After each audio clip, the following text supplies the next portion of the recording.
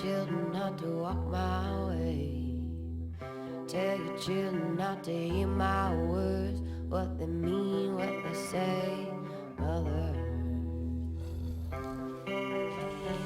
mother, can you keep them in the dark for life? Can you hide them from the waiting world? Oh, mother, I'd like to see your light, but if you wanna find hell with me, I can show you what it's like till you're bleeding, and I bow to see your light.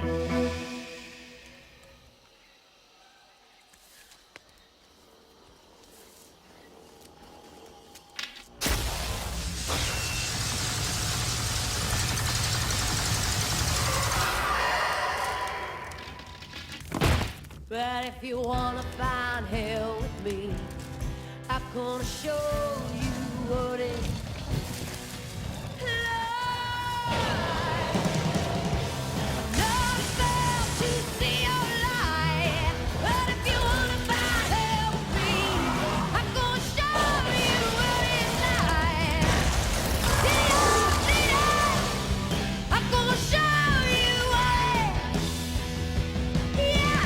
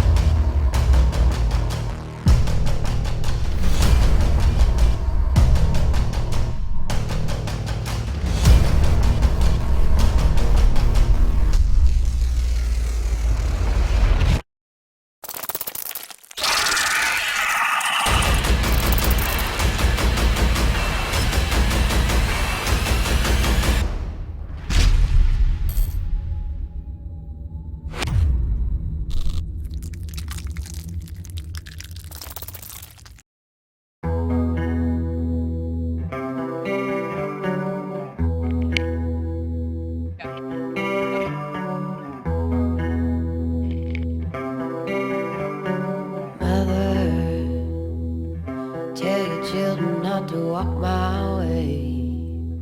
Tell your children not to hear my words, what they mean, what they say. Mother. You can make that text a lot smaller. Mother. Well, yeah. Can you keep them in the dark for light? Can you hide them from the waiting world? Oh, mother, I'd like to see your light. But if you wanna find hell with me, I can show you what it's like. Till you're bleeding. I think we're ready. And I bow to see your light.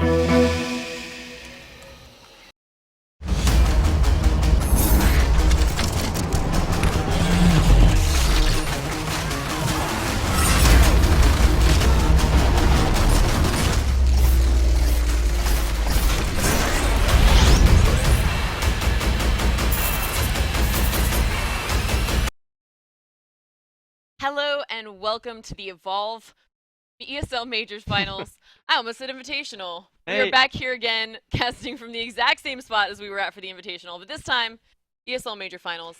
Yeah, I am so excited. Different tournament this time. Completely different. These guys have been playing for a long time to be here. They've beaten out all of the competition till this just final 4 teams left, and they're out for blood, I'm sure. Oh yeah, it's gonna be a crazy day. I predict a lot of tiebreakers in our future. You know, some of the best teams in Evolve all together live in Poland.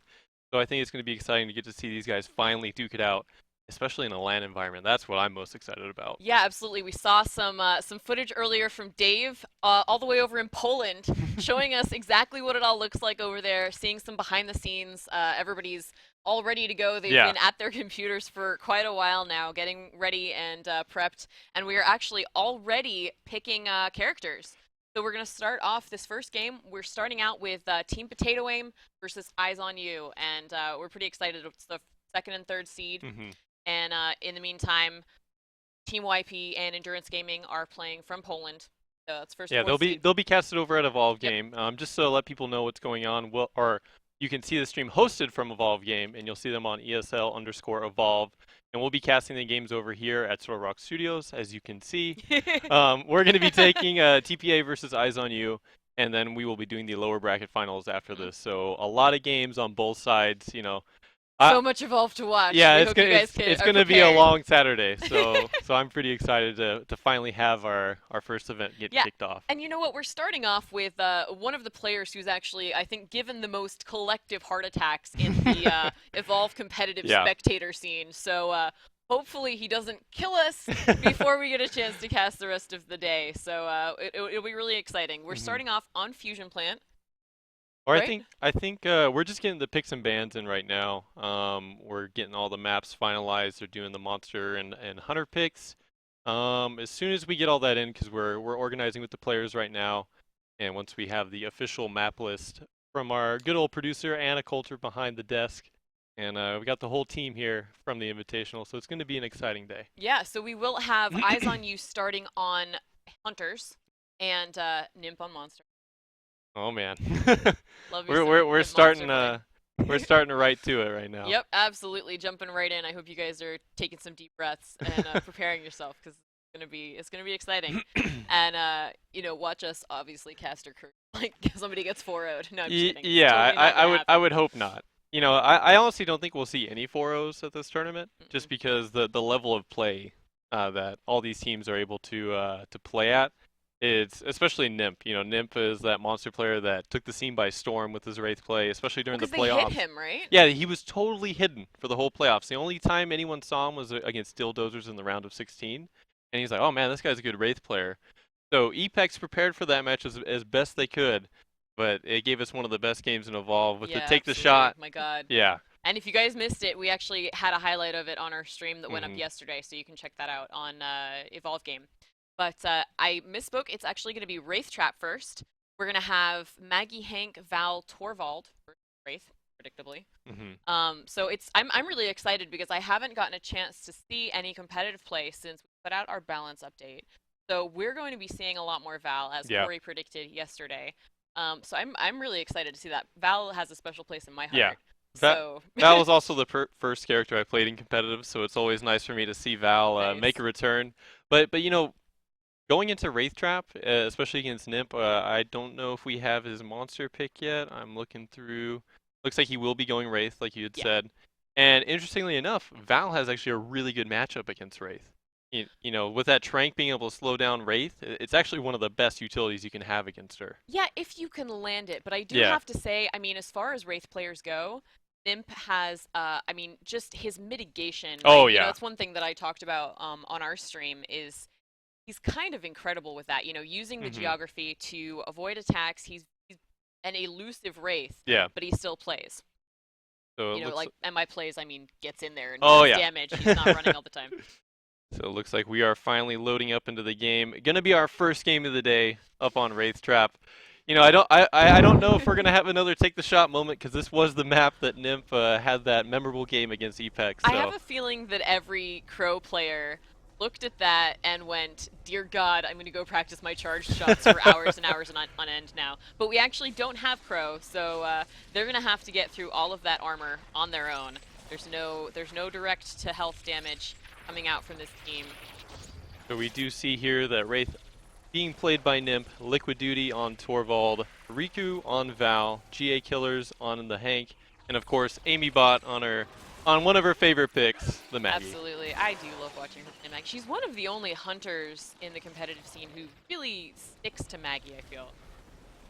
Yeah, no, she really loves just the consistency that Maggie brings and also the pressure that Daisy brings on a down hunter. Like once you get an in cap, you know, as a monster player, normally you only have to worry about 4 people, but having that 5th, you know, X factor, if you will, with Daisy being able to get the res is just something that puts pressure on the monster and makes them have to react. Absolutely. And that's a really important part of this pick, and I think that's why Amy Bot loves to pick up on this hunter here.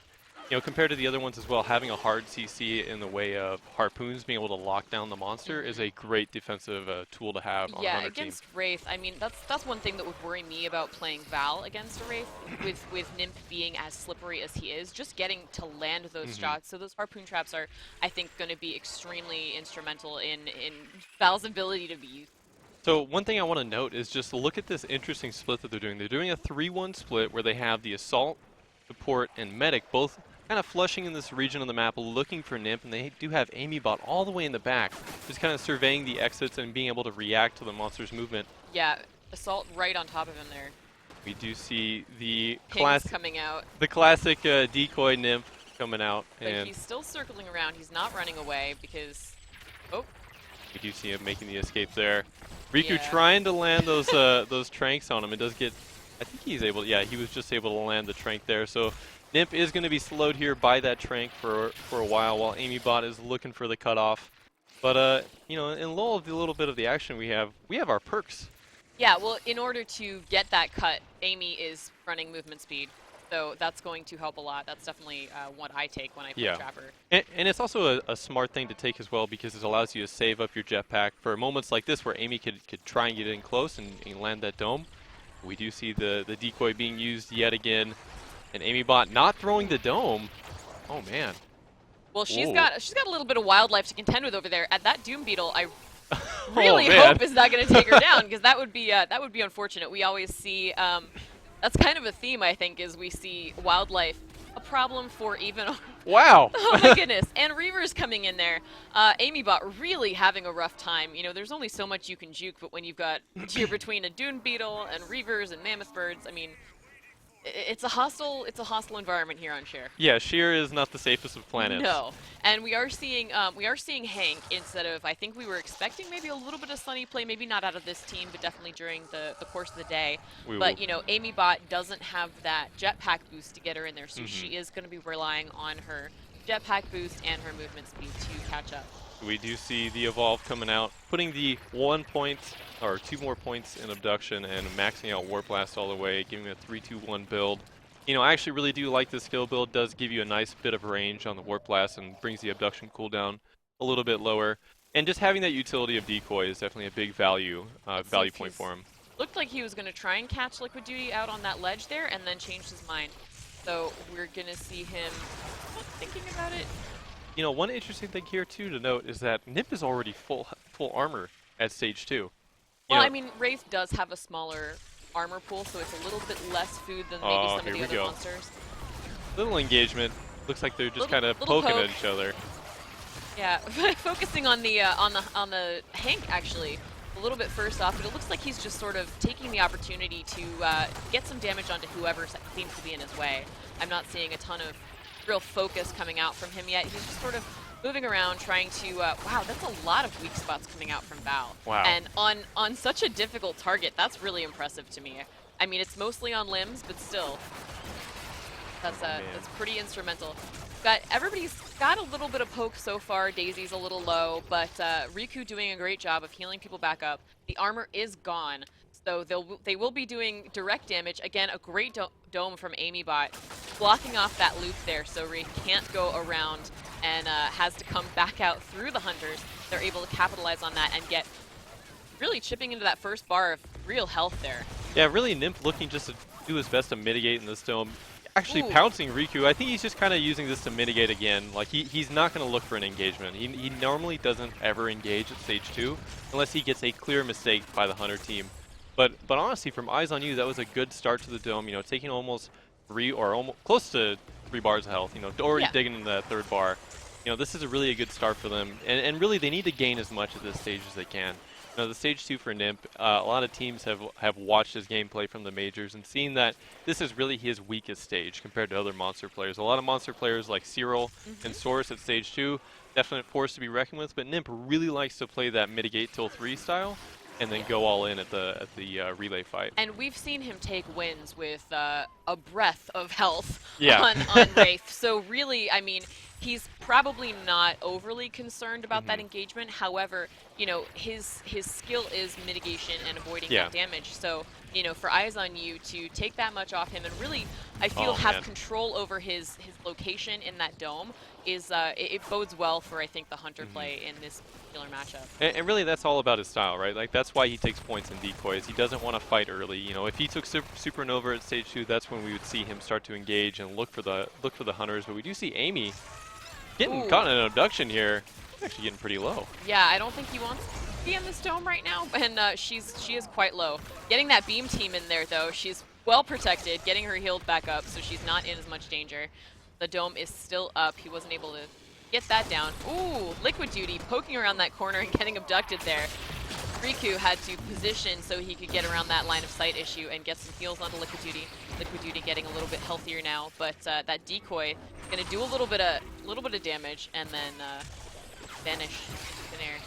But Nimp again just wisely mitigating this dome, and Liquid Duty doing his best with those mortars to try and get some damage in. But oh wow, 3-man Warp Blast right there but really, like Nimp doesn't want to engage. You can just kind of see it in the way he's playing. Like there's no moments where he's really trying to pick someone off me. Actually doing a little bit of damage to Liquid Duty there, but again, he's just trying to mitigate. Look at his armor. He's taking almost no damage in this dome. Yeah, and I gotta say, most monsters who are able to mitigate this well in domes do so at the cost of damage onto the Hunter team. But he's definitely keeping the Hunter team on their toes. He's doing a lot of damage to them in between. You know, not enough to get a strike on anybody, but GA Killer's getting caught out there. He does pop his cloak, and we get an orbital, but he's going down.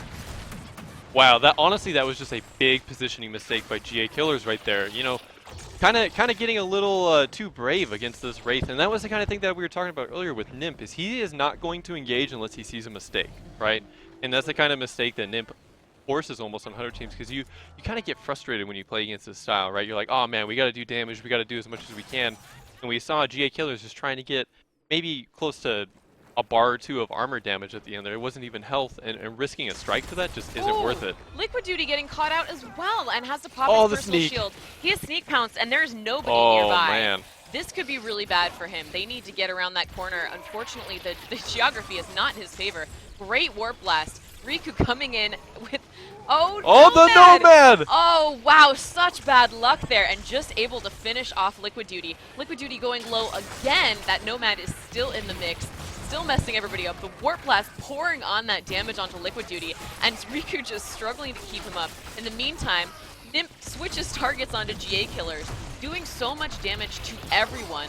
Amazing Warp Blast because they were all grouped up there. I mean, this is a bad spot. Interesting to drop the dome right now. I don't know if they really have the upper hand in this situation.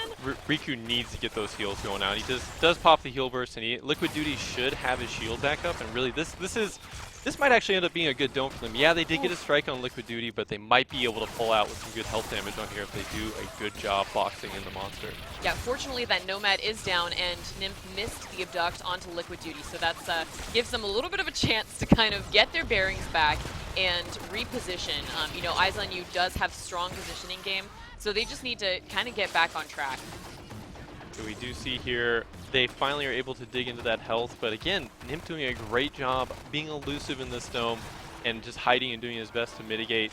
And I do think Liquid Duty has found him now, engaging over on the monster.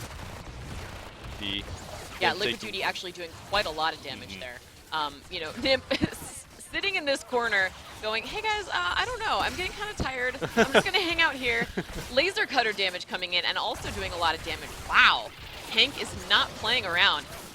That's a lot of damage. We've got down to almost 1.5 bars of health. Yeah, I think GA Killer's a little angry from that last strike he took, and he had to get some revenge there. But, you know, I gotta say, Riku is doing a phenomenal job on this Val. You know, we had talked about it before with his Val play from previous, before Val even got balance adjustments. But now, just seeing the constant weak points and tranks on the monster, just doing a great job. Yeah, and everybody, you know, with that much poke coming out from a monster, even though he's not trying to engage, he is trying to do a lot of damage while mitigating in those domes.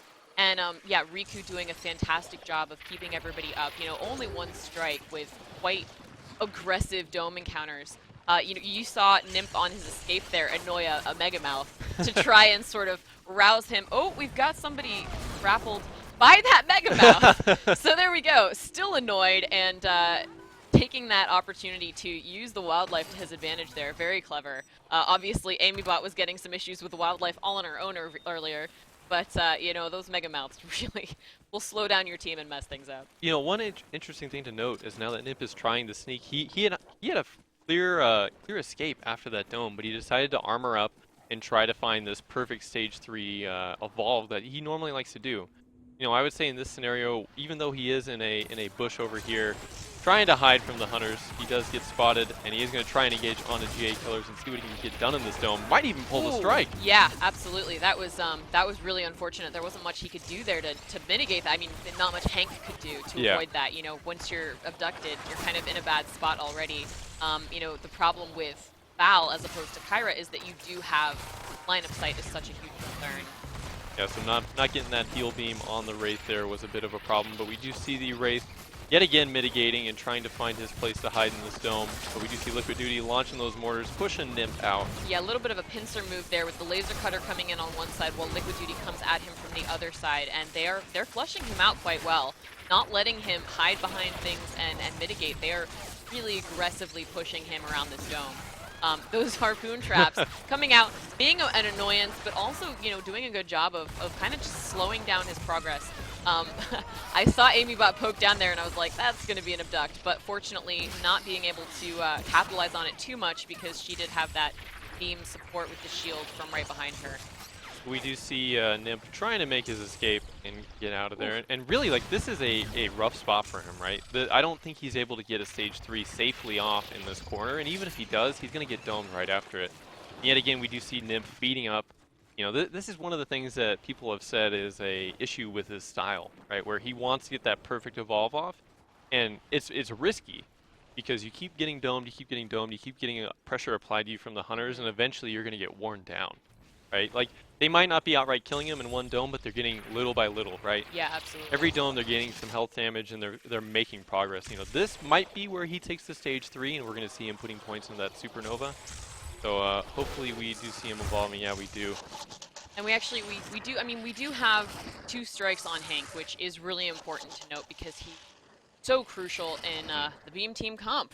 Right, yeah. And we've seen how instrumental those orbital barrages can be in you know, forcing Nymph off a body and just generally being crowd control as well as outright damage. Yeah, especially with Nymph now going 3 points in Supernova. You know, it's a long engagement type of ability, right? You're going to want to commit on someone for a long time with that ability. So having the orbital barrage just drop on a Wraith's head as soon as she goes into kill any hunter is a really powerful ability to have. Yeah, all of the abduction missing. At this point, with 2 strikes, he's going to be saving that orbital barrage for self-defense, I imagine, because that's kind of the only thing he's got going for him.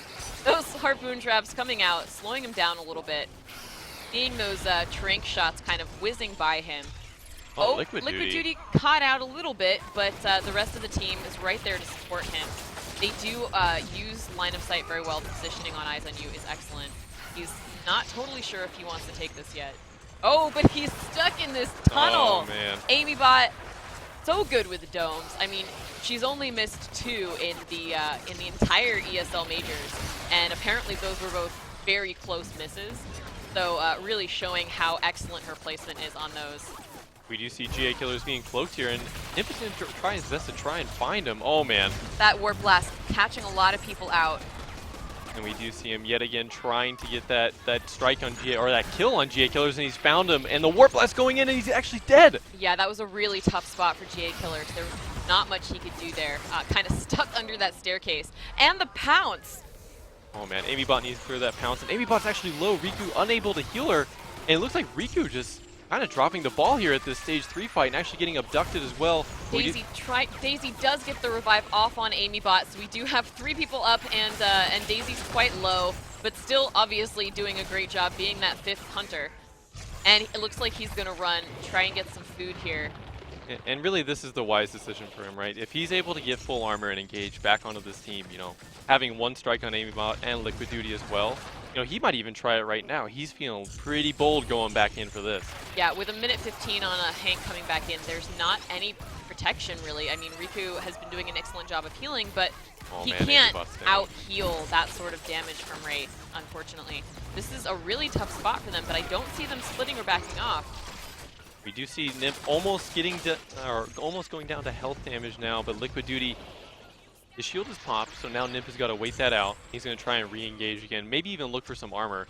You know, at this point, you've gotten a lot out of this fight. You know, you've gotten a strike, 2 strikes on Amybot. GA Killers is still dead. You know, I would think that he's going to play around the timer now and try and get an engagement, try and down Val, put her on the dropship, or the next dropship that will be coming up after this one. Yeah, this is a little scary for Eyes on You. They've been doing such a good job in engagement so far, but he really had the upper hand in that last interaction. Yeah, and it's one of these things, right? Like, this is the style that Nimp likes to play. If we've seen anything from watching Nimp over and over again on the previous major broadcasts, you know, seeing the style of a methodical stage 3, right? Once he gets to this stage 3, this is where he feels at home, and he's gonna definitely put the pressure on the hunters, and every mistake that you make is just going to keep getting amplified and amplified, right? Like, GA Killers being out of position as soon as that cloak came down. You know, I wasn't sure if he had used the orbital strike to try and diffuse some of that pressure that he had against him. But wisely enough, the Eyes on You hunter is actually running away from the relay and getting the dropship down in an area where they're not going to get picked off, and they're going to have their whole hunter team together, right? So this dome, if they actually do end up fighting over here, this is actually a good spot to fight the Wraith because the Maggie Harpoons can do a great job on that flat ground and flat surface. Yeah, we're going to see right now. Nimp is both sides preparing for war here. You know, Amybot putting out those harpoon traps, and that's kind of the only defensive, you know, they don't have any other placement, like deployables. So she's got to kind of handle that for everybody. Are they going to go out and meet him? I don't... You know, I think Nimp is wisely saying he doesn't want to engage on that spot, and he knows that they have to go on the other side to clear him off the relay. So wisely enough, going onto that relay, pulling the hunters towards him. Liquid Duty getting that Nomad out of the way. They don't want to play. They don't want that at all. Yeah, dealing with Nomads is very important here. Yeah, they've already had enough wildlife damage. He's going straight onto that relay, and Liquid Duty having to poke around this corner, throwing some mortars out, but I don't know if any of those are going to land because Nimp is on the move. We do see Nimp popping that decoy yet again, going in there. He's probably going to look for the engagement up on GA Killers, who's actually out of position here. And actually going to... Oh my god, he's dead. Oh, and that's really bad for this team right now. You know, they don't have any strikes on Val, but... Oh no! Amybot, is he going to go in? No, I think... All right, so Amy Bot missed the dome, and she's going to be really upset about that. I don't know if they've noticed yet. Oh, he is going to go in. She's never missed a dome. I'm sorry. I'm just kidding. Nobody saw that. Amy Bot landing another perfect dome. But she's getting focused hard, and that's, yeah, those warp blasts at this point do so much damage. Fortunately, she managed to do with those heals on her from Riku, but Riku getting so much focus with that supernova. Ow! Heal burst obviously only recharges so often, so, you know, Val's self-healing is where she's really weaker, and she's going to go down there. They don't have an orbital barrage to scare him off the body, so it's going to be up to Liquid Duty and his mortar cannons to try and do enough damage to punish Nim. Daisy's down. You know, this is really the fight where it's all down to those mortars from Torvald, and Amy Bot being able to dodge as many abilities as she can, but she does get hit by the abduction and she will fall. And Liquid Duty is the last surviving member of Eyes on You. With 45 seconds left on the dropship timer, I don't think this is going to go in Eyes on You's favor, and we do see, oh, the shield! Personal shield is like, you're not going to take me without a fight. And we do have the sneak pounce coming down. But oh, wow! The mortars! Wait. The mortars stopped him! Oh! He got a mortar out before he died! Nicely done, Liquid Duty. Oh, man.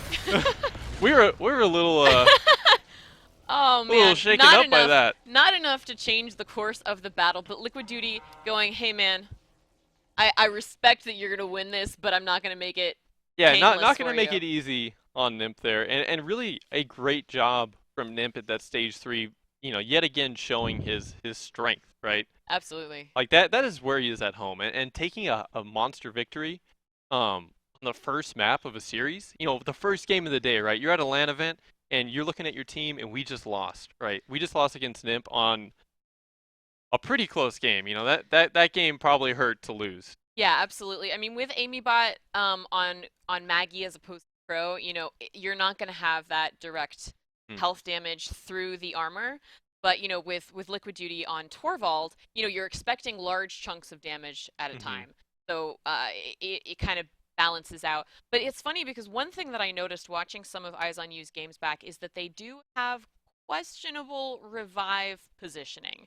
You know, their positioning is so strong during battle, but you know, sometimes they go in for revives when maybe they should be backing out, splitting, running.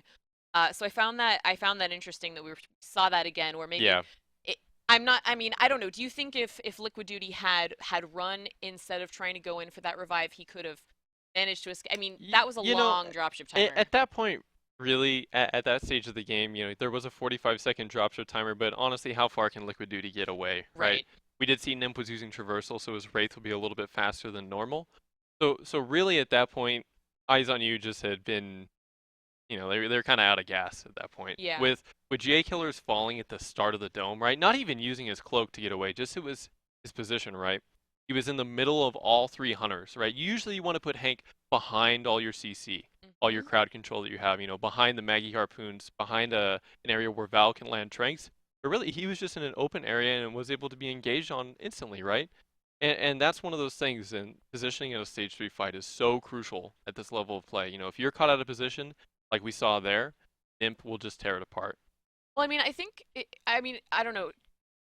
I don't know what you think about this, but I think that if you are on a team and you're not used to playing against Wraith, the positioning is going to be different because, you know, Kraken can't jump in and abduct you. So I wonder if maybe that's kind of where GA Killers was coming from. He was like not really expecting the abduct and the engage from the warp blast. We'll see how they adapt in their next game on the hunter side, but for now we're going to be switching over to their lovely monster player Cyril, who I'm assuming will be playing Kraken, but we'll actually be getting the picks out here soon. But yeah, like that's a good point, right? The Eyes on You hunters probably going to be the best against Kraken because they have one of the best Krakens in the scene to play against all day, right? And I do know that Cyril had been running Wraith in practice. He has told me time and time again how much he hates playing Wraith. I can imagine. but for his hunter team, you know, being able to practice that Wraith, to give him as much practice against it as he could.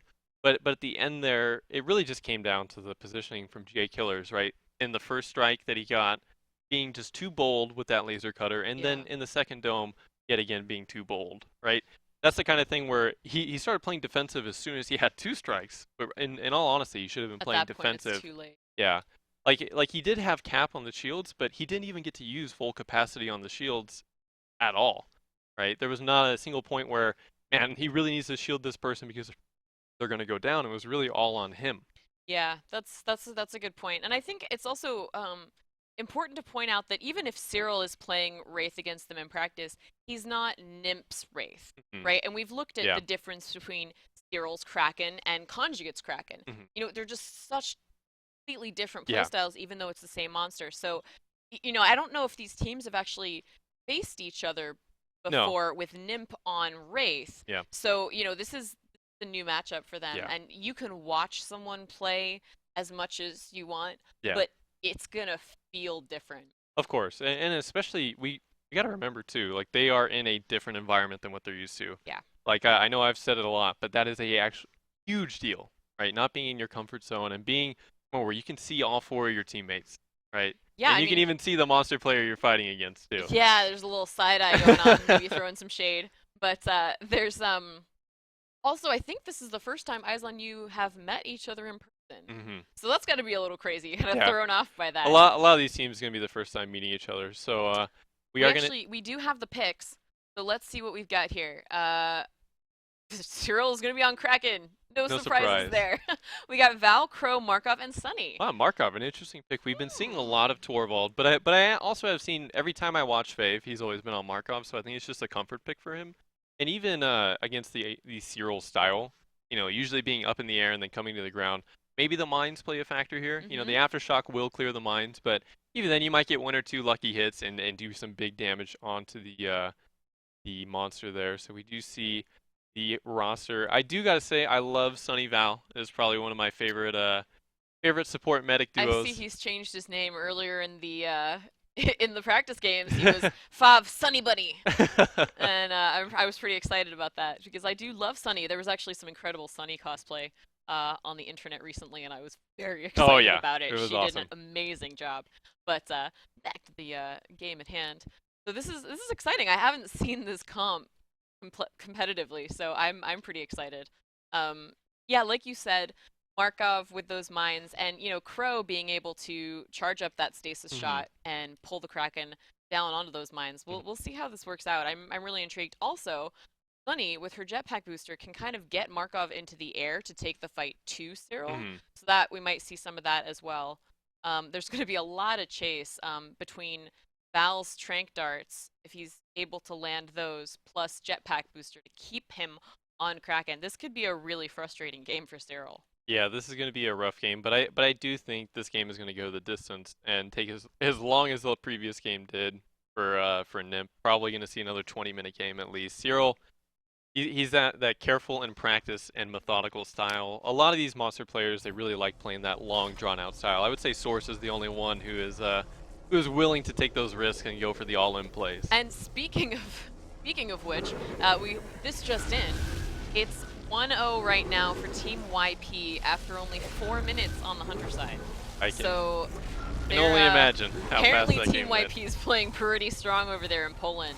I'm sure you guys watching at home have both streams up. If you don't, I believe there's all sorts of information up here on your screen as to where you can find that stuff. It's oh yeah, multi-twitch. Oh yeah, that's the thing. Get that multi-twitch going, or the multiple monitors. But it's probably a little confusing with 2 games to keep track of. But you know, you guys do it how you want. This is a lot of Evolve that you want to be watching today. You don't want to miss any of it. Diving in here, Kraken, running around, feeding, taking out some mammoth birds, which I'm sure the hunters will appreciate. So we do see the Cyril skill build taking 1 in Lightning, 1 in Banshee, and 1 in Vortex. This is a good opening build, you know, being able to get those early strikes if possible, if any hunters are out of position. Taking down that slot really fast. So we do see some interesting perks here coming from the Hunter and Monster. We do see Cyril running that traversal. They're already on him, actually. Wow. I just want to point that out. There's a Trang shot in. Roy just straight into his face with that assault rifle. Assault rifle. Thank you. I lost my words for a second there. Oh, and a very quick dome. He's not even able to have eaten all of his armor yet.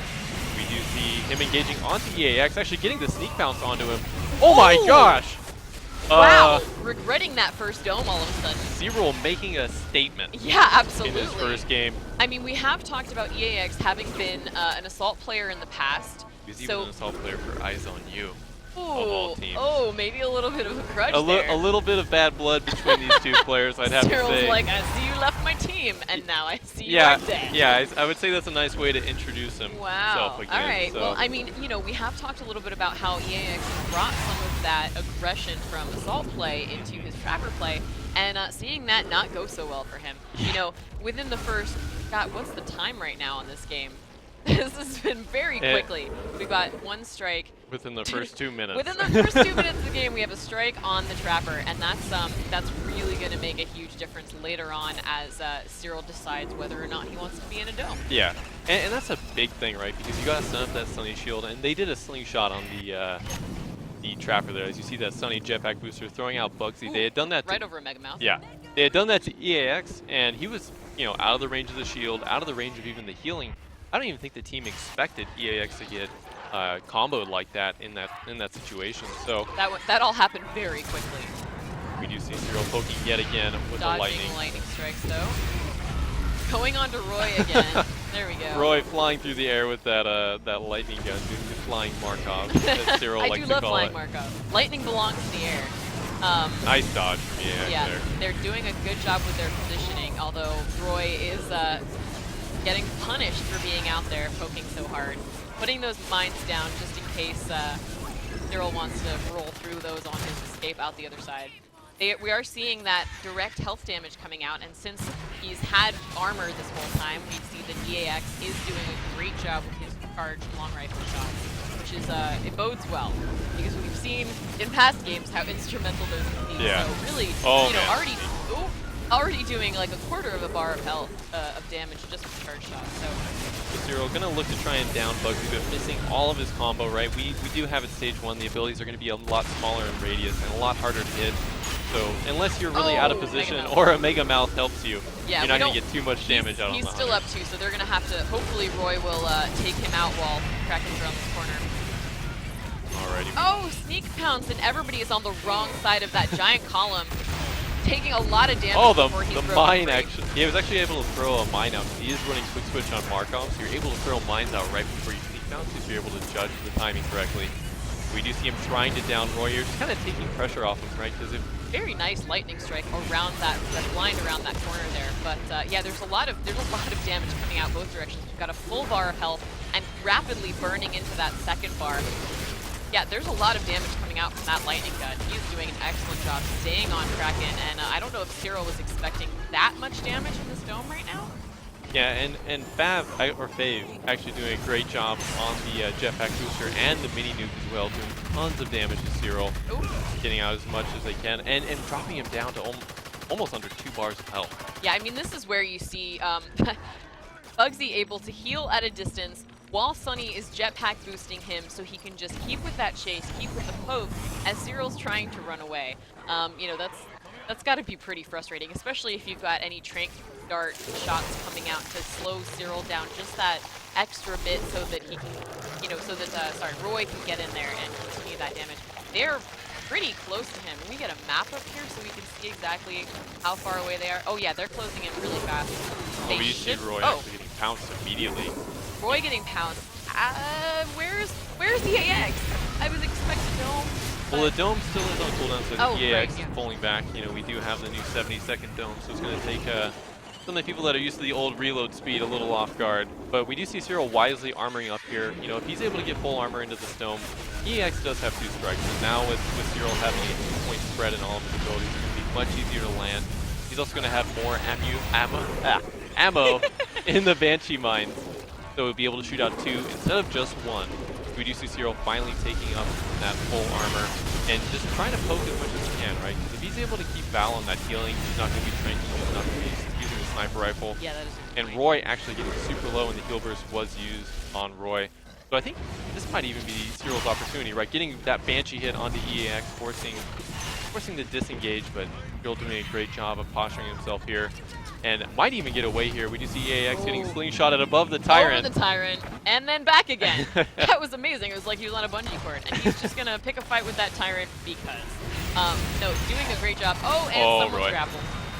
Yeah, I mean, I understand trying to take the Tyrant down because he can be really instrumental if he attacks them while they're not prepared for it, but again, you're probably going to take some damage while you're trying to get him out of the way. Cyril going in there on the ground with them. Fab so low, but shielded by the shield drone. That is one of the nice things about running Sunny is that we can get some shields on the support. So that's obviously doing a lot of good there, except of course when Cyril takes it down. So Sunny is going to have to be very quick about getting that shield drone back up. It takes a while to charge before it can actually shield anything. Oh, we actually do see Cyril taking a mine right there while he's trying to get on the EAX, and really this dome is just way too wide open for Cyril to do anything. There's not too many line of sight breaks, and he's just having a hard time.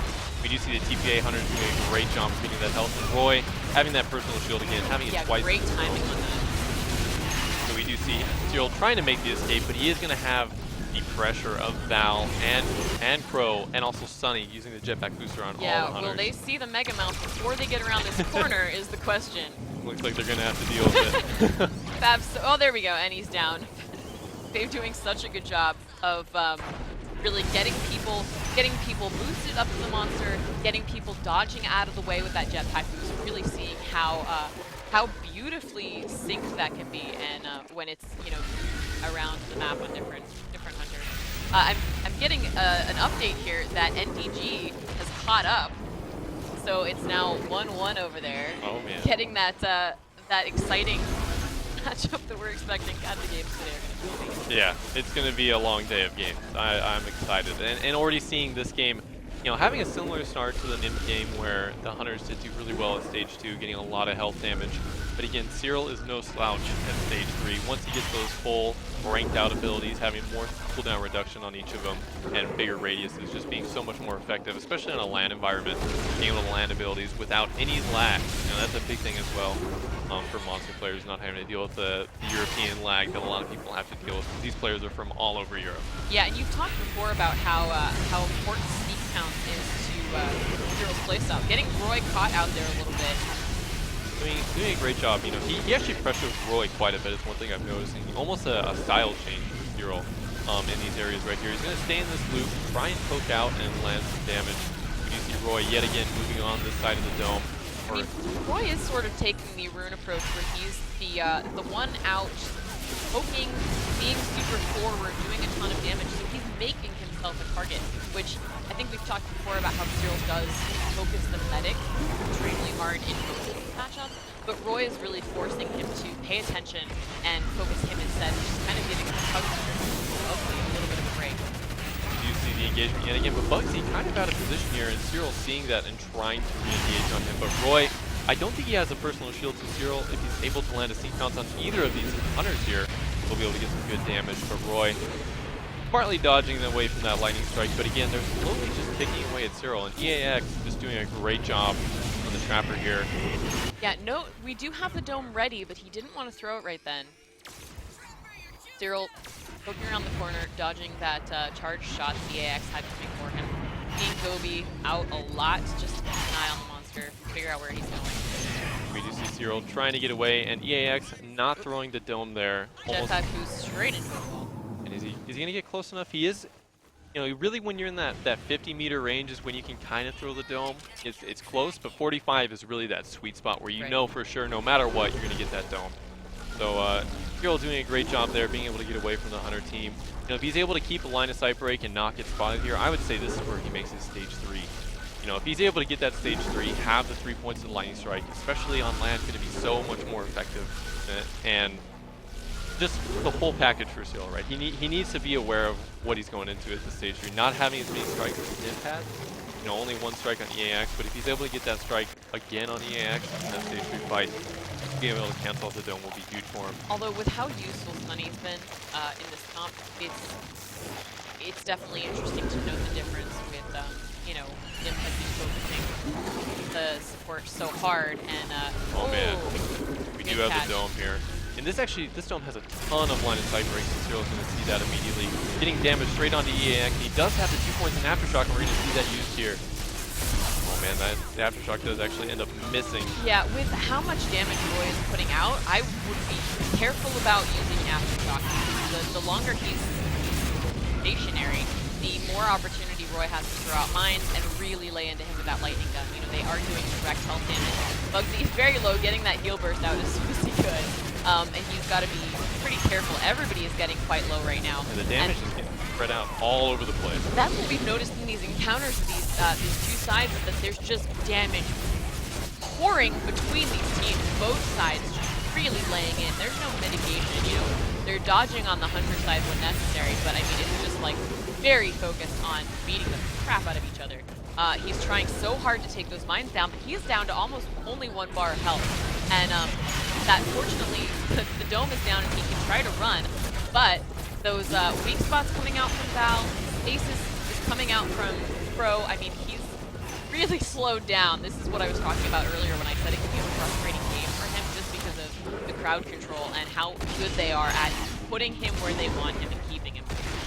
And this can be one of those moments too where as a monster player you gotta start worrying about Crow, and we do see him trying to engage on him here, throwing a Banshee out, but missing him, going on a Bugsy instead. We do see Bugsy using that heal burst, but again, the Aftershock coming out only hitting 1 person. Zero just not being that effective with the Aftershock at all. And as we've said before, I mean, EAX is excellent on charge shot. They're coming out, I think this is over right now. Man. Yep. Yeah, that really at the end of that game, it just seemed like Cyril got frustrated. Yeah. And the pressure that was done from that TPA comp, taking a 2-0 lead against Eyes on You, and the opening of this LAN event is huge, especially on a map like Wraith Trap, where a lot of people would say, looking at that map, you know, this is a monster favored map. There's a lot of obstacles in the way of the Hunters, and there's a lot of opportunities that you're going to have as a monster to get strikes. And as we saw there, you know, we had the one misstep in the beginning from EAX where he was down by Cyril, but in all honesty, it was all in TPA's favor that whole game. They kept the pressure, and they knew exactly what they were doing, right? Doing a great job with that Sunny, positioning the Hunters in areas where they can just keep the pressure up on Cyril. I mean, both sides played very aggressive, I think. Yeah. And I don't know if Cyril was ready for that. I think he's used to being a bit more in control on the monster side, and they definitely did a really good job of punishing him. I mean, Roy just right there with the lightning gun all the time. That Sunny just tried to run, and EAX was on top of him. He tried to run again, and the dome's down, so Roy's following him and getting boosted to continue that chip from a distance. You know, he's trying to take down EAX. EAX is getting boosted out of the way so that he's not getting attacked. I mean, it was really, really solid play from Fav. I mean, you really saw the difference in play, too. Someone will correct me at some point whether I'm pronouncing that wrong. I know, because apparently it's Mazel. Mazel. It's not an O. I know it's not an O, just so you guys are aware. But I'm also not casting him because he's not in the finals. Ooh. So, Ooh. Come on now. I'm just Come kidding. on now. You guys are so hard on us. I'm sorry. These guys never say their names. I only see them written down. It's so hard being a caster. No, I'm kidding. I'm loving this. This is amazing, and we're 1-1 with Team YP and Endurance, and that's you know, pretty crazy. and that's kind of interesting. I'm actually surprised to see how those games played out because they were both really quick games, right? And this side on TPA Eyes on You, both 20-minute plus games. Yeah, but still seeing, I mean, the engagements are really spaced out. The pacing of these games is very even. There's no like long periods of running. You know, the Hunters are really on top of things. The monsters are, you know, getting their feed and getting the energy to evolve at a pretty good pace. I mean, last game we had EAX was down within the first 2 minutes. You know, like there's so much action happening in these games. You know, obviously we aren't able to watch the other games that are going on right now, but it sounds like these are completely different. And I gotta say, we were kind of expecting, I don't know, you know, sorry, not Ninja Penguins. Team YP is the first seed, and Endurance is the 4th seed. But it just shows you how close these teams are in skill, because they're 1-1. And if there was any game that you would expect to be 2-0 at this point, it'd be that one in favor of Team YP. But in fact, Team Potato Aim Yeah. coming strong out of the gate in the first 2 games. So it's going to be really interesting to see how this goes. Yeah, really showing just the practice that they've done, getting this comp down almost perfectly. Like that Sunny comp was super strong, and we do see, hopefully hopefully the Eyes on You Hunters have had some time to reassess their play against NIMP, and we do see actually a character change going into this game. We do see Liquidity getting taken off the Torvald and going on to Hyde now. Yeah. You know- And seeing GA Killers sticking with Hank, he's probably had a talking to about his positioning. So we'll see how this goes. Yeah. What do you think is their reasoning behind the assault switch? The big thing for me with the assault switch is being able to reveal the Wraith while she is cloaked in the decoy. You're gonna have the flame tick from Hyde going off with the flamethrower. Also, just kind of the style of NIMP. Really, Liquidity on Torvald. It's been said that's one of his best assaults. But in all honesty, you want to do what's going to be best for your team and make sure that it's a consistent damage source going out no matter what, right? Wraith can be pretty elusive and save up those traversals as soon as she hears the mortars just boost out of the way. And in all honesty, if you're not doing a lot of damage as Torvald, it shows. And having that constant pressure, I think, is what they saw. Like, hey, we were missing this damage in the last game, so we need this now. We need someone to keep this pressure up against NIMP and fight back. Yeah, I mean, NIMP is just so nimble. I would have a hard time. I mean, I'm not a competitive player, but so obviously I'd have a hard time. But what I'm trying to say is that Torvald's loadout specifically, it's you really have to lead your target for those mortar cannons to land, and NIMP is just so mobile. It'll be hopefully the change that they need to maybe take a win here. We do see him yet again doing the 2 Warp Blasts and 1 Decoy build. This is actually a pretty good farming build. You don't have the early abduction, but you do have the decoy to help you take out those big bits of wildlife. And I actually am a little surprised here, Chloe, to see the GA Killer sticking with the capacity. Yet again, I did mention in the previous game, just by his positioning alone, if I was in the Hunter team, I would say maybe this is the time to call out for VR. But we do see Liquidity and NIMP. Oh my god, everyone. Eyes on You once again, having so much trouble with wildlife in the first little bit of this game. Amy bye. Wildlife a little OP here, but we do see, interestingly enough, Liquid Duty running reload on Hyde. I am actually really curious of this pick. I'd say that's a little unorthodox. You would get those reload speed on the grenades, but in all honesty, I don't think I'm a fan of that perk choice, but we'll see how it plays out for him. This is Liquid Duty, so he does know a thing or two about assault. He does. He's newer to this team. I believe he joined them in the course of the majors. So, they're probably still getting acquainted with each other, but I mean, he's such a solid player. I think he's showing that he can kind of step in and do his thing. Be an awesome assault regardless. Yeah. Interestingly enough, we did NDG used to have Liquid Duty on their team, but some things happened, and now we see him on Eyes on You. And they could possibly meet today. They could. We'll see what happens. It's actually 2-1 for YP now, so it's turning into a nail biter over there. Yeah. And I'm super excited to watch these games back later on their side.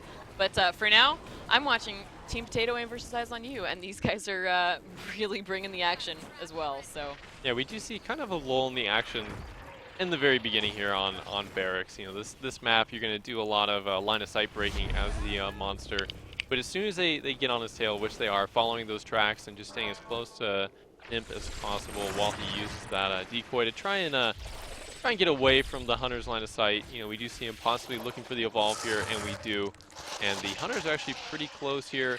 Liquid Duty might not be able to get on the toxic grenade here, but we do see AmyBot moving in for the dome. Going to try and close out as many loops as possible here. And she does have the ping and throws it out. Doing her best to cut off that possible loop back there, but I think NIMP does have it. I don't know. He's not coming around the side. We'll get the monster view in a second. Exactly. Oh no, he's scattered. That's actually, you don't want to give him that sort of GA Killer's yet again a little bit out of position there, just kind of giving a nice love tap to him, just saying, hey, look out. Love tap. Yeah, no, Riku as well taking a little bit of damage as that flamethrower comes in going, hey, don't hit my medic. Yeah, see, this is what I love about watching NIMP, is just the finesse he has with his placement. The ability to perfectly situate around columns, line of sight, and Liquid Duty doing his best to sort of push at him to the side, flush him back to his team. Yeah, and I think that's a great thing with Nymph. He's just so smart using the environment. And we do see them finally digging into that health damage there. Sorry, I get really excited when I see multiple harpoon traps come out at once from all different directions. Riku. It's so great. Yeah, Riku my. not in a good spot. But fortunately, they have that toxic grenade to sort of back into for a little bit of protection. Oh, but no. Riku's stuck in a corner. That shield coming out from Jade Oh, the Killers. abduction missed. Oh man, that was huge. Ooh, that was a close one. So he's going to need a heal burst to get his team back up. Because they're all, yeah, there we go, all a little bit low. Riku's still hurting. He's going to have to play a little bit more careful. Fortunately, he's got that jetpack recharge. He's got a little bit more mobility, a little bit more ability to dodge. He's going to need. Yeah. You know, Riku, even before the Val changes, he had been a big Val player. I'd even played against his Val a couple times while I was still competing in the ESL. And he really likes taking that jetpack, so he's able to get up high in the air, get those tranks in, and keep the pressure on the monster. You know, as we saw in the first game, just the amount of weak points that he had, the amount of tranks, just everything going in, right? And also having that jetpack allows you to dodge more often. You know, a lot of players will see take DR on Val. But really, Riku likes to rely on his skill to be able to position himself in the dome and make sure he's always in that perfect position. Yeah, I mean, he didn't get caught out too much in that first game, and this is sort of the first time he's had, you know, a positioning problem, gotten stuck in a unfavorable position. But, you know, his team did a good job of coming to his rescue. You know, obviously that flamethrower is scary enough to Wraith to push her off the medic when necessary. Yeah, we really do see the big difference between the Hyde and the Torvald, right? Like Absolutely. the Hyde, you throw a grenade on the ground and immediately you're putting pressure on the monster as Yep. soon as they start engaging on your support. And that's the big thing, right? They needed that instant, hey, get the hell away from my hunters kind of thing. Yeah, and it actually does that now. When we first put Hyde out, you know, there was a much shorter cooldown on the toxic grenade, but it didn't do that much damage, and the monsters will kind of go, yes, so what, and hang out in it.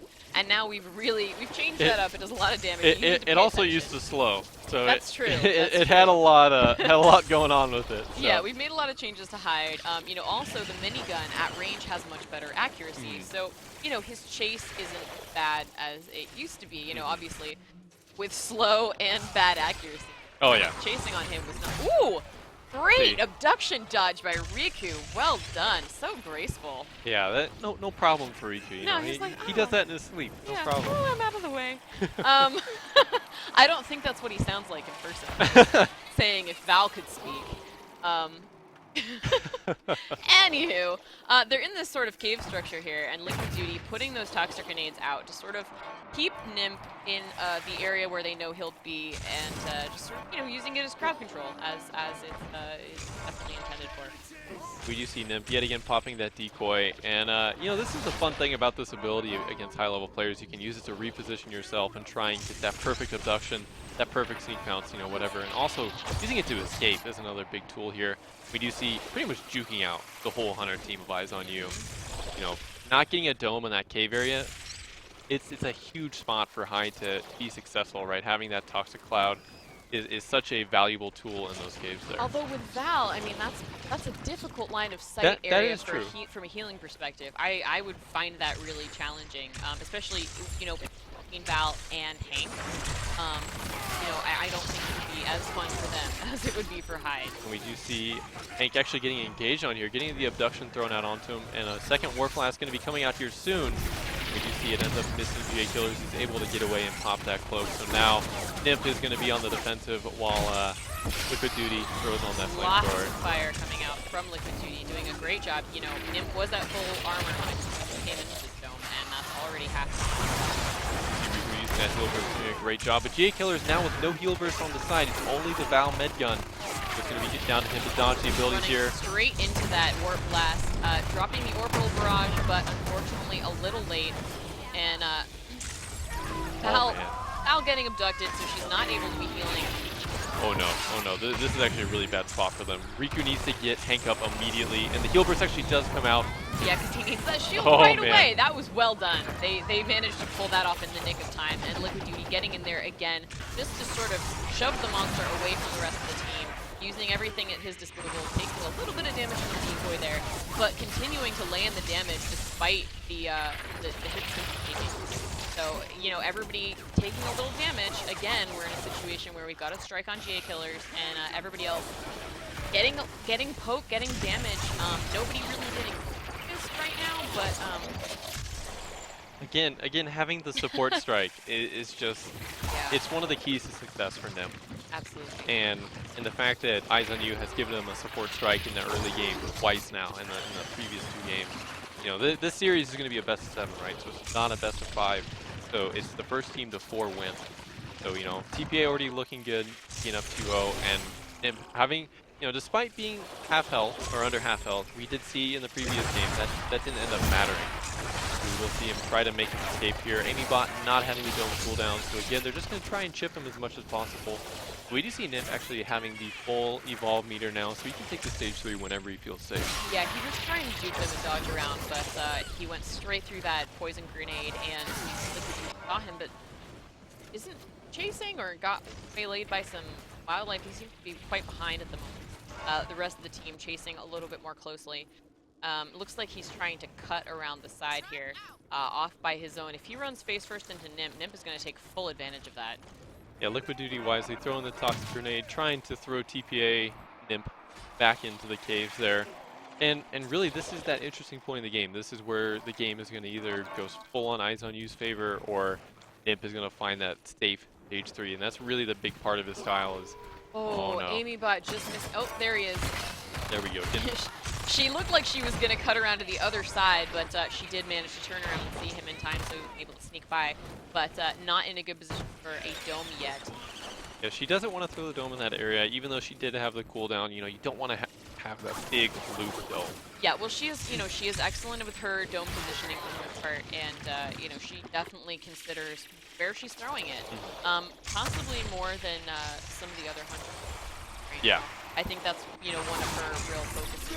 Oh, nice great abduction. long distance abduction coming out onto Liquid Duty, but he doesn't hang around to play with Hyde because Hyde's short range attacks are pretty unpleasant. So. Yeah, and almost helping Liquid Duty a little bit there, bringing the assault closer to the Oh, monster were you there. chasing me? Let me give you a hand. Yeah. Here, come, hang out with me. So, you know. Oh, he looks like he's trying to go for the pounce, but I think Liquid Duty knows where he is, and he isn't going to go in there without some backup. Yeah, they're just kind of posturing a little bit here, looking. Nimp's looking for that mistake again, right? Looking for that opportunity to strike up against the Hunter team. We do see Amybot yet again up on a perch, waiting for the monster to engage on the Hunter team. We do see GA Killers getting engaged on yet again from Nimp, and all the Warp Blast hits. He might go down here. Yeah, Amybot trying really hard to put those harpoon traps down. His cloak has got him safe for right now, but you can see him with the heal beam, so he's got to be very careful about when he heals him. He just pointed him straight out to the monster. The jetpack gave him away, and he does take another strike. Liquid Duty doing a great job of doing damage, burning through the armor, but you know, that's really going to hurt his team.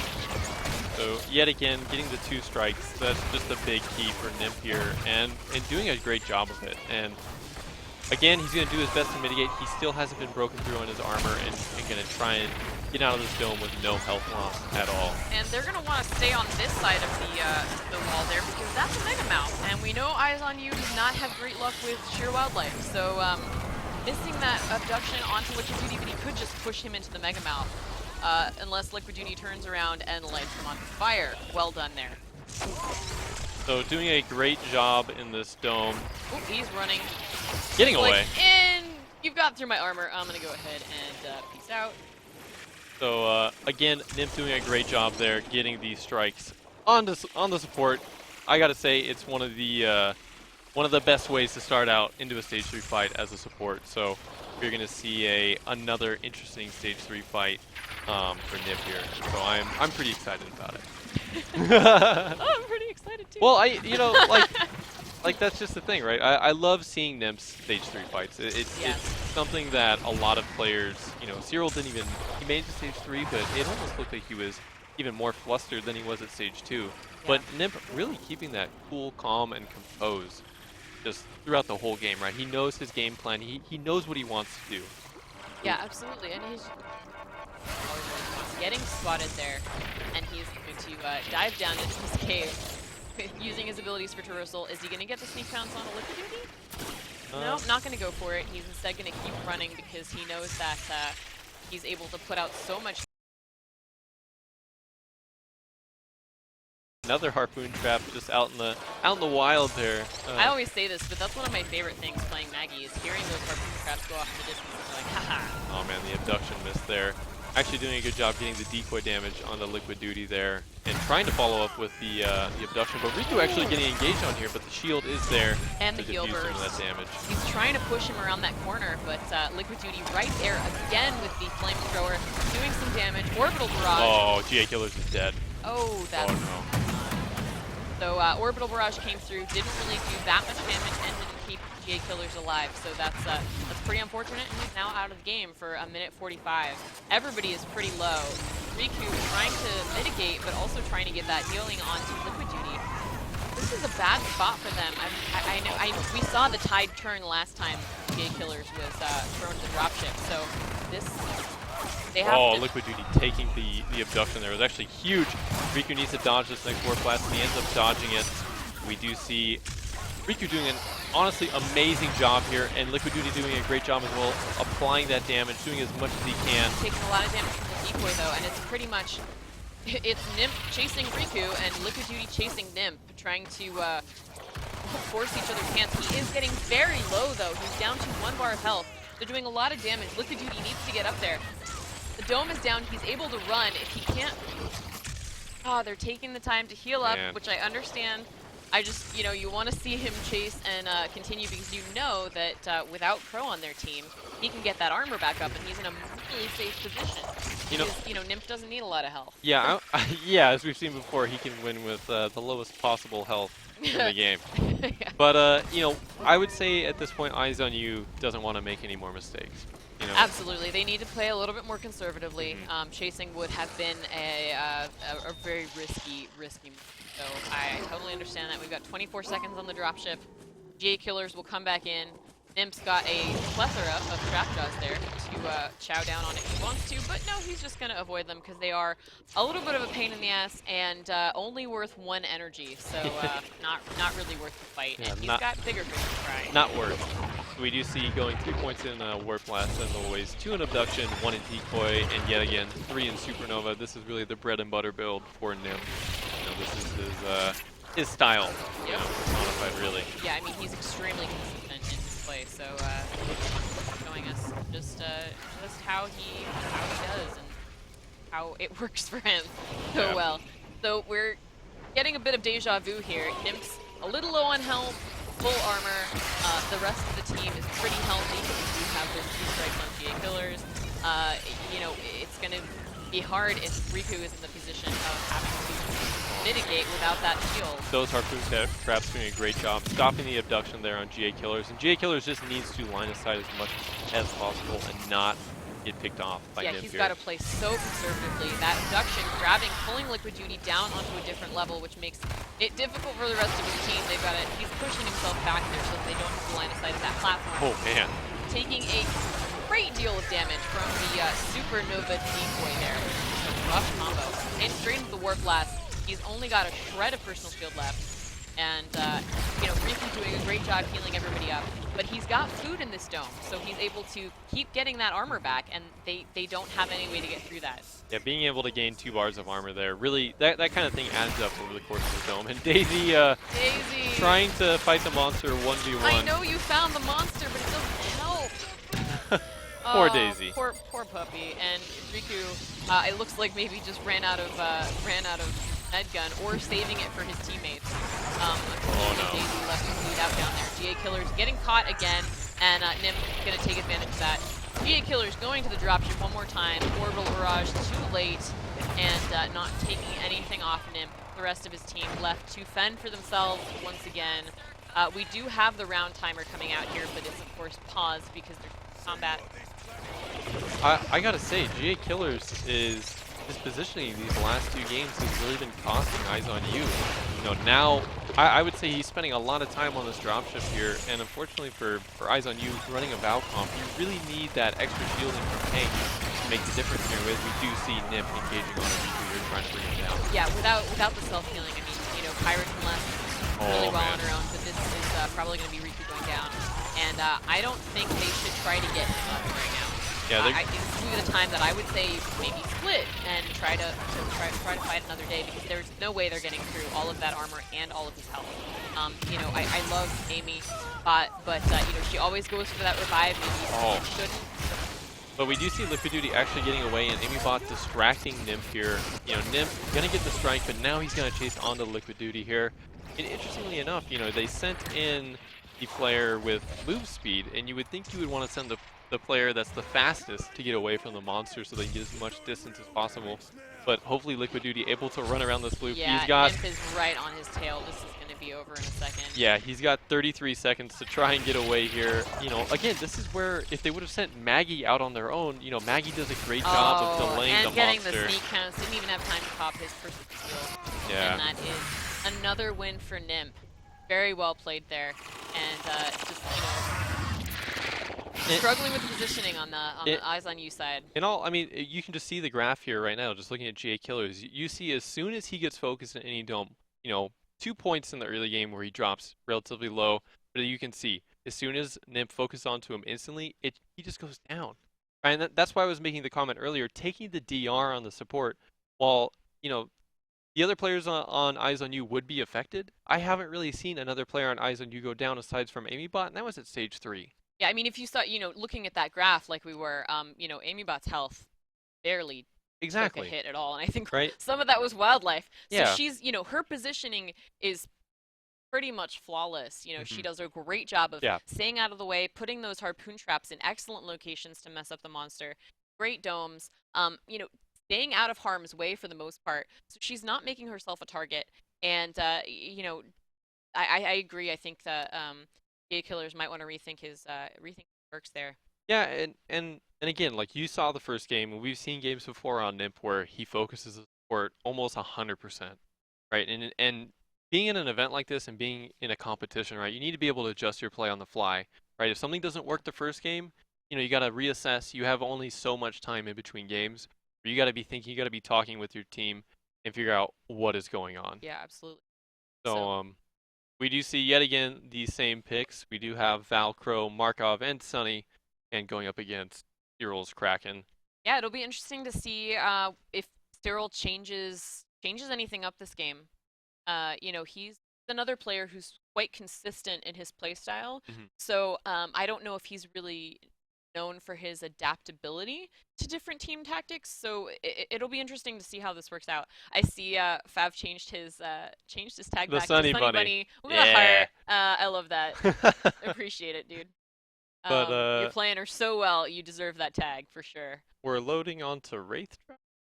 I think they're having some map issues they yeah, gotta sort out. We're gonna be what's the map we Barracks. got here? It's gonna be on Barracks. So I have some things to say about Barracks from Cyril himself. Okay. Cyril despises this map. Oh no, that's not good. But another thing to note is it's 3-0 in favor of TPA. It is. So he needs to despise this map all the way to a win. Yeah. And really, you got to think of it in his position, right? We just got to Poland. We're playing in our first ever event, and now my team's down 3-0. They need to win their next 3 games, or they're thrown down to the losers bracket. And that is not the way you want to start on the first game of the day. And again, that's going to lead into your next series. We're actually in the I didn't mean to cut you off there, That's but we're down to the serious games right now. This is where Team YP is 3-1 and TPA 3-0. So we're at 2 game point on both sides. Possible series winning games right now. So yeah, we'll see how this all plays out. But we do have Eyes on You versus TPA yet again, with Cyril on the Kraken and the TPA Hunters going up against. This is the game, you know, Cyril under pressure. I've seen him time and time again perform phenomenally, and I think, you know, despite his yeah, I don't think you get to this point without you know, being a player who does well under pressure. So you know, this is the chips are down. Yeah, when the chips are down. Something like that. I don't gamble. But these guys do. Probably a good thing. Yeah, more money I can spend on shoes. Not to be a stereotype. But anyway, seeing the typical build from Cyril here. Heading off under. Yeah, this is really his his bread and butter skill build here. He loves having Lightning Strike, Banshee, Vortex. And again, as we saw in the first game, it can get those early game strikes if you're not careful. And I think EAX after that first strike in the He's game. like, that's not happening if you can. Yeah, I don't think he's going to let that happen, right? And even changing up the perk, going Jetpack, we do see yet again Clue Switch on Markov, which even you have said time and time again is a personal favorite of yours, Yes, the assaults. I do love that on Markov. On any assault, really. Did we have movement speed on Bugs? I'm not sure. I don't remember that. I think that's interesting. I personally normally run Jetpack Recharge just because it not only can give you that speed burst when you need it, but it's also great for dodging. Yeah. So interesting to see him. I guess that means he wants to be in the front on the chase with those trade stars. Is how I imagine that's going to play out. Yeah, and again on this map as well, there's a lot of areas we're going to be running around geometry, large pillars and stuff like that. So like we saw with the Riku where he, So right now, he doesn't want to be up in front. You don't want to be that first person to sneak bounced. And that is definitely something we will see from Kraken. There's a real 2 split here. Oh, Got EX trying to Gobi, get the but here. unfortunately Gobi isn't great in caves. Good dome coming out from EAX, another early dome here, and hopefully he'll stay out of harm's way. He's got a good shield drone position, so they'll want to try to fight near that. Really, actually, a lot of loops blocked off here, so Cyril's sort of... He's kind of in a rough position here. He's in a bad He spot. does have a lot of elevation There's to work no with. loop on this side, there's no loop on the other side. He's just got this one central channel choke point that all of the hunters are hanging out in. Already through armor. We do Bugsy see, does dodge that lightning strike. oh man, the mines actually do. Wow. Being hit by the mines, I gotta say, Cyril looks like he's playing on tilt right now. You know, this is a rough stage 1 dome. We don't even see him having full evolve energy as well. So even after this dome, after all the pressure of the hunters doing to the monster here, he's gonna have to run away and feed up.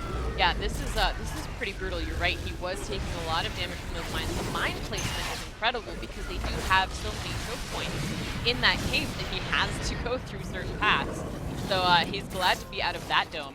Oh, And Bugsy, with that movement speed, chasing and continuing to put those weak spots on him and really make his life hell. EAX on his own over here, and that's not good. He's going to get caught out if he's not careful. Almost baiting Cyril out, wasting a little time trying to get the strike on the EAX there, but wisely backing off on both sides. You know, Cyril really needs to get as much distance as possible because this map is going to be rough for him. You know, not getting that optimal stage 1 feed that he needed and taking the time here. Normally we'd see him evolve at this point, but now he's probably going to have to take another stage 1 down. Yeah, this is I think this team does have good chase, and of course with Gobi, he's able to keep an eye on them. Oh, putting that mine down, so just in case he did get sneak pounced up on that ridge, but he is still out in the open. Banshee sneak, bringing some old school plays back into the world of Evolve there. But only doing half of his personal shield damage and just kind of going, you're not worth it, I'll just do the thing. Getting those, where did my words go? Getting the And another dome. Just, you called it. It wasn't Trank, I was looking for weak spots. There we go. There you go. Weak spots onto those little limb tentacle wing things. Just for funsies. But Roy, yet again, I gotta say, you know, this is where the quick switch Markov does a great job, is you can get the mines out really quickly and then immediately switch on to your lightning gun. And Markov really does well. He's able to switch between the Markov or the lightning gun and AR. And yet it's still missed. But I have to say, I've watched a lot of games with TPA, and my focus was always on him. And I was like, well, they're doing as well. But I think Roy is really impressing me in this series. He's fantastic on Markov. His mines are perfect against the way Cyril plays, and he's just, always got that lightning gun on him. It seems like it never recharges, and he's just, switches seamlessly to the assault gun, really using that quick switch, and really impressed with him. He's really making himself a presence in this comp, and Bob was kind of the support character. Sorry, the MVP of the last game, I think, and Roy really coming out with the big plays in this game. He's still down below 1 bar of health. He needs to go get a stage 2. Yeah, he's really feeling the pressure against this comp right now. And that's the thing that Sunny brings to the table, is being able to push the hunters closer and closer to the monster. And we do see Cyril about 130 meters out, so I would assume now is where he's going to look for the evolve.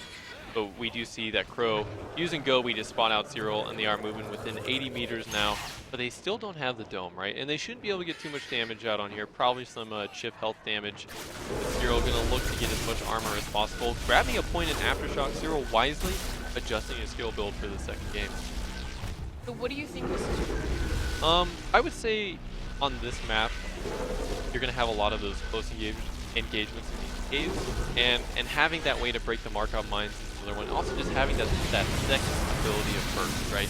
Normally on the three split build Cyril was running, you have to rely a lot on Lightning Strike, but having the Aftershock just gives you that much more consistent damage that you kind of need against a comp like this. But we do see the dome coming down, and Cyril going to be playing on his back foot here, no armor, and just a bit under 4 bars of health. Yeah, it's interesting. I understand Aftershock can break those mines, but I don't want to be in one place for very long against Roy, because he's so quick with that lightning strike, or lightning gun, and like you said, the lightning strike is important for Cyril to land, and they are doing a great job of dodging it. The Aftershock does make sense. I don't know if it's going to be enough for him to take this. They are very healthy. There's no strikes on anyone right now. He's completely out of armor with very few places to hide. Wow, I just got to say, this is a statement from TPA. Just getting so close on Cyril's health. They are probably going to close it out in this dome, and even then they have the Crow to come back and fight up against Cyril. But TPA 4-0ing Eyes on You. I don't think anybody saw that coming, but TPA coming out extremely strong in the semifinals here, and they will go on to play whoever wins the Team YP endurance game, and that's actually their 5th game is going on right now, and that's wow. I'm really impressed. I gotta say, I was expecting Eyes on You to be a lot closer there. Yeah. Honestly, I'm a little shocked. I think we all are. Cyril, by many people in the community, is regarded as one of the best Kraken players in the game. Absolutely, right? And I mean, TPA wasn't even phased. They were in control the whole time on their hunters. Not taking many strikes. Really, I mean, just like they took one strike over that whole series. Nim kind of took the spotlight for a long time, because they kept him secret.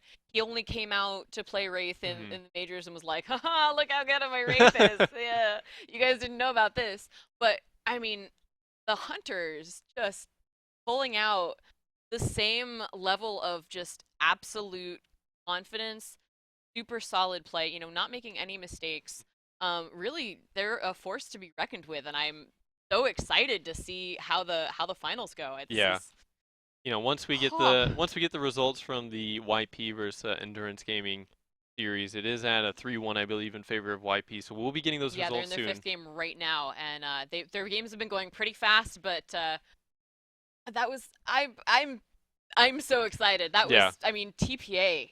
Damn, guys, you're playing awesome right now, and we're super impressed over here. Really, really well done. Yeah. Really just great games from them, and you can see that they took all their practice and just applied it here.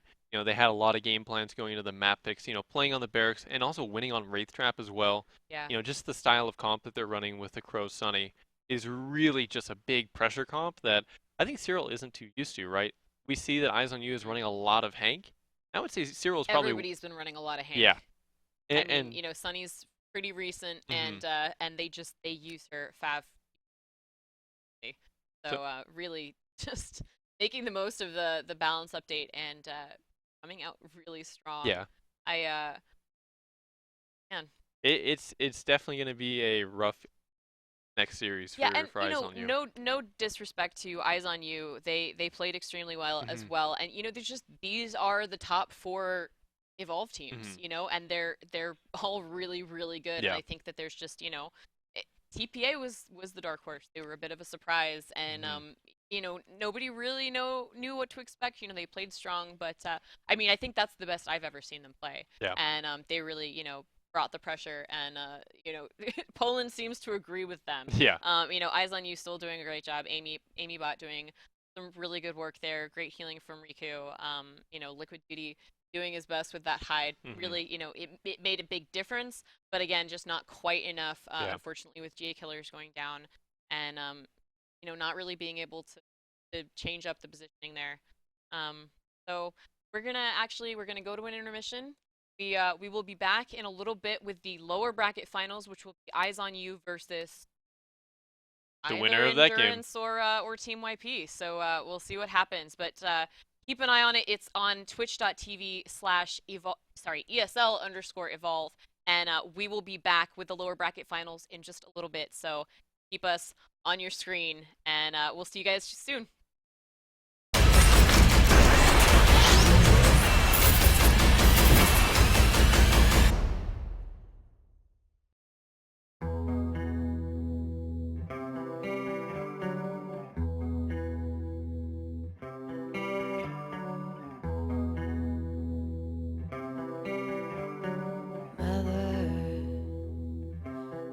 Children not to walk my way. Tell your children not to hear my words, what they mean, what they say. Mother,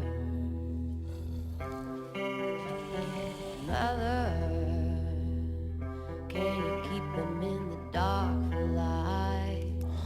Can you hide them from the waiting world? Oh, mother,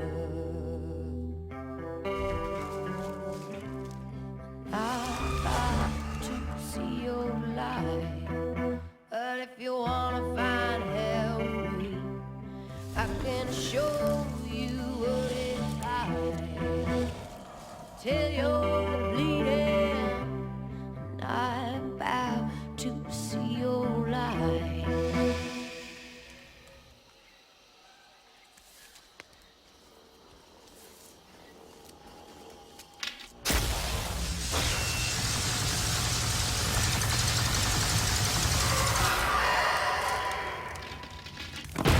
But if you wanna find hell with me, I'm gonna show you what it's like. Not about to see your light. But if you wanna find hell with me, I'm gonna show you what it's like. Till you're bleeding, I'm gonna show you what. Yeah.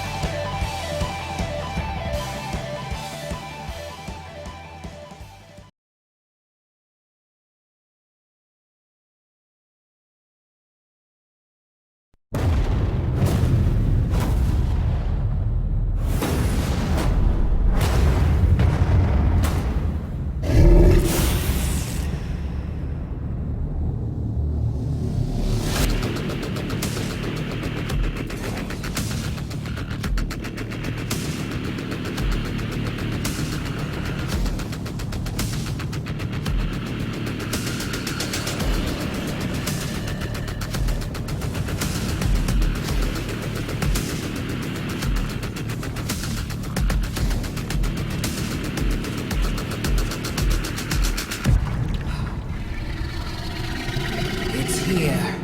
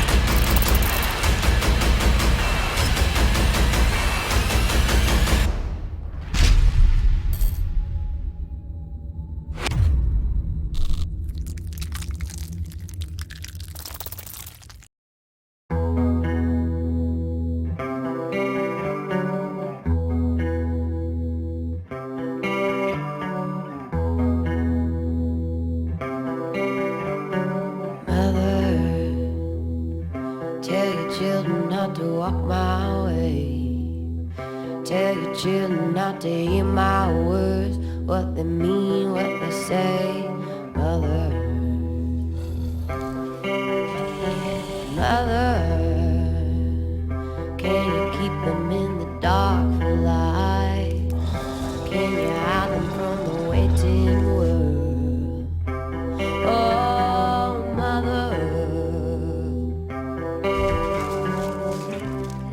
I'd like to see your light, but if you wanna find hell with me, I can show you what it's like till you're bleeding.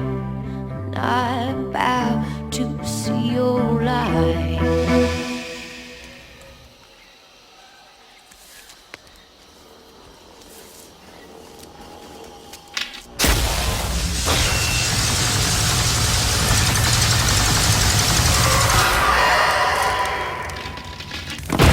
But if you wanna find hell with me, I'm gonna show you what it's like. I'm not about to see your light, but if you wanna find hell with me, I'm gonna show you what it's like. I'm gonna show you what. Yeah.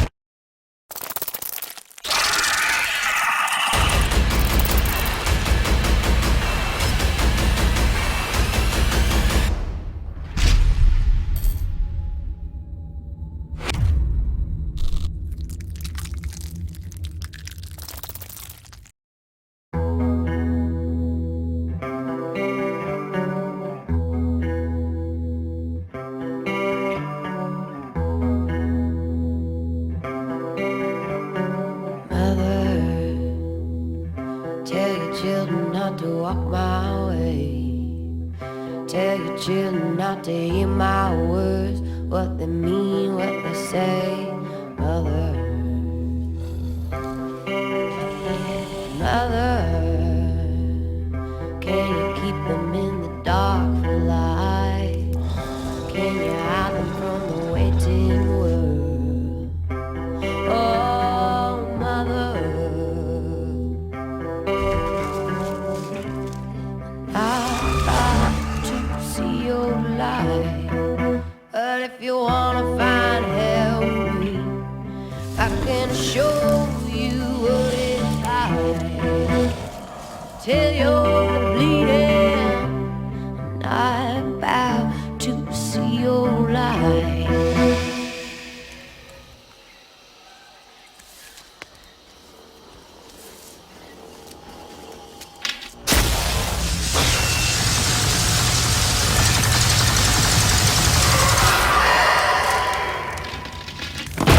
But if you wanna find hell with me, I'm gonna show you what it's like. Not about to see your light. But if you wanna find hell with me, I'm gonna show you what it's like. I'm gonna show you what. Yeah.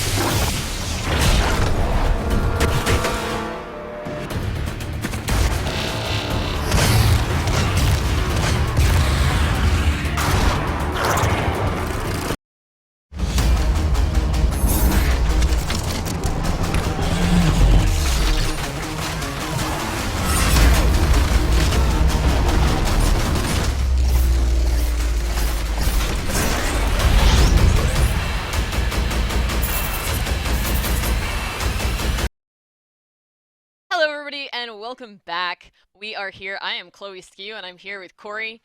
And we have just finished casting TPA versus Eyes on You, and TPA took the win 4-0, and it was pretty surprising. I definitely had Eyes on You on my bracket to win, so sorry guys, I totally messed that one up. Yeah, so now we are going to be casting the lower final bracket, and this is going to be Eyes on You versus NDG, who lost to Team YP 4-1. So it'll be really interesting. We haven't had a chance, obviously, to see how NDG is playing today because we've been casting the other games. So it'll be new to us to see kind of how their game is in Poland, what's going on there. How do you? I mean, they've been hit a little bit by the balance. Yeah. How do you think that they are going to be doing in this game? You know, they've already taken a game today and they've won. So they're already a step ahead of Eyes on You right now. So I would say they're probably just coming into their own, and now this is our first elimination match of the day. That's so true. Whoever it is double elimination here in the ESL. Both these teams were knocked out of the initial semifinals. So now whoever loses this matchup goes home. And when you're in this point of the tournament, this is really when all the chips are down, and you have to do everything you can to play your best. So we do see going to be the NDG Hunters going up against Cyril. On the first map is going to be Armory, and it looks like we are getting into character select right now and loading into the map. These players wasting no time at all. They're ready to go. They want to get right into it. Yeah, I think they've been doing some interviews over in Poland, but the rest of the players in this game getting ready. We have Legendary subbing in for NDG, and you know, most of you know him as a Goliath player, so it'll be really interesting to see how he's doing on Assault, because I don't think I've ever seen him play a Hunter. Yeah. So we'll see how he's fitting in. We have Red Panda on Val. Get this back up here. Gomi on Hank, and Puddle on Abe. So this is the first Abe I've seen today. Should be interesting. Breaking down their perks and just how they're going to differ from the Eyes on You Hunters. You see Jeff Hack recharge being taken on Legendary, and damage reduction on Red Panda, and Gomi capacity on that Hank. Connell running the movement on Abe. I would say these are all pretty good perk choices for them. It's good to see how to work out for control. Changing up his perk and going down reduction. Yeah, this is interesting. I mean, I think that you know, seeing the damage reduction on Val isn't surprising to me because she's used to playing Slim. She's used to having a lot of self-heal.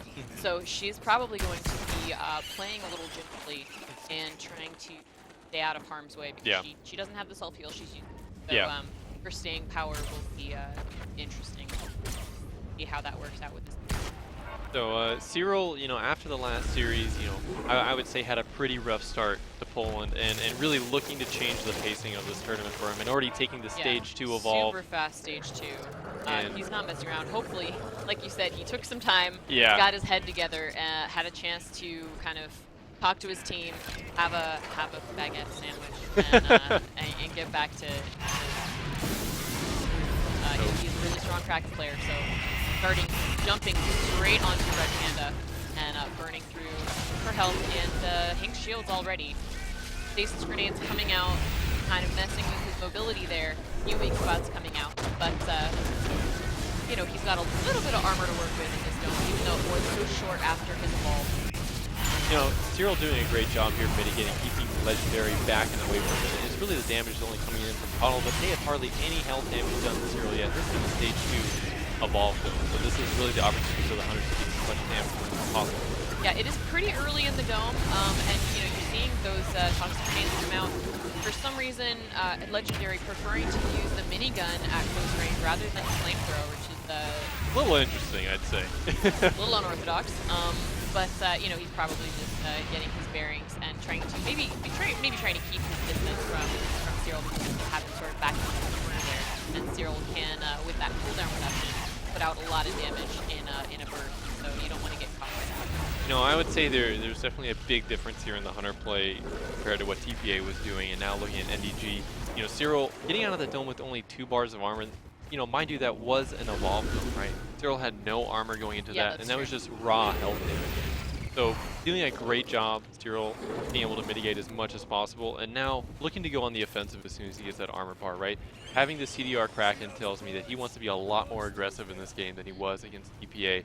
being able to get as many combos up as possible and get those lightning strike vortexes and banshee mines out and try and break one of the hunters down, especially if he's able to target down Red Panda or Domi on the support and medic, would be a huge pickoff for him right now at this stage of the game. Yeah, it's definitely interesting. I mean, I think that seeing Legendary not using the flamethrower in that dome is definitely a large portion of how he managed to get out of it with so much health. So we'll see if that's going to be a theme from Legendary, if that was just sort of a strategic choice, or if that would definitely be on the plus side for Cyril, for sure, because that flamethrower is just brutal. So yeah. And it's something to point out, like, Cyril has had almost no pressure done to him this game, and now he's already full stage 3, right? He can take a dome here, maybe lose close to a bar of health, maybe get some strikes as well, and then run to the other side of the map and get the stage 3 evolve and almost have full health on the stage 3. Yeah, I think even though he has taken cooldown reduction, he does need to be careful about just sort of throwing out those lightning strikes willy-nilly. That one sort of seemed to be going out into thin air, sort of tossed over his shoulder. I don't think he really is in a spot to be that cavalier with his abilities. There's still a cooldown on it, and it still is extremely instrumental if he can land it, so he needs to try to do that. That was good to sort of push Legendary out of the way, but going straight for Red Panda, this is where we see his medic focus. Good sneak attack onto her, but Domi is doing a great job of shielding. And being able to dodge that lightning strike there is just key to the Kraken not getting the strike there on Red Panda, and also Domi being right on point with those shields. And I'm curious to see if Coddle is going to go for the dome here. They have kind of been holding it. I'm not sure if they feel they can even break through Cyril's armor at this point. And, I got to say, Cyril pretty much has a free stage 3 at this point, and he can go right now and just get a free evolve if he wants to. Yeah, I think one thing that you had mentioned before is that Cyril does play in Europe and has been used to quite a bit of lag when games have been hosted from the East Coast of America or even the West Coast. And so I'm wondering if perhaps that's part of what's going on with his lightning strikes, is that he's used to factoring in and accommodating for that lag, and now it's not there, so his timing and the feel of his lightning strikes is a little off. I would hope that he got a lot of time to practice in person, but again, a little bit of practice the morning of a tournament can't make up for however long he's been playing a competitive monster in this game. And we do see the sneak coming out here from Cyril. Legendary, I don't think, knows where he is. Legendary kind of sneaking on by. They're trying to find him. Hanging out in that bush. You'd think that it would be hard to hide as a 20-foot monster, and yet Cyril finds a way. Being so sneaky little baguette in that bush. And nobody has any idea because, that's one of the things about Abe. Oh man, here we go. Oh, going on to Red Panda. Heal burst straight off the bat. Nomad! Oh, and the Nomad in the way. Not quite landing that lightning strike. And he does have... and she goes down. Wow. That was a great play from Cyril right there. That was beautiful. Patience paid off for him there. And he has full armor right here, so he can camp this body and try and bring Red Panda out of the game, even though she has a DR. The Nomad kicking Domi in the back, getting that double hit. Perfect, actually. Domi positioning onto the other side so that he's able to put that orbital barrage onto Red Panda. But, Kraken's a ranged monster, so he can just go ahead and do damage from range. Doesn't need to hang out in that orbital barrage. Interesting to choose a dome right now with their medic out of play. Sneak Pound's doing a lot of damage. Legendary getting very low. Domi as well. Somebody's going to go down. Domi goes down. Legendary has popped his personal shield, but that's only going to last for so long. Coddle missing in action right now. Sort of hanging out up there on the ridge, trying to, I guess, do shotgun damage. But this is really questionable. This looks like the end for NDG. I mean, really closing it out now with the sneak pounce against the Trapper. Cyril kind of playing with this food a little bit there at the end, but in all honesty, that was just waiting for that perfect opportunity. Cyril just saw, hey, if I sit here in this bush and wait it out, the hunters are going to spread out, try and find me because they had lost me on the map. And then as soon as he got his opportunity and broke line of sight on Domi, that was one of the big things is Domi wasn't able to get the line of sight for the shield, and Red Panda was able to go down because she was so close to that second heal burst and having that shield would have allowed her to survive through that second wave of damage that Cyril was about to throw out. So Yeah, I mean that's I'm kind of surprised how that went. To be totally honest, what do you think they were? What do you think was the strategy behind throwing that dome out after their medic went down? Because Yeah. that was really puzzling to me. Yeah, I really don't understand the decision there at the end by NDG. You know, maybe they thought they could get through the armor and health of Cyril, but in all honesty, he was only missing 2 bars of health. And at that point, really, what are you going to gain out of that? You're probably going to get some strikes on the hunters, and you know, they probably could have gotten away, but again, that game was just it. Once the medic fell, it all just kind of crumbled from there for NDG. Yeah, I mean I think with the amount of damage that Legendary was doing, they couldn't really afford to take that sort of all-in approach of Mhm. like, all right, well let's just do this. Yeah. So yeah, it was really interesting. I think that yeah, I mean he very much changed up his style. You know, Mhm. against TPA he'd been very aggressive, Yeah. and you know, hiding in that bush, taking the patient route, really paid Yeah, off. You really know, changed up the pace for him. that's the problem with Abe is that you know you don't have Daisy, you don't have Gobi, Mhm. you don't have Survey Satellite. You know, I think Yeah, Jack is not allowed in these Jack is majors not yet. allowed. That's right. So, but you know, Abe is one of the trappers that you can do that against, Mhm. and you don't have a tracking dart in you. Yeah. They don't know how to find you, you know, and he really is able to take advantage of that lush undergrowth we Yeah. have on Sheer and hide. That's really well played. I'm hoping that that gave him some confidence back, and Mhm. maybe the rest of his team will feel stronger going into this next game, starting one up. You know, like you'd said, they have NDG had one win from their last series. Now, Isa and you getting their first win of the day. So yeah, so it's a good start so far in the series for them, but NDG not without a chance here. Conjugates is a well-practiced Kraken player, and I think you know, one thing I wanted to point out as well is Caudle has been pretty much a career Griffin player. You know, he has loved Griffins interesting. so much. You know, talking with him myself, he was saying Griffin is just my go-to, right? And seeing So him why pick, the Abe pick? yeah, and that's the one thing I was kind of questioning that whole game is like, you know, the Griffin now against Kraken is able to effectively bring him to the ground and stop him on the chase, especially having Val. Mhm. You know, Val Griffin is a strong early game combo, and they went for that. They went for a stage 2 dome, but they weren't able to hold him after the chase at all. But I'm just kind of confused why we didn't see that pick come out. A lot of people and players have been talking to me saying like, "Oh, I'm worried about Griffin against Kraken," and yet Interesting. we haven't even seen Griffin until this Eyes on You game that's going to be going up against Conjugates. Yeah, from NDG. I wish we could see what they've picked in their games against Team YP, but maybe we can find someone to do a little research on that for Yeah, us. we'll But get we that actually later. we do have picks already for this next game. Of course, Conjugates will be on Kraken. So you know, Yeah. having pioneered the Ballerina Kraken Yeah. damage mitigation strategy, and then for Eyes on You, we'll have Griffin, Torvald, Val, and Hank. That'll So be interesting. interesting note about Conjugates is he's actually a controller player. He actually plays on an Xbox One controller, and that's why he's able to do the Hmm. ballerina Kraken. Because his Oh, sensitivity is interesting. so high, he'll just crank it to the left, and you just keep spinning. Whee! It's beautiful. I wonder if that's the strat that he's been playing. I mean, I think that's just sort of his trademark. Yeah. So I'm sure we'll see that. And Mhm. you know, I've seen it used very well against some teams, but I feel like there are certain team play styles that probably Yeah. can counter that pretty well. Mhm. So it'll be really interesting to see him against Eyes on You. So we do have the picks again. Torvald coming back in for Liquid Duty. I would say that that's really where he feels at home.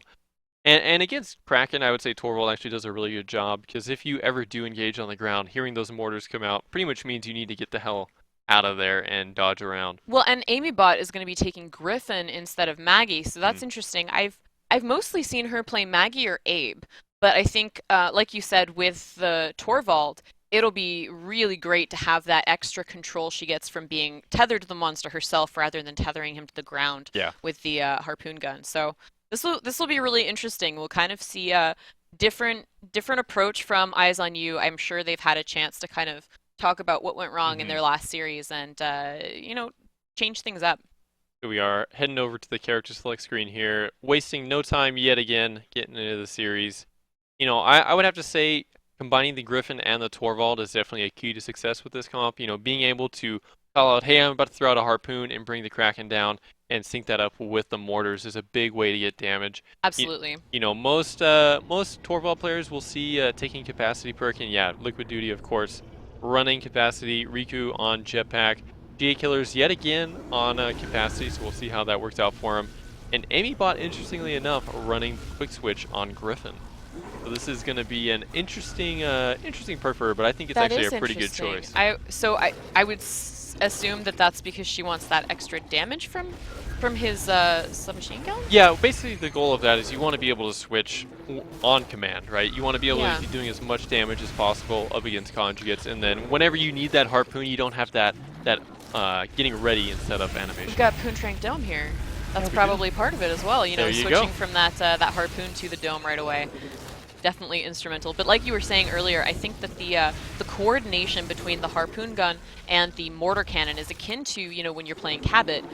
I'm damage amping, lay in now. Yeah. So that's I hope that they are feeling better now after Cyril got that win, and their team coordination will be on point because they really need that with this grouping. Killing those plants. That's what I like to see, Amybot.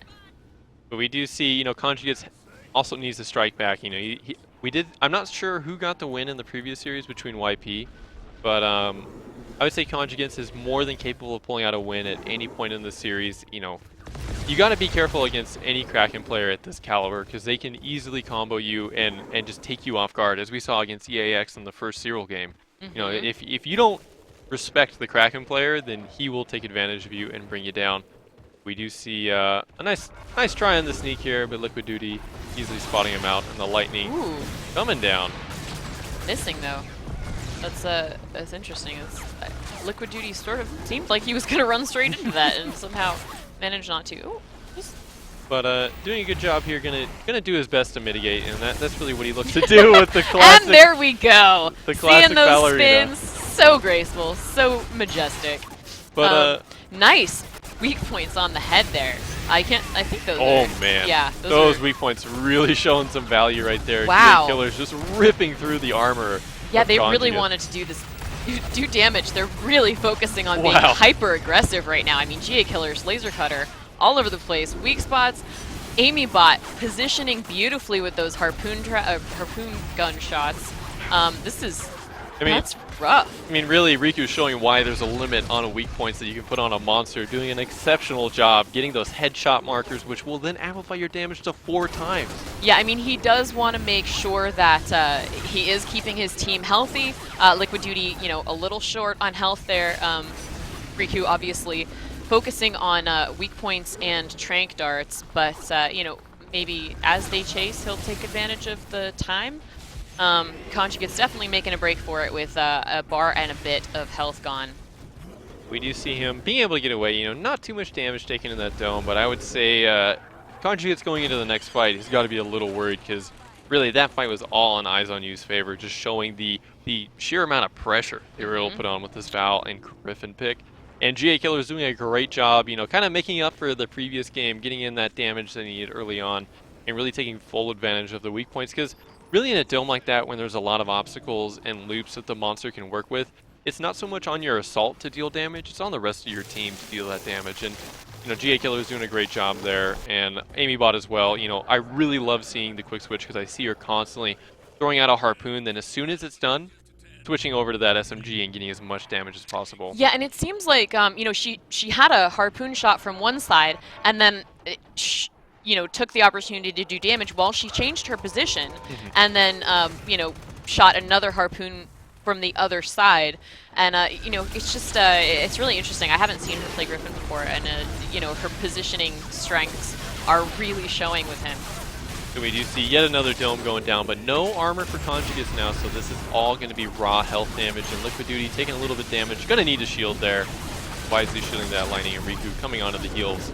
But really, this is going to be a rough spot for conjugates to fight out of. Yeah, we're not seeing as much dancing as we usually do from him, and you're seeing how much that's hurting him. He's not used to mitigating, I think, without his ballerina pirouettes. So it's definitely taking a toll on him. He has no armor and still quite a ways on this dome. Oh no, Amybot taking a lightning strike, and I think possibly some wildlife over there. I can't tell. but you know, in the meantime, she is keeping her distance while the rest of her team does damage. Oh, Liquid Duty actually falling for that lightning strike there. GA Killer's not getting on the shield quick enough. Did not have that personal shield that time, but you know, they got him right back up. Amy's a little low to be chasing, but she knows she's got the beam team behind her who can still get line of sight on her. Liquid Duty poking around that corner to continue poking away at Conjugates as he runs. But really a great job from the Eyes on You Hunters yet again, despite getting the strike on the assault. You know, it is still a good strike to have. But yeah, in all honesty, it's not GA Killer, so yeah. he's probably pretty grateful for that. He's pretty happy right now, and Eyes on You is really looking at a good position for this game. But yet again, Conjugates has a lot to work with here. If he's able to get full armor, he isn't facing up against a Crow, so he doesn't have to worry about taking raw health damage while he does have full armor. So he's able to use that whole armor bar, unlike against a Crow matchup, where you kind of got to worry when you get in those lower stages of health. So yeah, absolutely, and we're seeing Amy Bot's sound sensor placement in that narrow point of the map so that they can tell if he manages to sneak past them and crosses over to the other side, they'll know exactly where he is. For the time being, they've basically got half the size of the map to track him in because they know that he's on this half. So even though they're actively shooting him right now, if he did manage to give them the slip, they would still pretty much have a good idea of where he is. So yet again, those tranks coming out from Riku, applying constant pressure. I swear, he's almost had a weak point on him this whole game. Riku showing why Val is such a strong character right now in the meta class. And really, right at this point, Conjugates needs to get as much health or much armor and feed on as he can. And if he's able to get that full stage up before the next dome, you know, taking as little damage as he can in that next fight, and then looking to grab the stage 3 afterwards, would really be the biggest goal for him right now. You know, I'm not sure if he's going to be able to get a strike unless Eyes on You makes a critical mistake, so we'll see how that plays out for him. Yeah, I just wanted to point out that AmyBot did put that other sound sensor down now that they've got him sort of backed into this corner. So she saw her kind of keeping her distance and sort of waiting for him to choose a direction or for her team to kind of close in and get him backed into this area here. We do see the stage 3 is now ready, and now Liquid Duty gonna take a lightning strike. Actually, and yeah, little ballsy there, waiting until the lightning strike hit to pop his personal shield. Actually, I think that was a shield from GA that Killers. was... So he still does have that personal, and he there actually does have to use it now because GA Killer is actually a little bit out of position. But now Conjugates is wisely just disengaging, right? If he's able to wait out that personal shield and then go back on a Liquid Duty, he can actually get him down. It's not actually cover for him, though. You could see Hank getting headshots with the laser cutter through that little gap in the wall with that building. So unfortunately, that spot wasn't as safe as he hoped it would be. You know, he is turning to the side instead of turning his back on the hunters in between, so he's still giving them a good shot at his head, which is sad and squishy and takes lots of damage.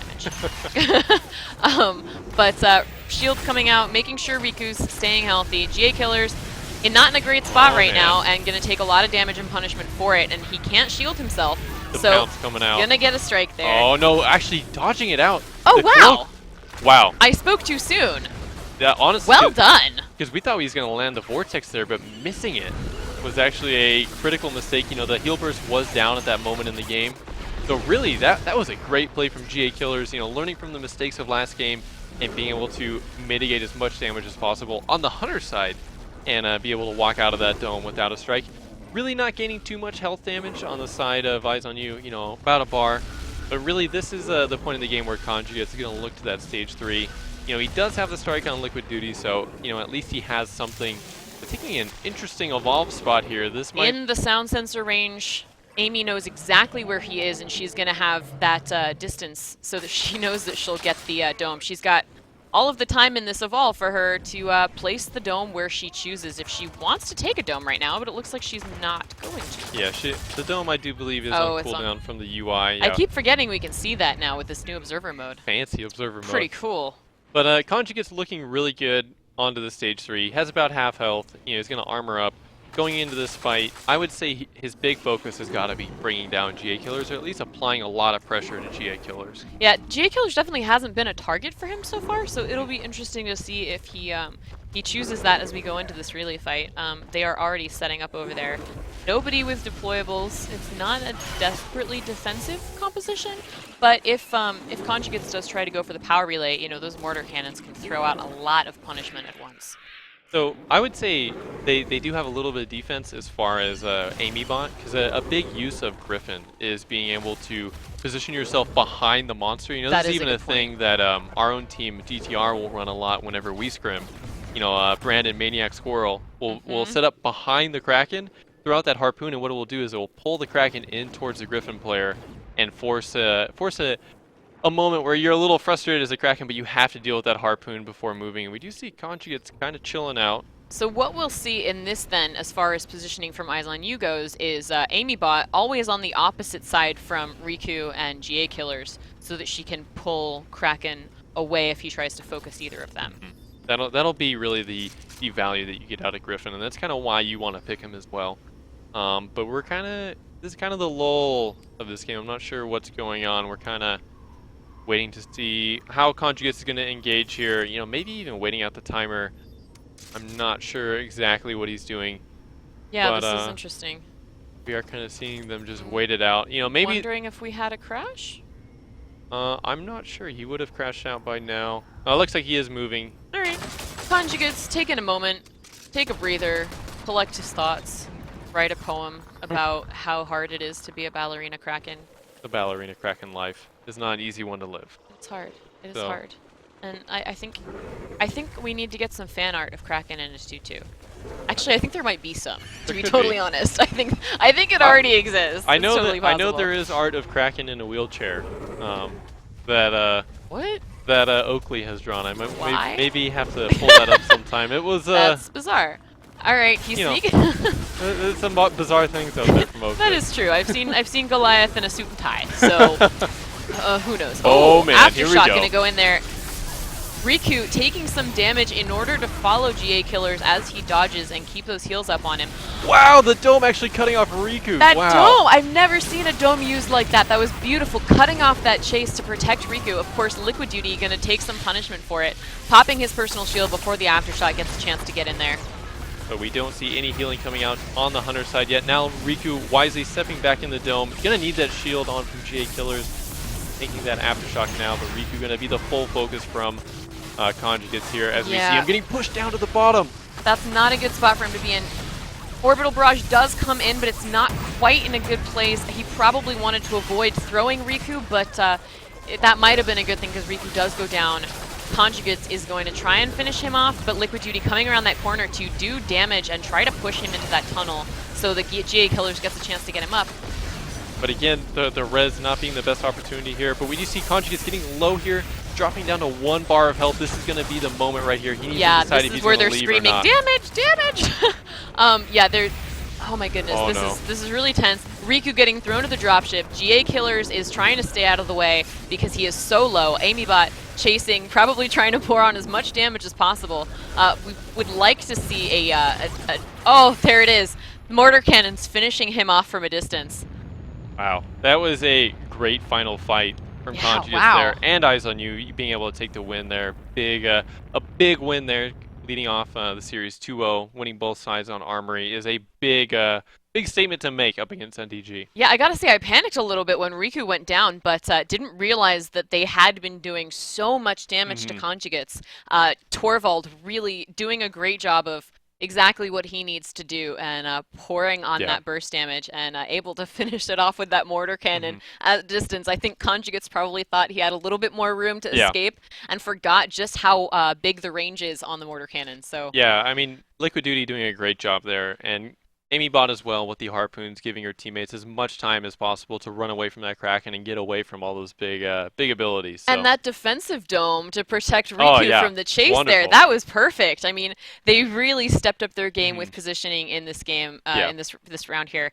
I was really impressed. I think that was some fantastic team coordination. Like you said, you know, harpoon trap into damage from Torvald, really making sure that they're communicating and they're capitalizing on any opportunities, you know, mistakes that Conjugates makes, like being behind cover but not enough to block the headshots, and you know, GA Killers taking that opportunity to get in there with the laser cutter, you know, really turning the tables around and stepping up their game. I think that first Cyril win, they took the time, they calmed down, got everything ready, and we're like, hey, we can still take this one. We're not out yet. Yeah. Double elimination. So now really it's back on NDG's Hunters to see if they can fight back against Cyril. I believe we will be getting into the second map as soon as that's available for the players. But really it's the first game against Cyril, they just kind of let him play his style, right? They didn't really apply the pressure. They didn't really contest him in any way. You know, they just kind of played a standard game. They didn't really try any overall strategies. They're just like, all right, we're going to do these picks. They're solid. That's what we're going to go in with. Whereas opposed to TPA, he had this idea of constant pressure going up against Cyril, and that's really where we saw the weakness in Cyril's playing was being thrown into a position where he wasn't exactly comfortable, right? You can tell this type of evolve that they played in the first game is really where he's in the comfort, you know, of his style. I mean, I think we saw him make a specific mental choice to be more aggressive in this matchup, and you know, I think that you know, Legendary wasn't capitalizing on his potential damage output. Yeah. And that really hurt them a lot because when they could lock Cyril down, he still had the upper hand because, you know, like Liquid Duty or where did my brain go? Yeah, Liquid Duty. Yeah, Liquid Duty. I was going to say Liquid Duty or Roy, that's right. Both of whom are excellent at really putting on the pressure with a lot of damage and forcing the monster, almost using damage as crowd control to protect the rest of their team. And you weren't seeing that from Legendary. He wasn't making himself enough of a pest. He wasn't pressuring Cyril enough on Kraken. So we'll see how this goes in this next round. It looks like our picks are... There we go. Abe, Hank, Hyde, and Val. So we're going to see same lineup. So no changes at all. Yeah, Abe. They played Abe last round. Yeah, and again, I got to say, I would have liked to have seen the Griffin pick here. I know Cyril has even complained to me about how frustrating it is to go against a good Griffin player. And I know Coddle is skilled on Griffin. And I'm a little confused as to why they wouldn't want to go with that Griffin pick here. You know, with the most recent changes to Griffin, now the harpoon traps, or harpoon traps, sound spikes are actually, they have a global range. So what that means whenever a monster evolves. So if you place one down, say in the middle of the map, whenever the monster evolves, wherever he is on the map, if it's within the area, then it will actually ping the monster where he is on the evolve. This is actually an old school feature of Griffin sound spikes. What? I didn't know about this because I haven't played against or with Griffin in quite some time. Yeah, so I mostly, when I play Trapper, I play Maggie. So yeah. That's very it was an interesting thing, and it was an idea by Chris Ashton because it was actually a really old school thing. Like back in the old days of development, was actually a trait to the sound spikes. But now, you know, Griffin was in a little bit of an interesting point, so we decided, hey, let's give him this extra utility, and really that, I would say that combined with the Griffin harpoon gun is just really one of the biggest things you can have on a hunter team. So I'm surprised we haven't seen Coddle switch on over to that. But we are loading into this game, and now live with Cyril up again on that Kraken. I don't think we're going to see Cyril play anything but Kraken today. No, you know. I don't. Not unless they force him. But it's not looking like it's going to go to a tiebreaker. We'll see. Yeah. You guys say, I've been surprised at every turn today, so you never know. But I think we're seeing the same perks coming out from everyone, actually. Yeah. Cyril really changes. liked that cooldown reduction, so he's going to stick with it. Yeah, no, it performed really well for him, and I'd say going against a non-Sunny team, you don't really need the traversal perk like he was running in the first game. So you can take an offensive perk, and because, you know, a Hank team is going to be much slower. Also with Val, they don't have the Kyra speed boost, so they're not going to be as fast as usual. Unless the Val is landing those constant tranks, it's going to apply a lot of pressure. But wow, Cyril actually on the clear other side of the map. The NDG Hunters had lost him in the beginning. You know, I wonder if they're going to be able to spot this out. I'm pretty sure Red Panda is aware of where Cyril general direction is, but we do see those birds being alerted. And now, lots of birds being alerted. Yeah, even mammoth birds taking a little chunk off Red Panda there. All sorts of birds. I mean, you don't want to face check those, typically. But we do see Cyril making his way to try and get that stage 2. I would say he's going to try and evolve just like in the first game. And Coddle, I'm not sure if they saw the escape that he had, but Cyril really has pretty much a free stage 1 here. And this is kind of uncharacteristic of the NDG Hunters. You know, usually they'll have a good idea of where the Kraken or monster player is going and be able to react to that. But really, Cyril is probably going to get a free stage 2 here. I mean, we talk a lot about typical monster feeding paths I'm not as familiar with that. So is this the normal route, or is he kind of throwing a wrench in the works, or is there even a normal route on this map?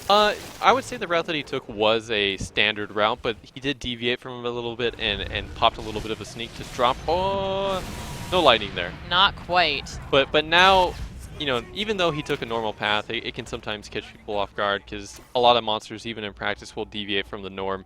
But now Cyril's actually in a rough spot here. He's gotta make a decision. Am I gonna try and juke the dome, or are we gonna take that stage 1 dome and try and get that stage 2 evolve? And Bottle also has to make that decision as well. Is do we even want to dome him at stage 1? You know, are we gonna be able to break through that armor? But we will have to wait and see what goes on here. Yeah, trying to push them back there with a Banshee Mine Lightning Strike combo, and just really. No. I was like, wait a minute, they're right there. Yeah, that was surprising. I guess Cuddle taking some damage. I didn't think that Lightning Strike hit him, so that must be Wildlife. But I guess Cyril just sneak bouncing, roaring a little bit, and then going in on Legendary. We are seeing that Flamethrower, but Trap Jaw packs, not friend to Monster or Hunters, so you're going to want to just avoid them. I think we saw the personal shield popped by Legendary as well, which will not be good for him if they do have a fight here, which they're going to force with a dome. So I would say this is actually a pretty good fight. They did have the armor low. Coddle taking a little bit of damage there, but honestly with Beam Team behind him, he will be fine at the stage 1. So we are going to see Cyril try and get some good damage there, but also Legendary returning fire with that minigun from Hyde. Pulling out a little bit of the spinning, but on the ground. He's like, yeah, I can mitigate too. I don't want to show you my face. You can shoot at my back. No head damage for you. Coddle following him up there and taking a Vortex for his trouble. Not landing that Lightning Strike onto Domi. He's kind of leaving Red Panda completely alone while the rest of the team sort of push on him a little bit. I mean, really at this point, I don't think he can really focus onto Red Panda just yet. She's actually taking a great position in this dome as well, to where she has constant line of sight of all the hunters. So all the damage that they're doing, she's able to easily return with heals and also keep the tranks going onto Cyril. Not having as many weak points as we did see Riku using, but honestly, they didn't even need it this dome. Legendary definitely stepping it up from the first game and doing a ton of damage. And I would also say Coddle and Domi's position in that dome was near perfect. Yeah, I think the positioning all around, like you said, you know, Red Panda had a really good vantage point in the way that dome was laid out. And yeah, Cyril getting so punished for it, down below half health. You know, he is ready to take a stage 2, but whether he's able to or not, you know, one thing about Abe is that his chase is really strong, and he can tag that monster and just keep chasing. Oh, they're really close. Nice throwing out that stasis there and going to get some good chip damage on this evolve.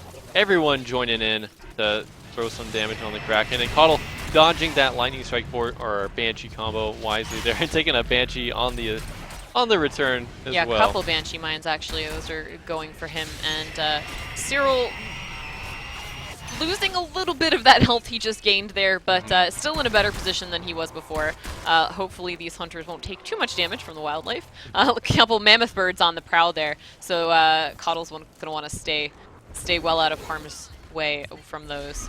So I would say that the NDG hunters really stepping up. You know, as we saw in the first dome, Red Panda doing a great job with her positioning, allowing her team to play risky and box in the monster at all opportunities. And we do see the dome actually landing here.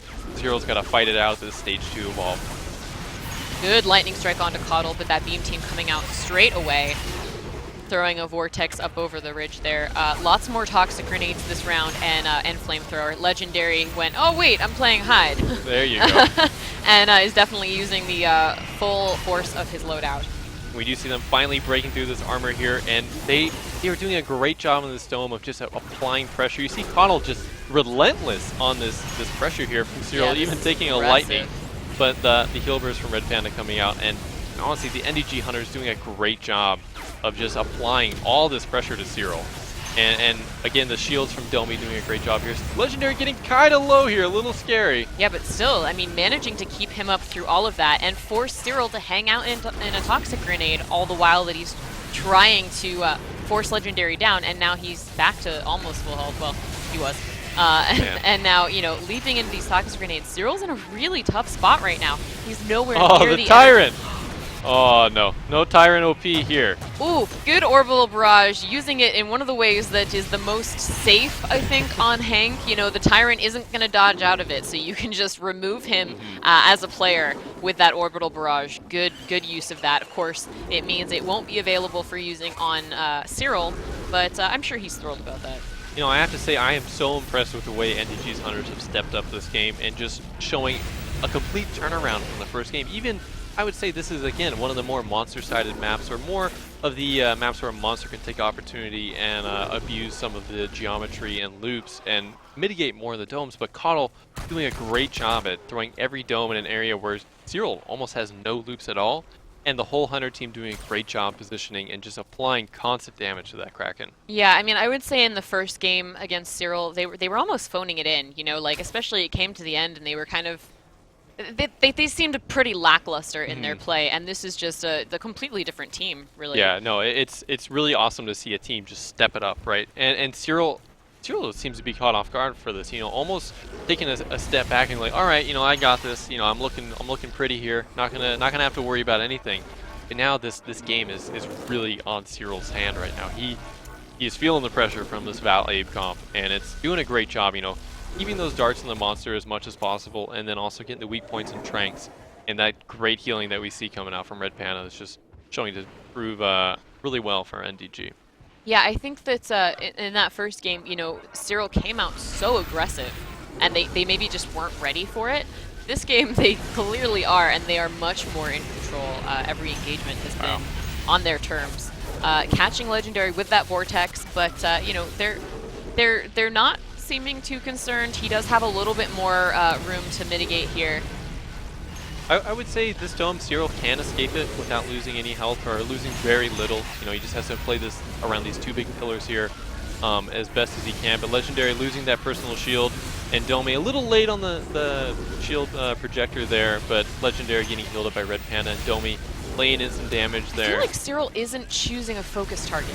You know, he's sort of spreading his damage out, and against Val, I can understand doing that because she is a single target healer, but at the same time, she's definitely keeping up with the damage that he's putting out, and he needs to, I think he needs to lock onto one specific hunter and just kind of go hard until they go down. But even then, look at his armor right now. He's down to his last bar of armor, and the hunters are pushing in towards him. You know, he really just wants to get outside of this dome, but they're going to do a great job doing some damage here, and Cyril trying to engage on the end of this dome. And really, this is going to be onto the chase. If he's able to get out here, this is where he's going to survive, but it looks like damage is going to take him down. Oh, wait. Oh, God. Oh, Ring around the pillar. Down to Coddle. Is he able to get that shot? I don't think he is. Where's Wow. Crow? We need a Crow in the game. Well, it's not even that. Nobody has line of sight on him. He Wow. ducked around that pillar. And he's already gotten some armor back, I think, from those bodies that hang out down there. The bodies on the floor there. Some of the remnants of the first attacks on Sheer. But really, Cyril getting out by... Wow, the skin of his teeth, I believe. Yeah. That was amazing. Really using the geography there, using those pillars, getting out of the way, and just nobody had a clear shot of him. Wow. I would say that this is really Cyril's game right now to just if he can It would make be quite a comeback. Yeah, it would be quite the comeback if he can do it. But honestly, this game has just been a total turnaround for NDG and just applying so much pressure. Look at them just shooting from a distance, not even fully healed. You know, Coddle dodging so many lightning strikes this game. You know, a lot of people going into this tournament saying lightning strike is undodgeable, and honestly, I've seen Coddle dodge so many lightnings. It's been amazing. I've seen substantially more lightning strikes dodged than hit, so they're definitely disproving that theory. Yeah, for sure. NDG saying, "Hey, we don't believe that shenanigans, and let's show some people how to play Evolve today." And really, it's this game has just been a complete turnaround. I know we've said it a lot. But it's these kind of moments in a LAN event, in a LAN setting where, you know, you're down 2-0, right? You've got to make something happen. And Cyril definitely feeling the pressure. I would feel like this whole day has just been stress for him. I believe they've still been pinging him actively, so I think they know exactly where he is. And Cyril just not... Did he cancel the Evolve, or is he... I think he did. He had canceled the Evolve. Looks like he's going for a sneak play now, so we are going to see where the Hunters go and react to that. We do see Legendary trying to do some more damage there onto Cyril. We do see the cloak coming out, and Red Panda taking a lightning strike, but she will be fine. Her heal burst will be back shortly. So really, Cyril if Cyril gets domed, it's pretty much game over at this point. Well, he's just in such a precarious position. I know he wants to evolve to stage 3 to get some of that health back, but he's going to lose all of his armor, and if they catch him, okay. Oh man, this is no loop there. This is going to be a rough dome for Cyril. He's got to be able to use as much mitigation as possible, and we're going to see how he plays this out. You know, if he's able to escape this dome, he needs the orbital. That was beautiful. I was about to say, yeah, just hang out behind this building, shoot Banshee mines out the sides, pop up, throw a vortex over, and they were like, yeah, no. Yeah, not going to happen today. Nope. We have some area denial. I mean, we're seeing 4% odds for him, and while those odds typically don't work out for competitive play because these guys can turn it around so quickly, it's not a good spot. No strikes whatsoever. And they've just been doing a great job of being unkillable between Domi's excellent shielding and Red Panda just being always in the right place at the right time. So just honestly some great positioning from the Hunters here. Cyril trying his best to mitigate damage by applying damage down to the Hunters, but he needs to escape this dome with at least 2 bars of armor hurt, or he might die on the chase, and we do see that final armor bar getting ticked down. Oh, that toxic grenade. They all tried to follow in there, and he just... That's going to be the end. You know, really there, that orbital at the start of that dome, you know, when Cyril was behind that building, something that most players probably didn't notice, but Domi actually targeted the orbital on the top of the dome. So what you can do as a Hank player is actually target the dome, or target the orbital strike on the top of the dome as an aerial strike, if you will, and it will target up there and drop wherever the monster is. So it's one of those things that a lot of these high-level Hank players are aware of. And, you know, even playing amongst my team, I know one of our support players, he loves doing it. And it takes a little bit of know-how and learning. But I got to say, it's one of those things with Hank. It takes your play to the next level. It was perfectly lined up. I mean, I think Cyril was like, okay, I can hang out here for a second. Like I said, I can, you know, poke over with the Vortex, poke around with the Banshee mines. But no, just completely forced him out. And then, you know, Domi went in there to be super aggressive. The whole team followed. And he was like, oh, well, you guys are all clumped together. And then toxic grenade right on top of them. And it was just... It was rough. I mean, I don't know going into that dome the way that he did if there's anything he could have done differently to change how that went. I mean, it was just a bad spot, and they, you know, had his number completely. You know, I would even say that on that map, I would say their play kind of took Cyril for surprise, right? Like we saw him taking the CDR as a more offensive perk and trying to fight back against the Hunters, and in the first game against CPA, we saw him taking Traversal to try to be that much quicker on the chase and try and get that distance. And really, I would say that game would have been one of the best games to have Traversal for Cyril. You know, having the ability to use that burst Traversal, you know, regen a lot faster, probably would have given him more opportunity to get away from that Hunter, because it really seemed like they just turned it up. They just like switched it up. They just cranked it up to 11 there and said, hey, we're going to show you guys what NDG can bring to the table. Honestly, it seemed like a hustle. That first game, they were like, oh, look, we're so some sad. serious mind games getting played by NDG. I think so. I can just imagine being like, yeah, you know, across the table, there's some like mad dogging and some like, next level strats, I'd say, right? Yeah, like it's all part of the plan. Such a weak little Hunter team. Oh, just kidding. Crush. Yeah. You know and that happens. Had a lot of caffeine today. I apologize. We started super early. But I mean, it is crazy. We've got some really. And the games are going to keep going today. Plays. Yeah, you know? No, we've got more, and we've actually, you know, team YP and Team Potato Aim going at it head to head for the #1 spot, and they are 1-0 in favor of Team YP right now. Sounds like they are having longer games. Yeah. I would imagine at this point. I know their rounds against NDG were pretty quick, but you know. They did start a little bit after we did, so I'm not sure where the series is going to go. You know, if you would have asked us after the 2-0 in the beginning, we said, yeah, this is looking pretty eyes on you favor. But after that last game, honestly, it's a tough call here. Absolutely. You know, yeah, NDG is not going down without a fight. That's what they're saying. You know, and that's awesome to see, right? A lot of people, you know, even people amongst the studio, were discounting NDG and saying, you know, I'm not sure what they're capable of. They're just their standard consistent team, but they really don't have that like wow factor or something like that that's going to make them stand out. But really, I would say it's just being able to work under pressure has been one of the things I can see for their team. You know, Caudle, I know, is a great leader. I've talked with him a lot, and even talking with his team, you know, just knowing how Caudle works, and this guy is passionate. He loves this game, and he loves his team, right? This guy, I swear, just talking to him, the moments that I did, he definitely loves his squad, and he loves the team that he brought here to Poland, and I can imagine that he's the one behind that change. You know, there's probably some pep talks that went down, and really that's the kind of thing you need in an event like this. You need that player that's going to bring the team up. Absolutely, And because if you start losing, you can't let that get to you. It's oh got to yeah, be like, all right, guys, we got to rally. You know, you take them into the locker room, give them that pep talk, get them all psyched and ready to go. And you know, I think what you were saying earlier about NDG's consistency, I think it's not that they have like, you know, one rock star on the team. You know, they're all consistently Yeah. good and they play well as a cohesive team. Mhm. And I think that you know, they were showing how well they were doing, even with you know, even with Legendary coming in Yeah. as a sub. You know, still, you know, he really turned things around after Mhm. that first game and was like, oh right, I have a flamethrower and I'm gonna use it. And yeah, really doing well. So yeah, it's I think it's anyone's series Yeah. right now, and this is going to be really interesting. We're gonna, I believe we've got character select happening right now. They're thinking things through. So we'll see. We got conjugates. I'm gonna assume on Kraken again.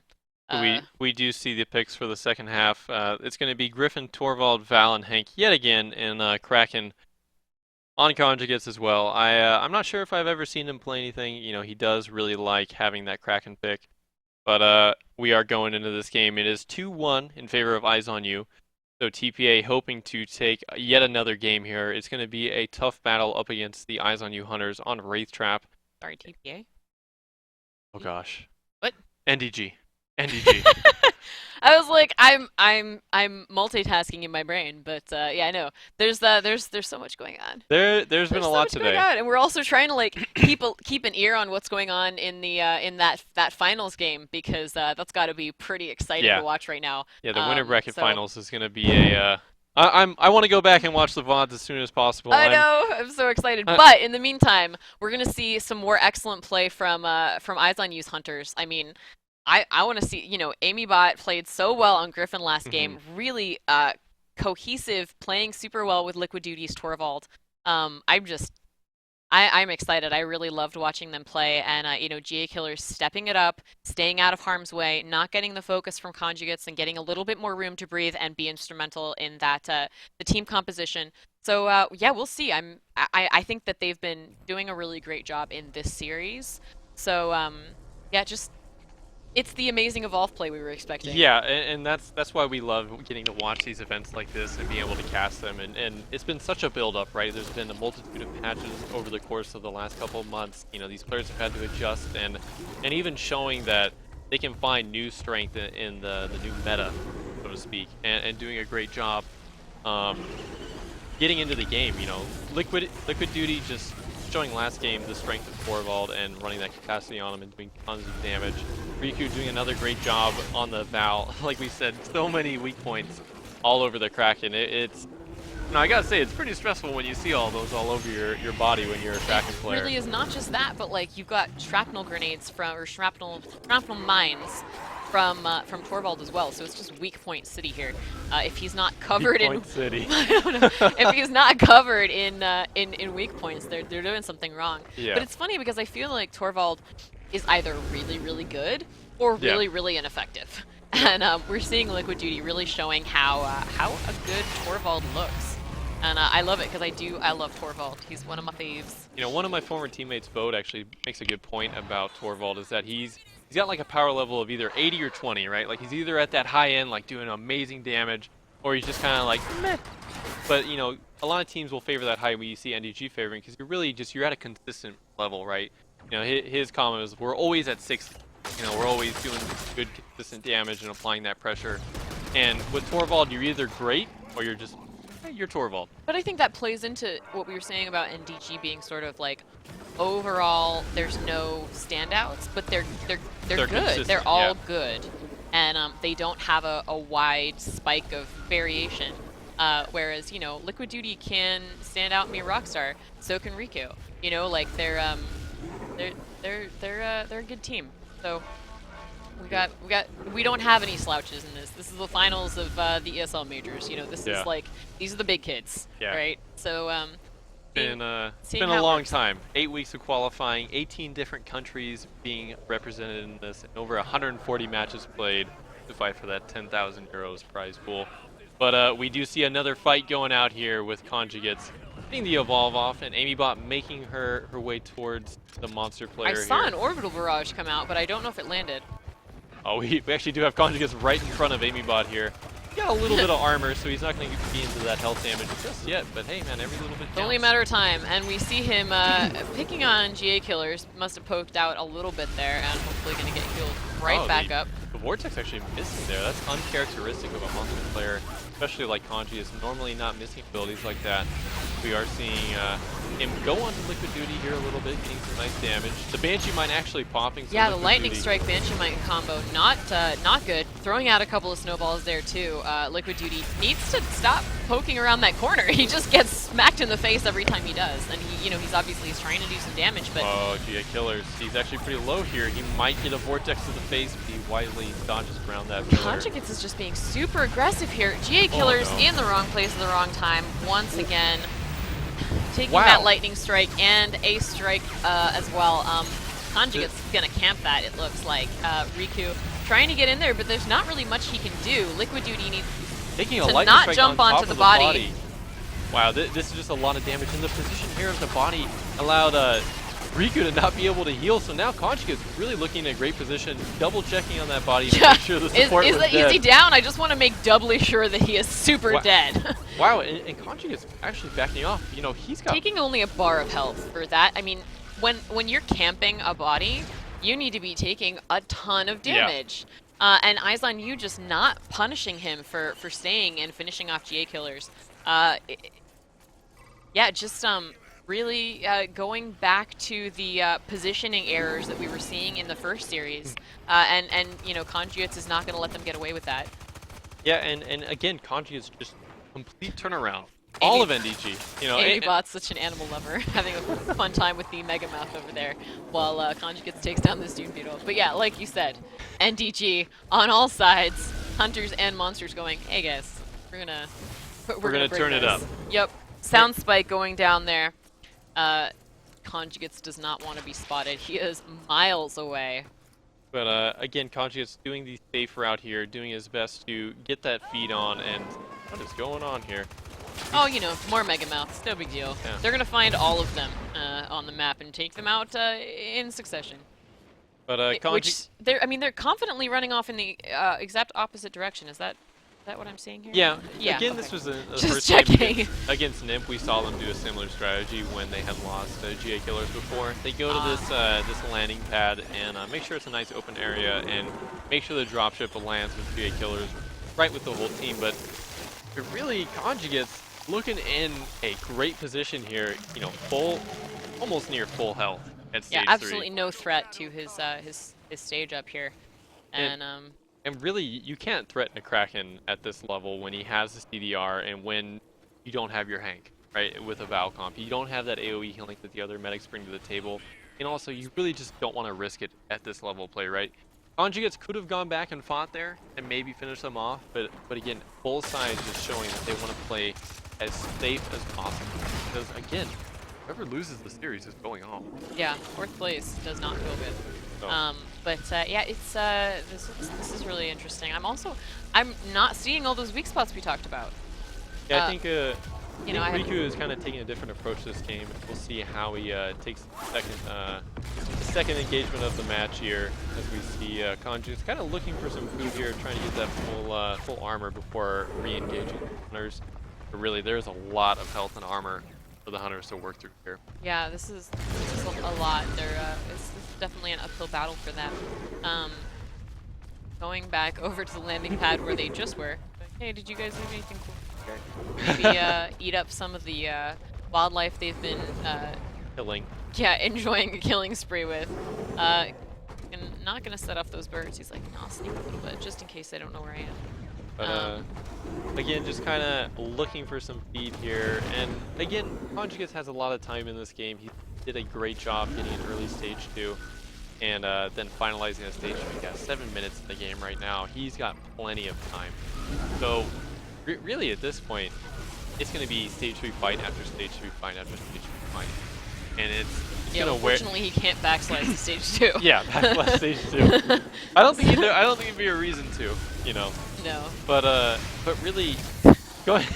That'd be kind of funny though. If you're like, I need to fit through this doorway, but I'm too big. I'm gonna go ahead and stage back down, devolve for a moment. Devolve. That's not what it's called, Corey. But yeah, so everybody's sort of preparing for war here. Hopefully, Eyes on You will have a little powwow about their positioning. Mortar cannons going off somewhere, and I know they've been very, very careful about the wildlife, making sure that it's not going to sway this battle. Down anyone. Got the sniper rifle out. Headshots coming out from Val. So we see GA Killers is going to be doing some laser damage here. And again, the Vortex and Lightning engaging onto him. Missing the Lightning, but the Vortex does hit. And that was a good harpoon there to try and pull him off GA Killers, because GA Killers was in the path of damage once more. But AmyBot doing her best to protect him. Well, the Aftershock going to try and get some big damage. Riku able to dodge out of that. Yeah, nobody hit by that Aftershock, which is good. But Riku's still very much a target. Shield's coming in on him, but... Oh man, that orbital actually doing a ton of damage there, and AmyBot doing a great job with those harpoons. But Riku falling yet Riku's in a bad spot in that corner there. You don't want to end up there with no jetpack. Fortunately, he had that heal burst, but again, he's just being focused so hard. And by a stage 3 Kraken with cooldown reduction, eventually you're just going to go down, and the rest of the team has to be punishing as hard as they possibly can. This is where Eyes on You sometimes makes mistakes, going in for revives when they really shouldn't. I think they just need to lay into him right here. Liquid Duty is capable of that burst damage, so I think he just needs to be focusing on that right now. You know, he has no strikes. He's got the time. We did see that heal burst come out from Riku to try and buy him a little bit more time, but Conjugate's not going to let him get up. AmyBot doing all she can to get in there, try to do the chip damage as he runs away, but GA Killer's quite low, nobody to heal him up, and I don't think they're going to chase here. You know, really great job from Eyes on You doing as much damage as possible, and Conjugate still has an opportunity to win this game. You know, despite his low health, you gotta see how low GA Killers is as well, and if he's aware of that and he's able to bring GA Killers onto the next dropship, we're even down Torvald here. We do see Torvald, I think he's actually splitting away or applying pressure. If we could pull up the map, we can see exactly where Torvald is right now. Yeah, Torvald is actually, they're just full on splitting. Yeah, and this is, again, something that we don't typically see from them. So they're definitely feeling the pressure of this game. They don't want to lose another one here. Yeah, and I'd say this is a wise decision. Want to wait out that timer on your medic to see how low GA Killers is. They're going to move in areas where they can shoot the monster off the relay, but I would say this position, you know, if... They're a little far. Yeah, they're very split. You already see Torvald making movements on the map there and moving closer to the relay. And really, there's a couple problems that could come up. You know, if Riku spawns on the other side of either of these Hunter splits, then Conjugates see that and take advantage of the split and try and get another strike. And we do see him moving on towards AmyBot. And yeah, there's a lot of wildlife around her too, so she's got to be really careful because she is going to be focused here. I mean... Oh, I know what he's going to be doing. Oh no, what? He's going to... See the timer right now? It's at 20 seconds. What he's going to do, he is going to wait out that timer and kill AmyBot as soon as the timer comes back. Because this is one of the disadvantages of a split like this, and I think Amy sees this, and she knows what's about to go on, and as she awaits her doom. And we do see Amy taking some damage here. She couldn't find a plant to kill herself in, but now the dropship timer is going to be up, and AmyBot does fall. And really, this is the decision to make as a monster player at this level. Being aware of everything going on in the game, and really, I would say AmyBot was a big key to Eyes on You success in that last dome, and not having those harpoons, vital. No harpoons, no dome. He can go away and armor up all he wants, and nobody will be able to see where he is. I mean, this is a really tough spot now for Eyes on You. Riku's coming in, but you know, they're really far, and he's got plenty of armor. They're also split as well, so Liquid Duty could fall right here. Conjugate's going to try and engage on him, but he's got to be running this whole time. Casting the Lightning Strike up on the building there, but we do see the shield popping on Torvald there. And as we see the next engagement going on, but Liquid Duty getting really low, so Riku's got to spend time healing him as Conjugates tries to break through with this Aftershock from Banshee and all the heavies. Go on. I mean, Torvald's doing all he can. I mean, you see that armor just melting away, but he's Oh, just, the sneak pounce. Wow. There's sneak pounces. There's just, this is a really difficult battle. There's aftershocks coming out, lightning strikes landing. You know, people getting scattered by that. Down. Liquid Duty goes down. Eyes on You. GA Killer's so low. Everybody. Oh, Oh, God. the aftershock does hit on him, but the heal burst does come out, so Riku has got to do his best to try and get out of the sneak pounce. But Domi running, or sorry, GA Killers running, and Wow. it looks like that's going to be GG. I gotta say, that was a huge turnaround from Conjugates.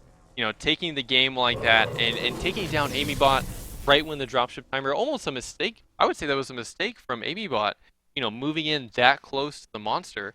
I would say at that point it's okay to send the assault in. You do have the Torvald mortars to deal damage from very far away.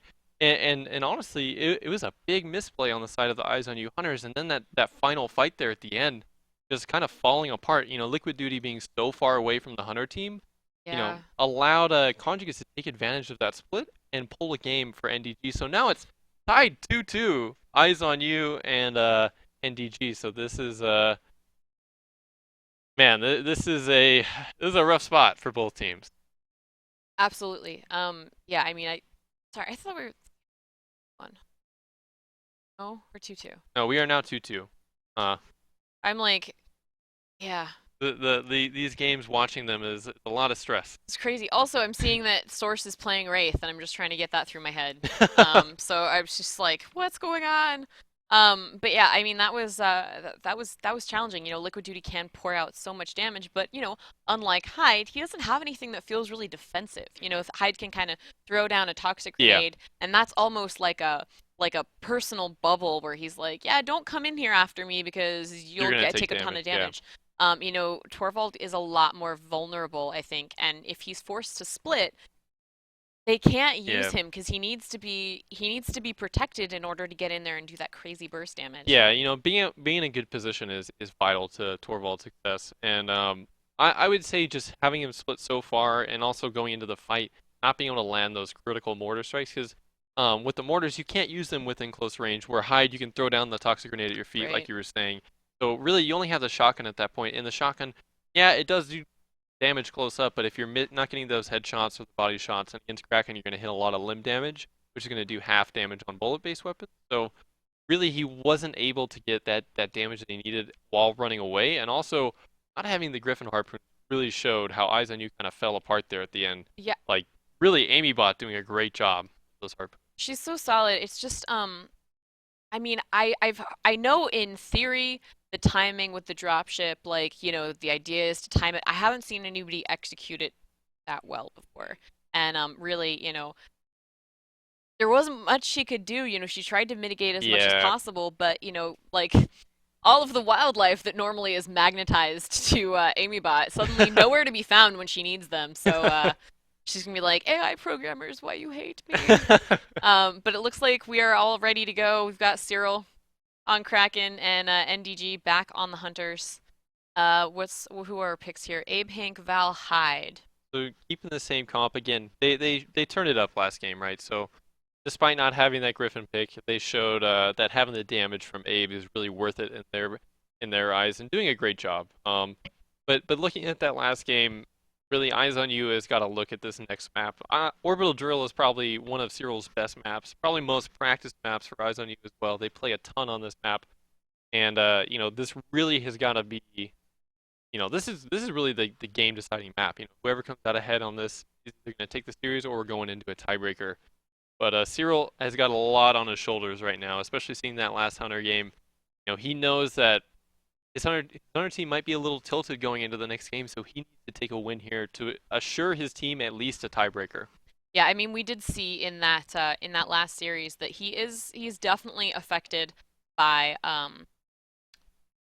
his losses, and you know, it's I think that you know, some other monsters might take it in stride a little bit more, but you know, it definitely affects his play, and you can see his emotional state in his play. So hopefully he's managing to keep his head up and stay strong, and is going to bring it out in this game and take. So we do see these same perks getting picked up by both sides here. Cyril yet again taking that CDR, and then Red Panda taking the DR as well. So no perk change-ups here, just keeping what works. Yeah, and still not seeing Griffin on Coddle, so unfortunately he is denying us that that beauty. That beauty of That's Griffin. okay, because clearly he's doing well on Abe, so no reason to mess with a good thing. So we see Cyril doing a good job here, getting a Lots of food. nice bit of food here in the beginning, and really on Orbital Drill you want to get as far away from the hunters as possible with as much energy as possible, and then abuse the fact that this map is a circular structure, so you can skirt the edge of the map, and the hunters have a really hard time of committing onto a direction. So we'll see how NDG and Coddle handle this. Gonna get I think he was able to land the dart there. Good aim there from Coddle, getting the tracking darts when he needs them. But you're gonna, I would say they're probably gonna go for another stage 1 dome, as we did see in the first game. They didn't like doing the hold the dome strategy because they were also able to punish Cyril on the evolve. So I think that's gonna be what they're gonna look to do on this map of Orbital Drill. Yeah, it looks like those stasis grenades going out to slow him down. Preparing for the dome, maybe? They're kind of spread out right now. It looks like if we see the map, he's backed against a wall, so he's got this lovely rock face here that he's kind of playing peekaboo around the side of, so they're going to wait for him to pick a direction.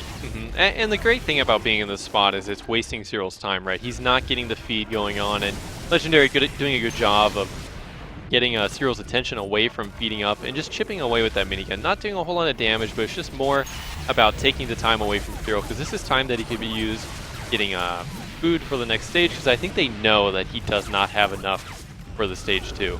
Yeah. So that's really a thing as a hunter team, being aware of what stage the Kraken is able to go to, and seeing already Coddle just pressuring Cyril. Like they have a great split here, you know, keeping the pressure from Legendary, and then Coddle just kind of throwing those stasis grenades saying, hey, you shall not pass over here or you're going to get domed. Yep, yeah, no, nobody wants to be slowed down, especially the Kraken player where so much of your utility is being in the air. So yeah, that's definitely something he's going to want to avoid, so to continue to mitigate damage. Yeah, they're going to go ahead and run after him here. He did manage to sort of make a break around the side of that column. He's like, kind of tired of being over here now. I'm going to go eat some more stuff. You know, and another thing to point out of Cyril, you know, is he gets extremely frustrated when people will do the hold the dome strategy and kind of just do this passive play here that we're seeing. You know, he likes being in those fights. He likes fighting around hunter teams, and seeing them kind of play this more passive style on Orbital Drill, definitely, I know it frustrates Cyril. Talking with him quite a bit, he definitely says he has a lot of anger towards the strategy, but I think that's a great thing for NDG to be able to switch it up depending on the map, right? Absolutely. And Cyril trying an interesting sneak play here and seeing where the rest of the hunter team reacts and sees if they can find him. And this is a common sneak spot, so I wouldn't be surprised if they are able to find him here. But we do see Legendary kind of walking on by. Will he check up there? He does see the tracks, so he might get an idea. As a monster player himself, he should be aware of the sneak path here. Yeah, I mean, considering how much Legendary runs with Monster, I don't know if he's used to staying still for long enough to be sneaky. But, you know, I mean, Cyril has been playing very aggressive, and that worked out for him very well, but he also shows that he can be patient. Although I think he may have jumped the gun there, although oh man, this almost taking damage! Legendary down and getting a sneak Wow. bounce for free. Fortunately, Domi was there to shoot him off, but it looks like he might take him down anyway. Just the last shred of that shield, he really wants to finish Legendary, but Domi's shield coming in as well and getting healed right back up. Cyril's got to be a little frustrated that he wasn't able to finish off that last tiny bit of health from Legendary.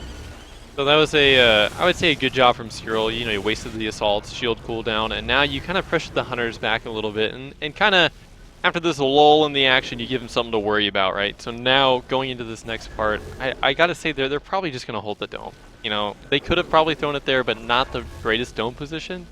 So really, it's up to Cyril to try and make an opportunity for himself, and not be darted as well. Because if he's darted, then he's not gonna be able to have those sneak plays that we've seen him do, even in the first game against NDG. Right. Not only that, but he can't golf while he's darted, because that's just taking such a huge risk, and he can't afford that sort of thing against an.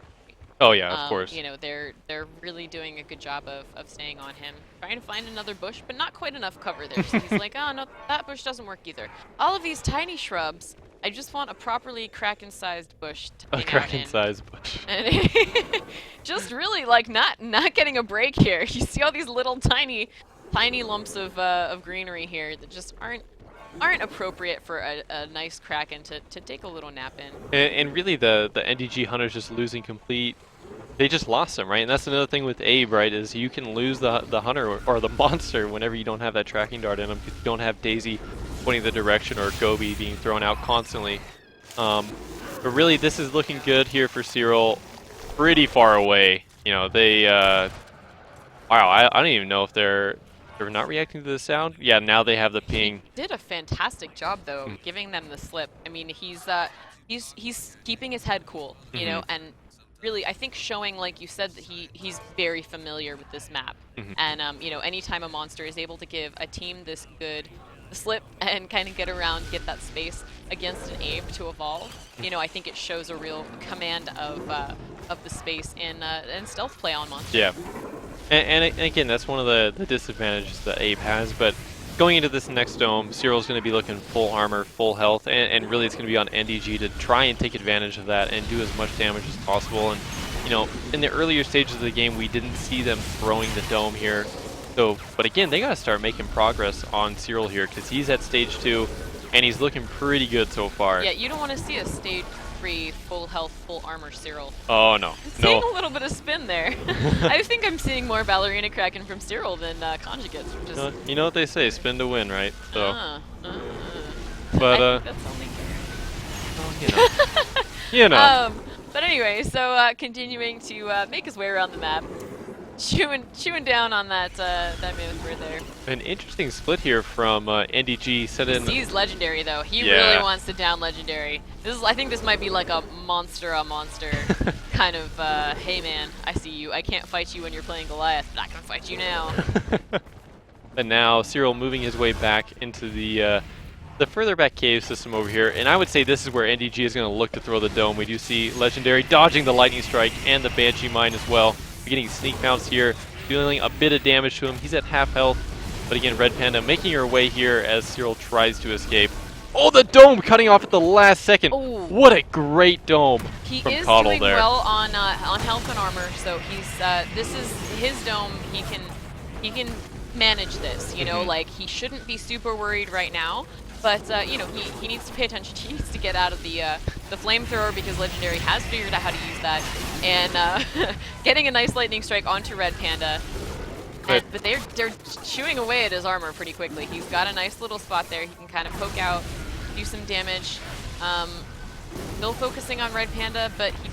Oh, you can get through there. Oh, wow. But Coddle wisely able to block that off and start doing damage as soon as possible in that engagement there. But still, no serious health damage yet on Cyril. The NDG Hunters, now Legendary, should be able to get some good damage here. He's keeping them on their toes, trying to beat on Legendary a little bit, but kind of running away as well. It looks like he's afraid to engage, running into that Toxic Grenade though.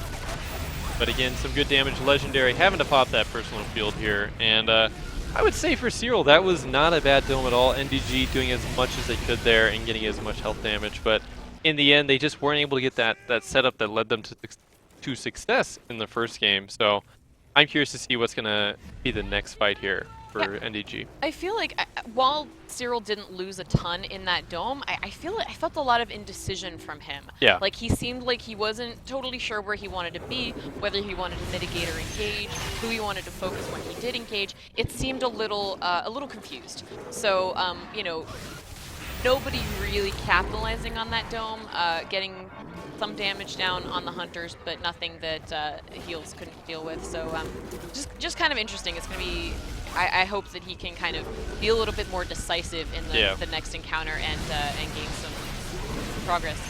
Nice landing, I think, on Coddle, burning through some of Pink's shield. Yeah, that's a good way to break apart the Hunter team and do a good job at applying pressure from a distance. And I would say Cyril's looking in a good place right being able to get that lightning strike out on Legendary and just keep this chase going is a big part of the right? This is his area of the game that he likes being in. He likes thinking this slow, methodical pace where he can kind of make a decision of where he wants to go and who he wants to engage on, and almost waiting for the NDG Hunters to make a mistake here, as we see them pinging out that Mega Mouth we had talked about time and time again. That those Mega Mouths on Sheer definitely something you got to worry about. They're so brutal. We've seen a lot of them today, and yeah, it's pretty funny. I feel like as a new player, you see a lot of wildlife. And as a super competitive player, it becomes super important again. Sort of average play, you're kind of like, yeah, I can jump over that. Yeah. But when you got like a monster of this caliber pushing you where he wants you, suddenly it becomes a big deal again. So yeah, it's definitely been a wildlife day on Sheer as per usual. But we do see Cyril just kind of poking at the Hunters here, not really looking for a full-on engage. He's just kind of looking for his opportunity. He might even try for a stage 3 here as he's trying to get as much distance as possible. And this is a common evolve spot that we're taking it. Kind of looking back, seeing where the Hunter team is, waiting for them to split. Yeah, but, he is still darted, so it's not like he can make a break for it again. He's going to be keeping a close eye on that. But again here, Caudle doing a great job of understanding the position. Make sure that Cyril can't get away. We did see a little juke out on the evolve there. It hit the V key really quickly there. But Yeah, he's been doing that. What do you think is, I mean, do you think he's kind of baiting or just going, hey guys, just so you know, I can take stage 3 and trying to like lure them into something? I mean, what do you think is the thinking behind I think the goal of that is usually to draw in the Hunter, usually the Assault if you look to draw in, but Legendary actually taking quite a bit of damage here, breaking the tank shield already. Landing that fantastic sneak bounce and pushing him around the corner out of the sight of Domi there, but fortunately Legendary had his own personal shield to pop and keeps himself safe to fight another day, and Cyril backs off a little bit. Caudle yet again really close in with the Hunter team, not looking to throw the Dome here just yet. He wants to make sure he cuts off that loop, but Cyril engaging on the Hunters, trying to get Domi and Legendary down. Legendary gonna take this Banshee Mine and go down. Wow. Alright, it looks like, I have a feeling Red Panda will have him back up shortly. Yep, there we go. And but we've got a strike now, and Cyril is still at a good amount of health for stage 2. So, you know, I think it's still really anybody's game here. Yeah, they're really showing this. They're still showing. Wow, again, it's applying the pressure on Legendary. It's the monster versus monster matchup here. I don't think I've seen this much focus onto an Assault that wasn't Lennox. Like, wow. This is a lot of Assault focus. What do you think is, do you think he's like, I can't break Red Panda and Domi, but I can break Legendary? You know, he might be seeing Legendary as a target just because of his inexperience on Hunter, but we do see that Domi is actually getting engaged on, switching the focus, missing the Vortex actually. But Cyril not able to get that strike in as we go into this next dome fight here. Yeah, getting pushed off with that Orbital Barrage, used once again for its defensive tactics. But yeah, the Hunter team kind of sticking together, staying healed up. Great Toxic Grenade there. Pushing him into a corner and then throwing poison at him. Perfect. Really gonna take the last shreds of armor off him in just a second here. But he does have the sneak attack on Legendary once again. That's the problem with being the Assault and poking around that corner, is you're gonna get put into bad positions that you don't want to be in. Caudle hanging out in the acid pools for a minute, but he doesn't seem to be too worried about it. It's always alright to hang out in the spa of Sheer. So we do see Legendary yet again pushing back there with the support of Domi and Red Panda behind him. And as Caudle doing some great damage there, getting those headshots from Abe, taking close to half a bar of health off Cyril, so showing why he loves that Abe pick so much. And hopefully they're going to get some more return damage here on the chase. They do have that weak point marker on the backside of Kraken there. Yeah, they pretty much only took like a bar of armor, or bar of health, sorry, off of him in that engage, which is still, I think, you know, doing well for him. You know, he does have that one strike on Legendary, but everybody else pretty healthy. So it's one of those things. I could say this stage 3 fight, you know, we say it time and time again, but honestly, it could go either way, right? Cyril not showing total command of being able to down the support and medic. So going for that Legendary strike is really the only one he's been able to get, and that's only because of the line of sight issues that have been going on with Domi and Red Panda having to readjust themselves. But we do see Caudle getting some good damage here on the evolve as Cyril finishes out his skill build, with Caudle taking a lightning strike there. And Cyril trying to make his escape, gonna take a little bit of burn damage from Hyde. No, flaming Kraken. Also, honestly, that's terrifying. I gotta say, like, it must be unpleasant for him, but like, if that was coming at me, I'd be really, really concerned. You know, stage 3, he's got those epic spikes, and getting all of his armor back. So you got this like glowing flaming Kraken. I don't think so. Yeah. So. But he is getting that. Oh! Wow, that's the stasis grenade came off him just as they threw the dome, so he managed to get that little burst out of there, and he gets to stand on the other side of the dome and just kind of go. Nah, nah, nah, nah, I think he might be re-engaging. Is he gonna go in? The dome. I think he gets to choose when and where. Look at him. I feel like that's a little bit of a taunt. Like, look, I'm right here. I'm right here. You can't hit me. Oh, that's sassy. And they're just gonna hang out and this is interesting. I feel like they maybe should take the dome. Oh no, he's gonna come in. They were just waiting for him to come in. Otto actually in a really rough spot here, but doing a nice job evading the lightning strike there. But we do see Red Panda getting a little bit of an engagement. Domi walking around the pillar here. But again, Red Panda doing a great job on the heals. She is going to get focused, but the shield's coming out. Yeah, no, Cyril's really laying in the damage now. You know, he's got his cooldown reduction. He's got his stage 3. Everything is more powerful. Everything hurts more, and you're really seeing that in the amount of damage that all of the hunters are taking here. You know, he doesn't necessarily have to focus as much because he's got a bunch of area of effect abilities. So, you know, Lightning Strike can land onto multiple people. Yeah. Aftershock can land onto multiple people. Like, it can be really painful. He's going to back off. He's going to get some armor. He's not feeling the pressure of the time right now. He did a little bit of damage, caused them to scatter, caused them to, you know, kind of have to work hard to stay up. And now he's going to back off, get some food, and then prepare for re-engage. We do see the timer come up there, 3 minutes. But I think that's plenty of time, especially considering it pauses when you're in combat. So, I mean, it wouldn't be a Cyril game unless it went like 25 minutes or so. I mean, that's really just Cyril's style, right? He's going to use every minute possible that he has on the clock and try his best to make an opportunity for himself. And I think that's one of the most things about Cyril's play. Even watching the little things he does, like, I got to say, he is consistently hitting vortexes on 2 or more people every time he uses them. He'll throw them at an angle where we'll just flip the second hunter that he was initially aiming at, and also follow-up damage on a hunter behind. So Cyril getting great effectiveness out of all of his abilities here. But you see Red Panda actually taking a lightning strike here, and Domi doing his best to get that shield off. We do see the capacity Hank showing its value here. But we do see the orbital getting thrown, and Red Panda getting tossed to the other side of the map, and the lightning strike actually missing. Domi with the shield yet again, but Red Panda falling. Wow, that was a great job from Cyril getting that down on the medic there. We're going to see how he finishes the fight here. Yeah, I think he's definitely going to try and finish her off and hopefully take somebody else. Yeah, getting a little bit of damage onto Legendary as well as sending Red Panda to the dropship. We're going to see the dome come out again, but Domi very low. He's got everybody pretty low, actually, except Coddle, who's just sort of hanging out off to the side like we've seen before. Turning his back on that flamethrower in order to go after Coddle. But I think he should probably be finishing off the support right now because you don't need to fight against those shields. He's so low. Hanging out in the Toxic Grenade. He wants to finish it here. Down to 3 bars. He really needs to be paying attention to how much damage he's taking. Oh, man. You know, getting that strike down, or that down onto Coddle and Domi, I think this might be wrapping up the game. They are walking around that pillar trying to get as much damage off as possible, but really, Cyril showing dominance there in that stage 3. Getting almost no damage in the early game, you know, compared to the last game, right? Yeah, I mean, you can look at that graph right there. I mean, super healthy, well into stage 2, and then stage 3 really just...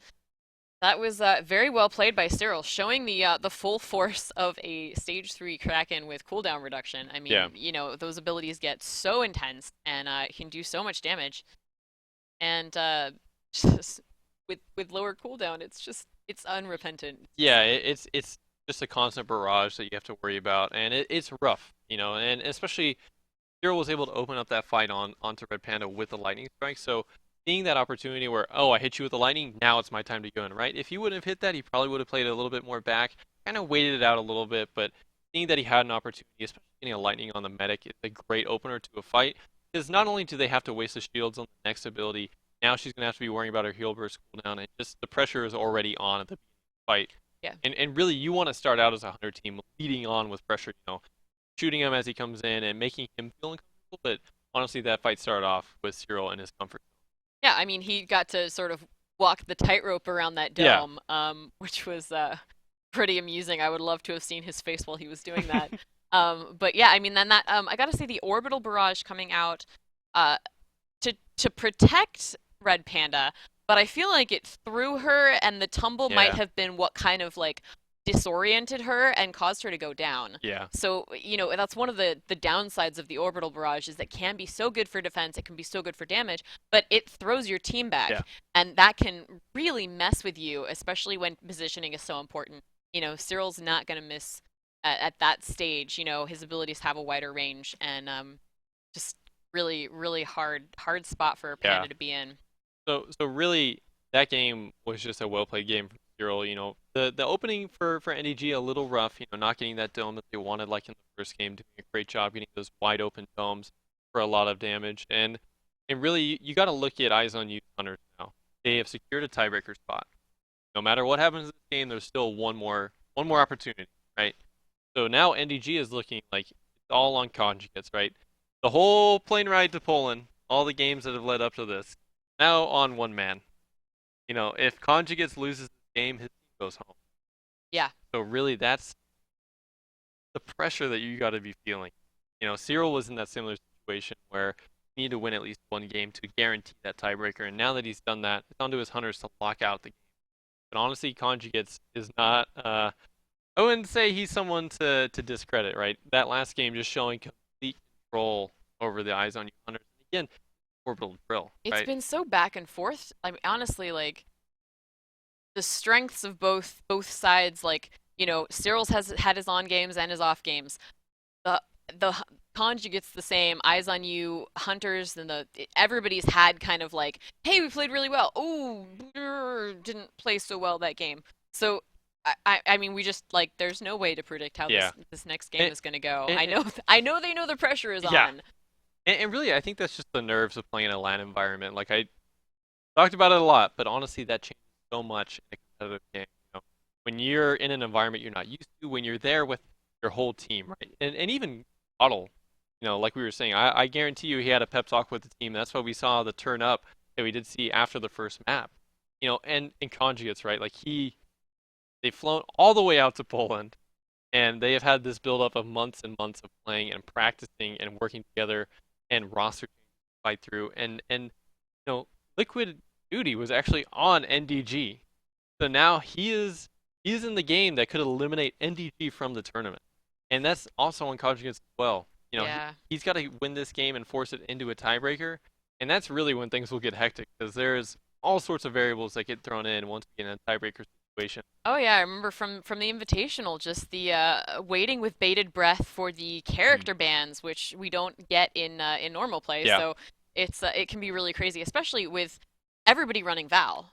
I mean, Val is an obvious ban. Yeah.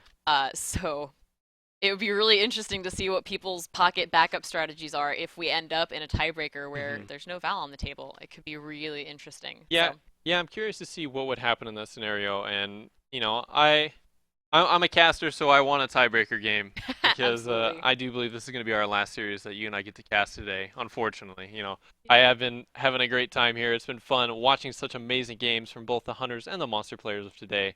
So as we load into this next game, I'm excited to see the potential game point for Eyes on You. Yeah, this is going to be great. I mean, AmyBot is the team captain. And she's a good leader, and I feel like she's a real positive force. And I think that she's probably been spending some time while Cyril was playing, talking to her team, going, "All right, guys, we really need to communicate. We really need to keep to our strats." So we'll see how the team comes together in this game. And on that note, Cyril doesn't really talk to his Hunter team all that much. It's one thing that he's more of I'm a Monster player for Eyes on You, and that's what I got to focus on. He doesn't really spend too much time there. So really, it's like you said, all on AmyBot to just get the composure of the team together and get things going. But Riku with the opening trank from the dropship, getting the missed that instant sight on the monster. But he didn't. That's impressive. Yeah, that is definitely Val. Nicely from done. Riku there.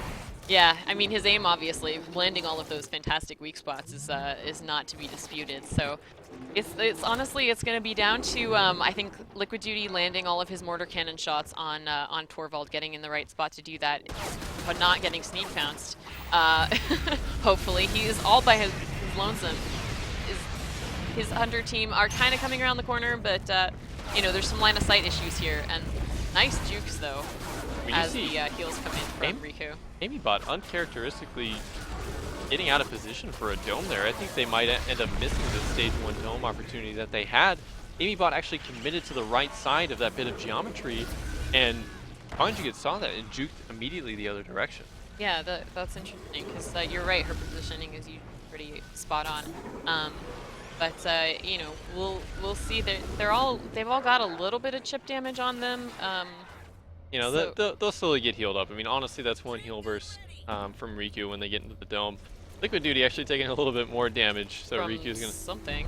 Probably those wild little mammoth birds that go. Oh no, it's a Dune Beetle, and it's not done. Oh man, he got pretty far away. You know, he's he was on a mission there.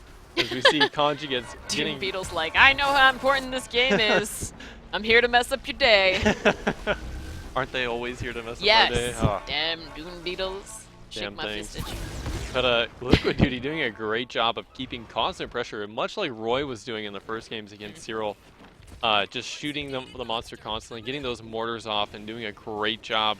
And we do see the Eyes on You Hunters kind of taking a more laid-back approach, not fully on committing. But well, he is going through a sound spike that Amybot laid earlier. Even though he's sneaking, if he's close enough, they can still see him on that sound spike. Again, running face first into Liquid Duty, so they know exactly where he is. I figured Liquid Duty had known where he was going for that sneak. So really, they're at an interesting split here. They do have the medic and the assault. Much more of an old school style, but we will see Domi, or GA killers, I mean, try and move in and get some down or get some shields on Riku if need be. But again, Amybot on the other side of that that cliff face there, so now Conjugates might have an opportunity to get that evolve off, go into that stage 2. But he's always got that threat of the Torvald mortars that he's got to worry about. So we are seeing, you know, potentially the evolve coming out here. You know, we're going to see where this leads. Yeah, I gotta say, it's concerning to see. I think Amybot probably has played the most consistently with her good positioning in this these finals. So to see her not being in the right place at the right time is a little it's a little worrying. Oh, this for Eyes on Armadon. You. Oh no! Oh no! Oh no! Oh, GA Killers needs to get the hell out of there. Oh, that's, having to use the cloak. That's really bad. That is not good. So we will see Amybot throwing this dome, but GA Killers does not have the cloak going into this next fight, so he's going to be not to mention Val's just used almost all of her healing gun on GA Killers, so she's going to be starting off with cooldowns. This is a really bad spot. So and you're seeing the spread damage that Conjugates has now on Amybot and Liquid Duty. You know, if he's able to commit onto them, he's kind of staying far away, and the Ballerina Kraken coming out, trying his best to mitigate, but in this situation, I would say it's up to Liquid Duty to try and move a little bit closer and keep that damage going on. I mean, he is hanging out over the acid, which will do a little bit of damage to him as well as it would to the hunter. So he's at Liquid Duty getting in there and just being super aggressive with very little health, but really wanting to make sure that he's landing those mortar cannon attacks, you know, because Conjugates is pretty stationary in this corner. Spinning around, maybe he heard me saying that Cyril was out ballerinaing him. So he's like, wait, this is my thing. So Dome is up, and he was right at the edge there just to escape in plenty of time. But really, I would say a great dome from Eyes on You, and Conjugates didn't lose all too much there. It was just a solid dome on both sides. Nothing really lost on either end. But let's say once Conjugates has that full armor and he has a position that he can choose, I'm kind of concerned for Eyes on You, because just seeing the little things that are happening in this game, like that Armadon almost taking down GA Killers, that is huge, right? So, you know, this next fight is really going to be the I would say the most deciding factor for this game. Although I have to say, considering how much they were at a disadvantage when they started that dome, they really didn't take any strikes. So I think that bodes well that they're, you know, kind of bringing it back. you know, it would have been easy for Conjugates to really capitalize on how they started that fight. And just breaking news, it sounds like Team YP have won against Team Potato Aim, so they are taking first place. Yeah. No, they do have the first place seed going into the first final. place seed going into the final. Sorry, So I got too excited. yeah, no, we do still have a lot of games to continue. We will have Many games. We will have 2 more final matches after this, so a lot of exciting Evolve heading all of viewers' way. But we do see here in this game, Conjugate's kind of moving back and forth, trying to get his feet on and get as much armor as he can before this next stage 2 fight. And we do see the dome getting thrown. There's going to be a lot of loops in here, so Conjugate's wisely getting AmyBot to throw the dome in an uncharacteristic position from AmyBot. But at least everybody's starting at mostly full health. He is being very sneaky here. They don't have toxic grenades to kind of flush him out. But Liquid Duty's just like, I'm just going to launch myself in here with no heals and no shields. And that was a bit of a YOLO move from Liquid Duty. I mean, I understand he's aggressive and he manages to pour out a lot of damage, but damn. But yet, you know, Riku right there, healing him up, keeping him healthy, and everybody's still... Ooh! Banshee Mine did do some damage there, but the Lightning Strike missed, fortunately, for Eyes on You. Yeah, doing a good job of mitigating damage on the Hunter side, and Conjugate's doing his best to get some of that meat there. Did manage to get 1 bar of armor from that Strider there on the ground. But Liquid Duty, yet again, getting the shields from... GA Killers. AmyBot giving a little bit of pressure here, but Conjugate's doing a great job mitigating this dome. Really showing, like, tempting AmyBot to throw that dome and then having all those loops, which just gave him so much room to work with. You know, he is kind of low on feed, so... Oh, the tree. Oh, no. That happens to me all the time. Jetpack boost straight into a tree. Yeah, We did see that Harpoon miss there, but his Trank is in, and he's slowed down a little bit, give the team a chance to catch up. Looks like Liquid Duty a little bit in the back there. Oh, or he's cutting. Yeah, he's going for a cut here. I thought he was getting left behind, but no, he is on top of things. I think he's assuming that there's going to be an Evolve coming out from Conjugates here, so he's already looking to position himself in an area where he can punish Conjugates, but little does he know that Conjugates doesn't even have a full Evolve meter yet, so we're still going to be fighting in this stage 2 phase of the game, because he's almost there. He probably needs about 5 more meets, and then he should be good to go. Yeah, that Armordon helps a lot, but not quite enough. Another 3 from the Mammoth Bird. Yeah, and it looks like just 2 more, and he'll be good to go. But again, if he's able to get a stage 2 fight in an area just like the previous dome, where there's a lot of loops, a lot of geometry to work with, oh, the mortars! Wow, Kududi's showing the strength of Corvold right there with that mortar no, barrage. do we have someone in a plant? Oh yeah. GA Killers. Oh, Not gonna live that one down, bro. The plant. That's unfortunate. And once again, Riku having to work super hard to keep G8 Killers up and healthy. We do see Liquid Duty getting engaged on here, using the shield to block that lightning strike. That is going to be down in the next engagement, though. And wow, so much damage being taken from the Eyes on You Hunters by all the wildlife here. Now that Liquid Duty doesn't have a personal shield, I am curious to see what Conjugates will be doing. And I don't know here. It's going to be an interesting spot. We do see AmyBot taking some damage. Going to take the lightning strike as well. Yeah, getting really low, but Riku right on with the healing burst and the med gun. You know, this would also be another opportunity that Conjugates could use to try and engage in on the Hunter team, knowing that heal burst was down for that 12 seconds, that opportunity to get someone down and do as much damage as possible. We do see him trying to make his escape. Liquid Duty should be close to his personal shield cooldown, because it is a 30-second cooldown. Yeah, just seeing those the trank darts coming out from Riku, really on top of it with those. Wants to make sure they know exactly where he's going, insofar as they can. You know, it's sort of almost taking the place of Abe's tracking dart, because he is able to get them in so quickly and so consistently. But we do see Conjugates trying to make a run for it here, trying to get some space for that evolve. And we do see AmyBot and GA Killers kind of splitting up here, going to be looking to get something done here and try and get another dome. But is he going for the Looked like point? she was second-guessing herself, because she wasn't sure he was going to continue in that direction, but I think he is. He's just sneaking. Needs to trust her instincts. You know, I feel like she's one of those players who's not going to make the same mistakes twice in a game. So I'm sure she's thinking very hard about her next dome and positioning for that.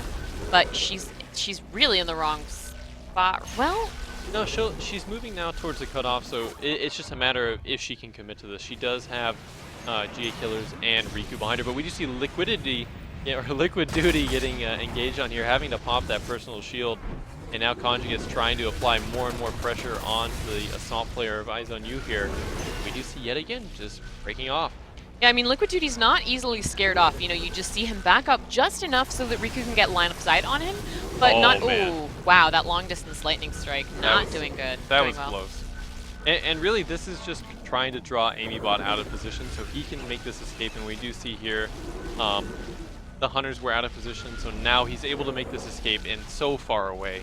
You know, now he should be able to get that stage 3 evolve and then bring the fight to the Hunter team here. As we do see him yet again trying for another sneak play. And seeing where the Eyes on You Hunters are, where is Amybot looking? We do see them kind of moving in the direction, but I would say Conjugate's doing a great job here with the sneak play. They're going to think that he committed to a direction. They are kind of looking for him. Amybot does see him out on the distance there, but might possibly see him. The pings do go out. It's really interesting, though. She had the sound spike out, but didn't place it, and I can't think of a reason not to place a sound spike if you can. You know, it seems like an interesting choice, but I mean, they do know where he is, so maybe they don't need it now, but you know, you never know later in the game. It's up in a high location, so it's not like wildlife can take it out. Yeah. I feel like if you can, why not? We do see Liquid Duty finding the monster yet again, getting hit by that vortex and dodging the Banshee and Lightning Strike there. We do see some good damage coming out from Taking Conjugates those here. melee hits from the air. But again, just kind of poking at the Assault here, not really going on a full-on engage, just kind of playing a defensive game. You know, there is a lot of nerves here for both sides, right? Like, especially on Conjugates, every mistake he makes is just that much worse in his head, just knowing the pressure that's on him right now. So he's really got to look for a good position. And we do see the dome getting thrown by Amybot. But again, a lot of loops in this dome, so Conjugate's going to have a lot to work with. Yeah, she is staying a little further back here, letting Liquid Duty go in. You know, the more that Conjugates is able to spread the damage, the more work Riku has to do. So Amybot wants to, you know, try and stay out of the way and let Liquid Duty get all of that healing. You know, seeing that shrapnel grenade come out, putting those little weak spots on him, as well as the ones coming out from Riku. Lightning strikes really landing well. You know, Eyes on You, perhaps not as familiar with the dodging as NDG's Hunters. Yeah, doing a great job of getting some good damage spread out on the Hunter team of Eyes on You, but really Conjugates just is doing a great job yet again on mitigating in this dome and missing the Lightning Strike there on the GA Killers, but Liquid Duty not in a position to do a lot of damage there, so really it's all on the Eyes on You support and Trapper players to do that damage. As we do see this dome should be wearing off, as we do see Conjugates getting on the escape here. I mean, GA Killers with the laser cutter coming in at just as the dome goes up to finish off the armor. Yeah. But you know, they're gonna try and do a little bit of chip damage. Trank Dart coming in to try and slow his escape. They want to try and get a little bit of that health, really as much as possible, until he gets around a corner and is line of sighted. But you know, he's down 3 bars. Didn't really take much punishment in that dome. Definitely not as much as I'm sure Eyes on You would have liked.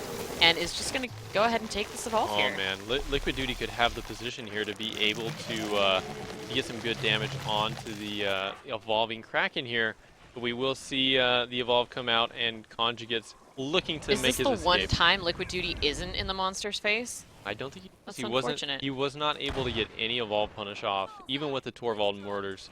But really, Conjugates is looking pretty good in this position here. He does have, oh man, he has a weak point and a Trank in him. So of course Riku doing Riku things. Mm-hmm. But really, this is the point where Conjugates has got to get that full armor and got to look to re-engage on the Hunters here.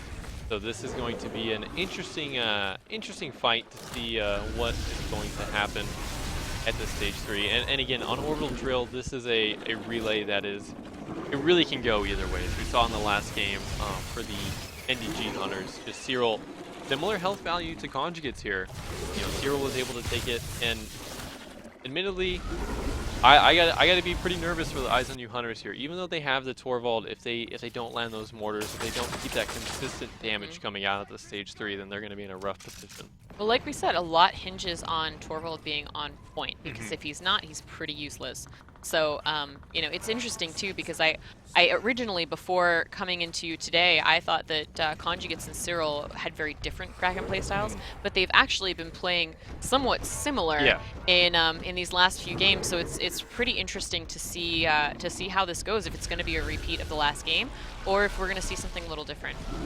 Yeah, we do see Conjugates trying to get an engage here, setting himself up for a good engagement onto these Eyes on You Hunters. J-Killer's in an interesting spot on the low ground here. I'm curious to see how that'll work out for him, but we do see Conjugates trying to sneak away while being tranked. You know, probably one of the more annoying parts of Val is that damn trank dart. It's just always, you know, especially with a player like Riku behind the sticks, you know, just a lot of damage coming out. Yeah, he's extremely aware. Yeah, just you see them whizzing by, and he's definitely doing his best to put those out as much as he can.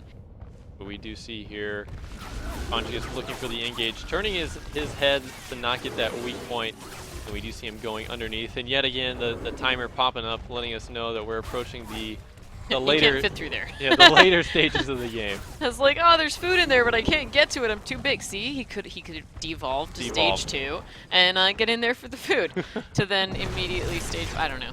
That's not how our game works, so it doesn't really matter. Stuff and things. You're done. You're done. Anyway, taking a lot of that armor off, so wow. Good job, Liquid Dude. There we go. He just needed to come at it from it. No, just kidding. I don't know what's going on. We do have weak points that are, you know, pinging red. I love that you've got that, you know, visual signifier of when the weak spots are getting hit. So that's definitely helpful. Riku can go, okay, you guys really need to take advantage of these. Yeah, I mean, really, Riku just, I would say, man, he's been MVP of the series for Eyes on You, just doing a great job, keeping that constant pressure with the Tranks, and as soon as you see Conjugates engage into a fight, there's already about 2 or 3 weak point markers already on the Kraken. Yeah, I think I might have jinxed Amy Bot, because I was saying she was the most consistent on their team, and it turns out this game she's struggling a little bit, and Riku is stepping up in her stead, but we do see the engage, and J-Killer's, oh no. Why is he low already? I don't even know what hit him. J-Killer's actually taking every part of the combo from the Kraken there, not able to dodge one bit of it. Riku trying so hard to get him back up, but that aftershock is just so much to heal through. And because Conjugates has cooldown reduction, he can just continue to put out that punishment. I don't think J-Killer's is getting back up, and I think Riku needs to get the hell out of the way and save his healing for the rest of his team so nobody else goes down. But we do see the health. I mean, he is down to almost 3 bars of health. Riku having the heal burst, able to survive there and trying to... Wow, that was close. Wow, and the res on GA-Killer's Liquid Duty with the play there. I've never seen that work for them, but Riku man. does go down. Orbital Barrage, not quite able to do much damage, but... no. Oh, GA-Killers goes down again. This is just, Liquid Duty needs to land those mortars, right? This is 1 bar of health down, and if Riku actually falls here, and oh man, Liquid Duty This again is that with the combo we mortars. were talking about. We need the Harpoon, and we need the Mortar Cannons, and we need them now. Oh man, their medic is Liquid down. Duty needs to get around this corner. Oh, he is shooting. Oh god, it's so the close. Damage is coming out, but he only... Ducking away just at the last second to avoid damage. Is he going to be man. able to escape here? It seems like Liquid Duty doesn't totally know where he's gone. He's maybe worried about chasing. They did manage to get GA-Killers up. GA-Killer's trying to wrap up the game here. Will he be able to get him? No, he gets the armor! Conjugates with the play back on the Eyes on You Hunters. I don't know why GA-Killers stopped chasing there. He just needed a few more laser cutter shots. We need mortar cannons. I don't know what the damage needs to come out from this team right now. They are letting him run away, and this is a really huge problem. I don't know where the harpoons are. I'm not seeing any harpoons coming out from Amybot. He'll be able to eat here. If he's able to eat, brutal. He can re-engage, but we do see Amybot trying to get that chip damage, not stopping the feed, so Conjugate's now close to 4 bars of armor. Right, so that's almost equivalent to 2,000 units of health, right? So that's not a lot to work with. He needs more and more armor, and he needs to re-engage as soon as possible, right? You do not have the consistent and great medic Riku up on the field. I mean, he's got 50 seconds, so I think he's kind of okay taking his time. He's back to full armor. He can engage as he pleases. I think that it's going to take a lot of coordination for Eyes on You to not lose here. Yeah, and really it's going to come down to Conjugates if he can land those combos. You know, GA-Killers yet again having those 2 strikes. And if he's able to lead with that lightning strike and even land the vortex into the aftershock, you know, he has a lot of potential damage here. And we do see GA Killers. They're running really far away from the power relay now, and this didn't work out for them last time. Liquid Duty. Interesting. All right. We do have the dome being thrown down, but Liquid Duty, like, again, the timer is 10 seconds, and GA Killers isn't in this dome. So Conjugates, yet again, is going to wait out that timer, and then as soon as he sees the opportunity, GA Killers isn't in this dome. Well, that's probably for the best right now because he's safe, but you know, Liquid Duty is going to go down.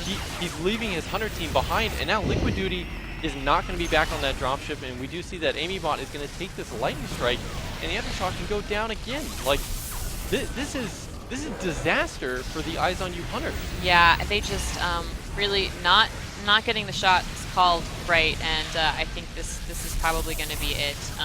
You know, Riku's going to come in, but you know, there's so much armor that Conjugates has to deal with as he feasts on Amy's dead body. The heal burst. I mean, Heal burst not coming out there and actually missing Torvald just before he had died, but Riku gonna fall here. Actually, the shields from GA Killers coming out. Riku getting shielded on this area right here, but we do see the lightning and aftershock gonna follow up, and the vortex gonna be the finisher, taking down Eyes on You. Conjugates saying, I don't want to go home yet. It's time for a tiebreaker, ladies and gentlemen. Our first on our side today. And I gotta say, I'm pretty damn excited. And yeah, I mean, I'm a little speechless, to be honest. They were so close to winning that, and just choosing not to chase there. I mean, GA Killers really, I think he only needed a couple more shots. I don't think there was any line of sight issue. He just chose to pull back. That moment of indecision, right? Like, those are the things in Evolve that if you are not immediately sure what you're doing and your decisions that your team needs to make, just taking a fight like that honestly, they had that game. Yeah, that was their game. There absolutely. If you ask anyone if you're just a tune in, you would say, oh yeah, all right, Eyes on You's got this, no problem.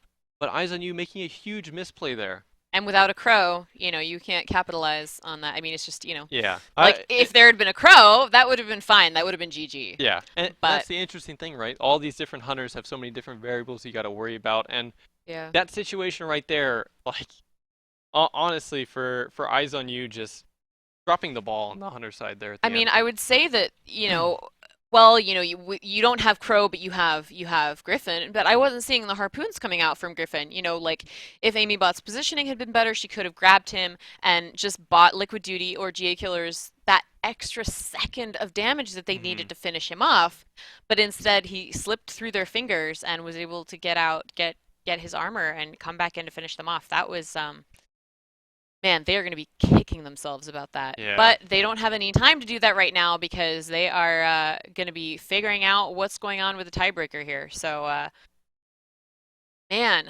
We do see it there just now. Going to get all the picks and bans in order, because if people who are new to competitive Evolve have never seen a tiebreaker scenario, what will happen is one team will get banned. What that means is they can either ban one monster or two hunters. They cannot be of the same class, so you can't ban Val and Lazarus, for example.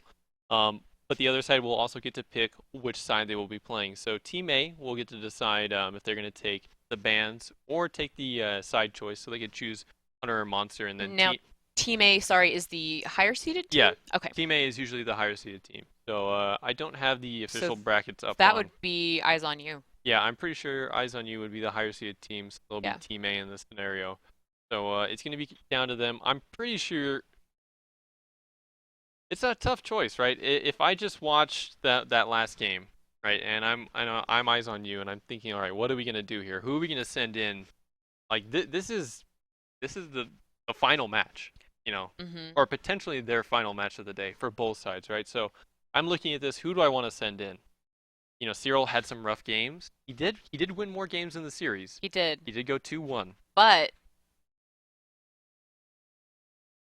he can't, I mean, he has to play Kraken. Yeah, that's the other thing. So this is a really tough spot, although it's kind of funny that you mentioned Laz, because I remember Puggums the other day saying that there aren't enough bans for people to choose Laz. Because, like, you'd have to ban a lot of people for people to want to go to Laz. So there's a lot that you have to think about when you go into this ban scenario, right? Like, there's not an easy 1-2 punch for the. Oh no, there are no easy decisions Yeah. right here. This is really tough. They're both going to be racking their brains, and it's also one of those things that like you can't decide ahead of time. Oh, okay, well if we go to a tiebreaker, we'll do this and then we'll do that because first of all, it depends on how you've been playing. Second Yeah. of all, it depends on, what the other team chooses, and that's going to decide there's only so much you can prepare for this scenario, and then a lot of it is like game second decisions. Yeah. So this is gonna be really interesting, and with the missed calls in the last game, I really hope that they think this through well Yeah. on both sides. To be honest, I mean, It's rough, right? Because on Eyes on You, like Cyril can play Goliath, but again, Goliath right now with Griffin and Val being really strong picks is difficult to play into that style. And also, Cyril, as I was mentioning earlier, doesn't really like playing Wraith either. He doesn't really have that second go-to monster that he can feel comfortable on. yeah, I don't think it's his play style at all. Mhm. Goliath is definitely a better pick for him, but I haven't seen competitive Goliath in ages. So this is gonna be really interesting. One thing we do know is that it will be on Distillery. Mhm. So is there anything particular about Distillery that you want to point out? Yeah, and on this map, I would say that there's actually a lot of viable hunters on this map due to the size. Cabot is a notable one because he has constant line of sight of the monsters, so you can easily get those dust tags off and keep the railguns going. And also, there's a lot of cool dome or good dome situations. Cool domes, bro.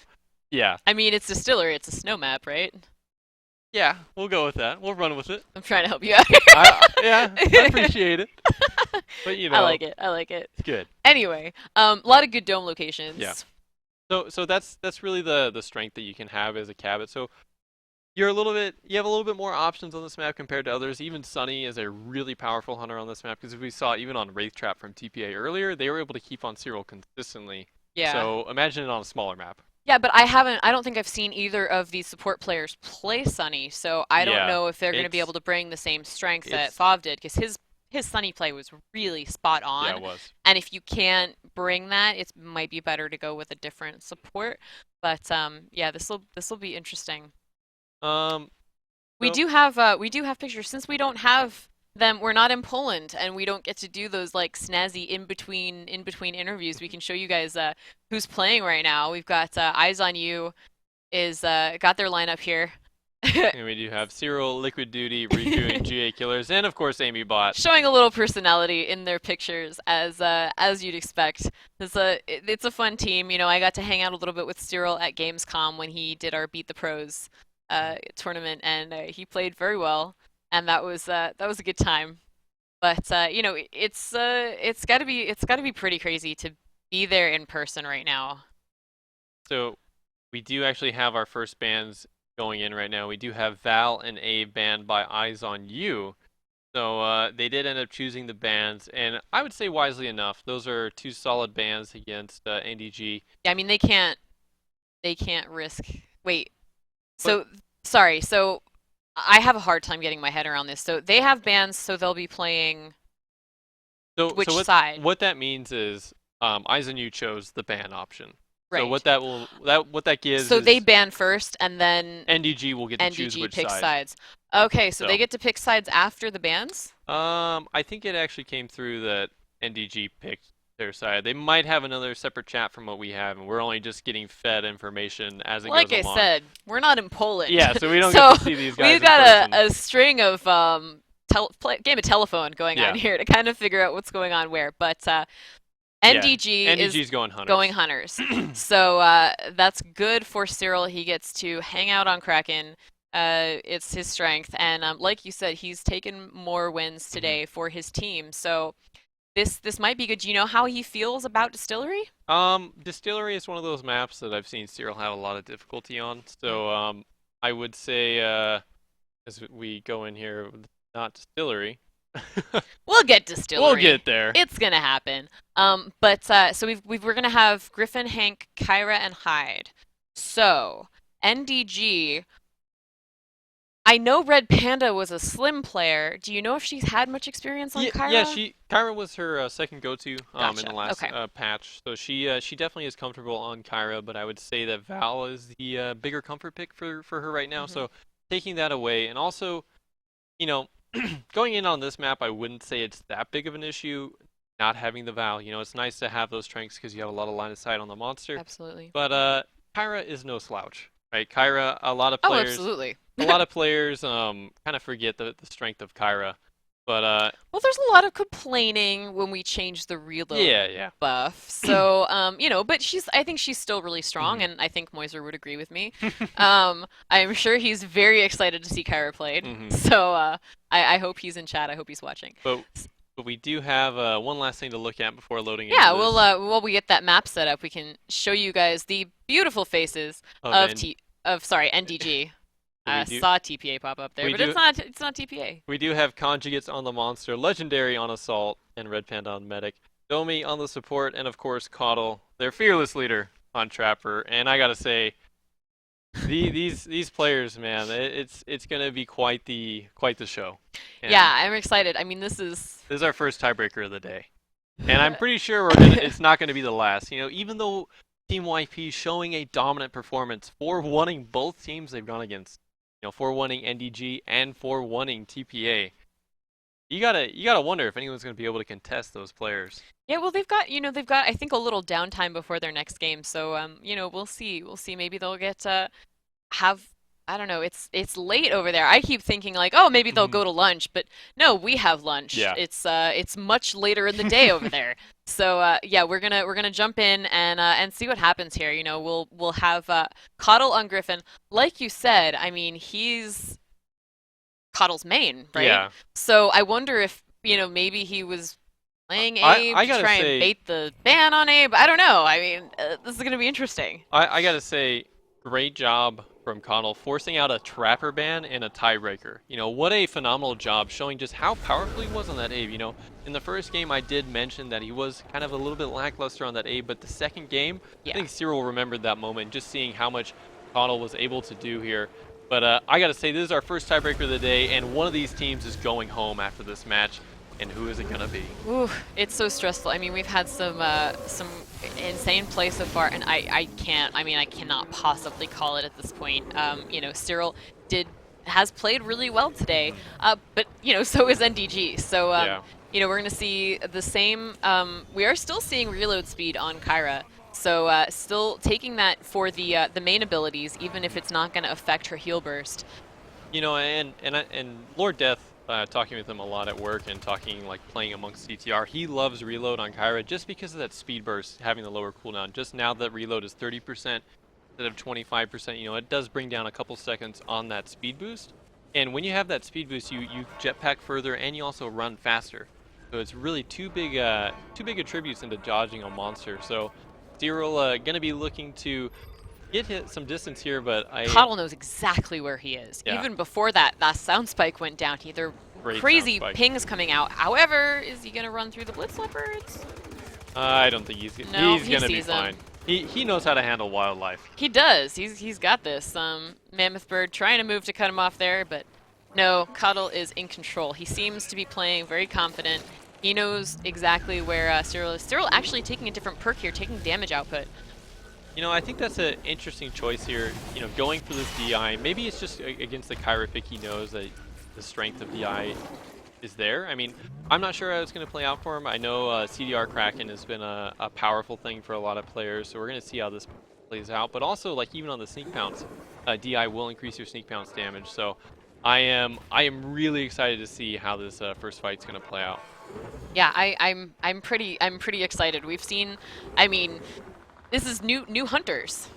This is you know, seeing Kyra, and you know, Legendary obviously after his slightly, I mean, all of the NDG hunters had a little bit of a bumpy start in the first game. So now they've kind of got their plans sorted. Legendary is actually on his own right here, and this could be a good catch for Cyril if he can capitalize on his damage before the rest of the team catches up. But Domi right there with the shield.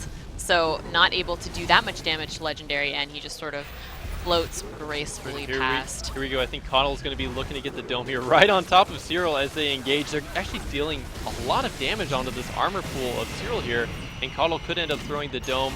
They're trying to get in an area where there won't be any loops, but interestingly enough, I think they're going to be holding the dome on this map, and you know, I'd say that strategy's pretty strong on a map like Distillery, especially coming down to a game where it could possibly be your final game, and the winner of this will actually go on to face TPA, to then decide who's going to play Team YP in the finals. So there is 2 more series of Evolve going on after this, because they all want their piece of that 10,000 euro prize pool. That's right. So Team YP actually does have quite a long time before their next game, and we'll see if maybe they were on a roll and they can, you know, take some time and maybe somebody can play some mind games. I don't know. They're all in person. There could be some shenanigans. I don't know. It's not Game of Thrones. It's competitive Evolve. But you know, you never know. Yeah. You never know, Corey. So Cyril taking an Evolve in this structure here. He does not want to get an orbital barrage dropped on his head, understandably, and he will be protected from that in here. But Coddle knows exactly where he is. He can't throw the dome in there either, so he's gonna have to go outside, throw it. What? And he was just out. No way! Beautiful placement of the Evolve by Cyril, because he, I'm sure, was hoping that would happen. You know, Coddle had to go back outside to throw the dome, and Wow. just missing it. And that is going to be huge for Cyril. Holding the dome only to miss it is a huge misstep for NDG, and hopefully Cyril will be able to take full advantage of that right now. And really just Coddle kind of jumping the gun there. You saw him initially go in to try and get damage on the evolving monster there. He's like, oh, I can do some damage, get that headshot damage. But he forgot, hey, I'm a trapper. I got to throw the dome as well. Well, and hey, I can't throw it inside. We're in a building, so, you know, that's difficult. And now we're getting an engage on Cyril's terms with almost full armor and health. So just doing a little damage as he actually chooses to get out of there and continue to feed. It looks like he's going for the race to stage 3. And actually missing everything they were shooting at him right there. And he was taking the smallest of armor damage. We do see Coddle doing a good job getting those harpoons every now and again onto the monster as he awaits his dome cooldown, which is just about to come up. So now this next dome has to be big value for NDG, because if they don't get any health damage onto Cyril like we saw on the on the orbital drill game, yeah, it can be detrimental. You can't let him get to stage 3 untouched, and it seems like that's what's going on here. This is NDG has to make a difference before he can get enough food to do that, and he is feeding like crazy right now. Already halfway on that energy to his evolve, and it really, I'm not sure if Coddle is able to get a good dome here. He's looking to try and get in a good position. This is probably going to be their best opportunity. We're going to see what they can make of it. We do see the dome coming down, and Coddle expertly enough dodging that lightning strike. Getting under that little overhang there, trying to get out of damage. Legendary coming through with the toxic grenade, but then immediately getting sneak pounced. So we did see some great harpoons coming out from Coddle, being able to stop Cyril's escape there, and Cyril looking to try and get some damage on the Legendary, wisely shielding the Lightning Strike Banshee combo there, as we do see them trying to dig through that armor pool of Cyril on this stage 2 fight here. Legendary's personal shield, I believe, was popped as well. Yeah, personal shield is down. So now he won't be able to go so much on the engagement, but we do see Coddle moving up there as well, getting some nice damage in on Cyril. And we do see, wow, the heal burst is doing a great job at keeping everyone up and healed, and having those AoE grenades does a great job. AoE heals now, it's a different ballgame. But that orbital barrage doing a ton of damage, and Cyril not really paying much mind to it, which, I mean, he's still doing pretty well on health, and the dome is gone, so he can make a break for it. But looks like he's going to stay and try to do a little bit more damage before he does run away. You know, Legendary doing a great job trying to do as much damage. Wisely popping that shield, you know, at this point, no point in taking the damage. Might as well shield as much of it as you can. You know, save your medic some time, but a great dome from NDG there, getting 2.5 bars of health. A great way to start off the first fight on this map of Distillery. Yeah, and they are still chasing hard and pushing him off that wildlife there that he'd taken down. So he's going to have to keep running and try to get some coverage, you know, try to line of sight the hunters so that he can get out of the way. But we do see a lightning strike coming. He saw him place that sound spike. He's like, hey, Did he take down the sound spike with that? I'm pretty sure he did. Yeah, it looks like it's gone. Poor Coddle. All he just wanted was to place the sound spike. Aww. It's okay, Coddle. There will be more. You do happen to have infinite ammo, so he's good. He does seem to always know where Cyril is anyway, so we'll see how much that affects him. But we do see just the pressure coming out. You know, Coddle taking that move speed and staying as close to Cyril as possible, only about 100 meters out or so. And Cyril really feeling the pressure against this NDG team now compared to the earlier games in the series. You know, this next dome fight is really going to be the next big decider. If Cyril's able to get some more health damage and bring down the health, or even get a strike on NDG, it's really, this next fight is going to end up deciding how the stage 3 is going to go, or set the tone for the rest of the game. Strikes need to happen. I mean, NDG got caught out a little bit at the beginning of the game, but you know they realized their mistake very quickly, and they're stepping it up. So I think both sides are playing as strong as they have today. So Legendary getting caught again, but Domi right behind him with the lightning, sorry, with the shield gun, as the lightning strike comes out from Cyril. There's so much going on, Corey. It's so tense. Good harpoon, just sort of slowing him down a little bit, annoying him, because I think that's part of the purpose of harpoons, is the psychological warfare aspect of it. Just to get in your way, force you to have to turn around and deal with that chasing team. Yeah, I mean, really great job from NDG Coddle getting another dome, and oh man, this dome actually has a ton of geometry for Cyril to work with, so we'll see what can happen here as he gets on top of this spire here. But napalm grenades coming out from Kyra, being like, hey, you can be on fire even if Legendary is nowhere near you, so just remember that. But again, this dome has a lot for Cyril to work with. He's going to do his best to try and mitigate damage and try and get a strike on anyone that gets out of position. Legendary taking some more damage up there, having to pop his personal shield, but they are almost down to 3 bars of armor here as Coddle takes another lightning strike. But again, this is just a safety dome for Cyril. It is also in the middle of the map, so even though this dome, they might not get that much out of it, it's in the middle, so they're going to be able to follow up with damage on the Evolve with relative ease. Yeah, he didn't seem to be quite ready for Legendary to come around that corner. But, oh no.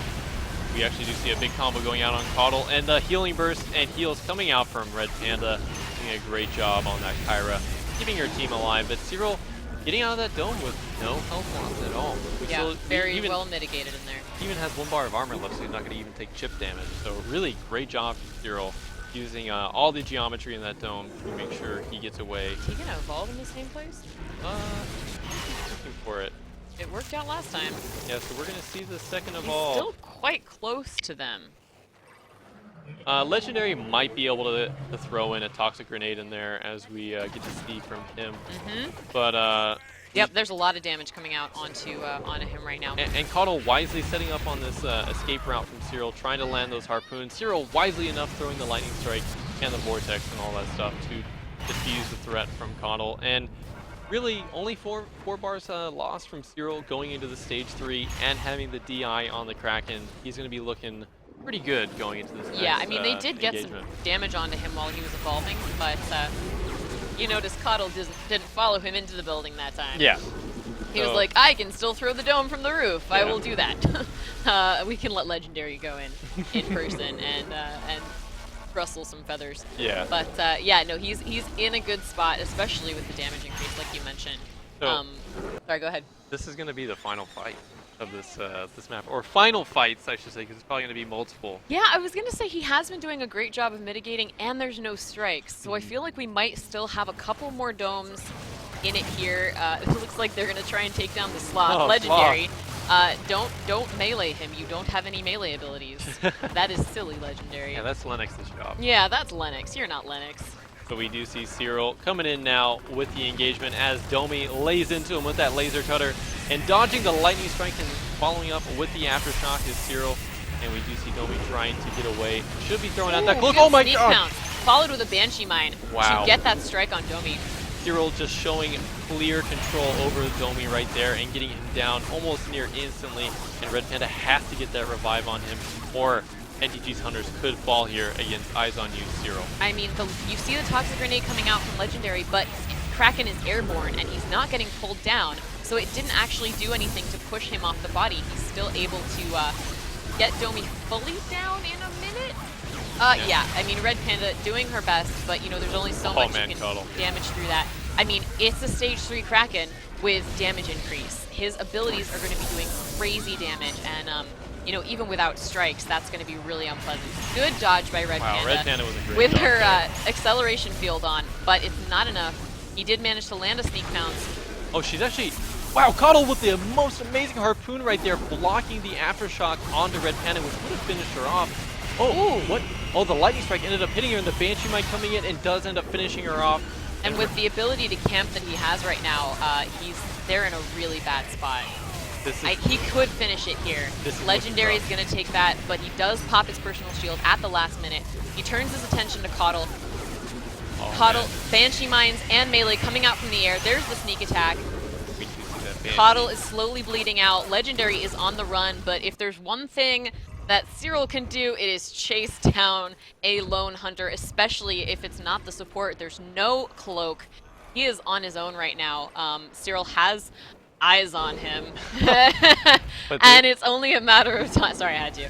It's only a matter of time until he catches up to Legendary. It looks like if Cyril is able to finish off this kill here, that it will be eyes on you moving on to the next stage of the tournament. Finishing it up with a sneak attack. Really, wow.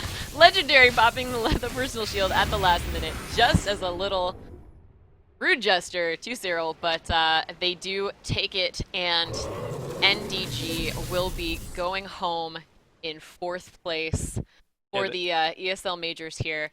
Beautiful play by Eyes on You. I think he was, Cyril, thrilled to be able to have his Kraken and really showing his strength on a map that you've said he's not super happy with, but really making the most of it, having a really strong push to stage 3, and just taking that damage increase is definitely huge for him. That was definitely the game changer for him, and knowing that he's going to find it at stage 3 like that and not really try for the stage 2 strikes really showed, especially on a map like Distillery, just missing that first dome ended up costing NDG so much. You know, Coddle normally doesn't make mistakes like that, but that one small mistake and just a great evolve spot from I've never Cyril. seen that spot. I mean, not in this level of play.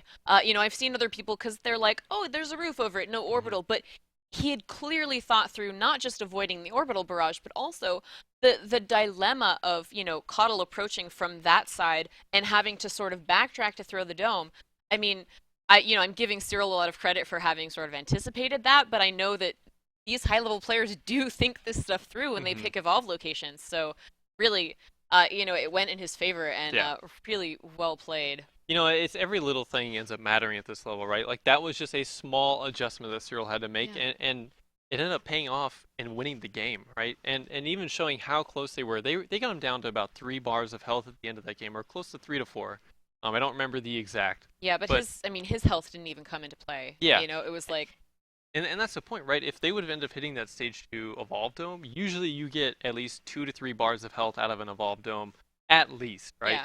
You have no armor going out of that Evolve, so it's definitely a rough situation for a Hunter team to be in. And I gotta say, you know, great games on both sides. You know, NDG Absolutely. turning it around and being able to come out ahead in the first 3 games, or after the first map, and turn around and not go down without a fight. You know, showing even against one of the strong, like a lot of people said Eyes on You was going to take it all the way to the finals and face off against YP, but NDG showing that I said that. That was in my bracket. So but team NDG, or NDG, just showing a great job. You know, they really had some strong Hunter play, even playing with a sub on Legendary, showing that, hey, none of that matters. We're going to play our game. I think Legendary, aside from that first game, really came out and was doing a really good job. You know, toxic grenades where he needed them. It's just unfortunate that throwing a toxic grenade on a body isn't going to pull Kraken off camping it, and that was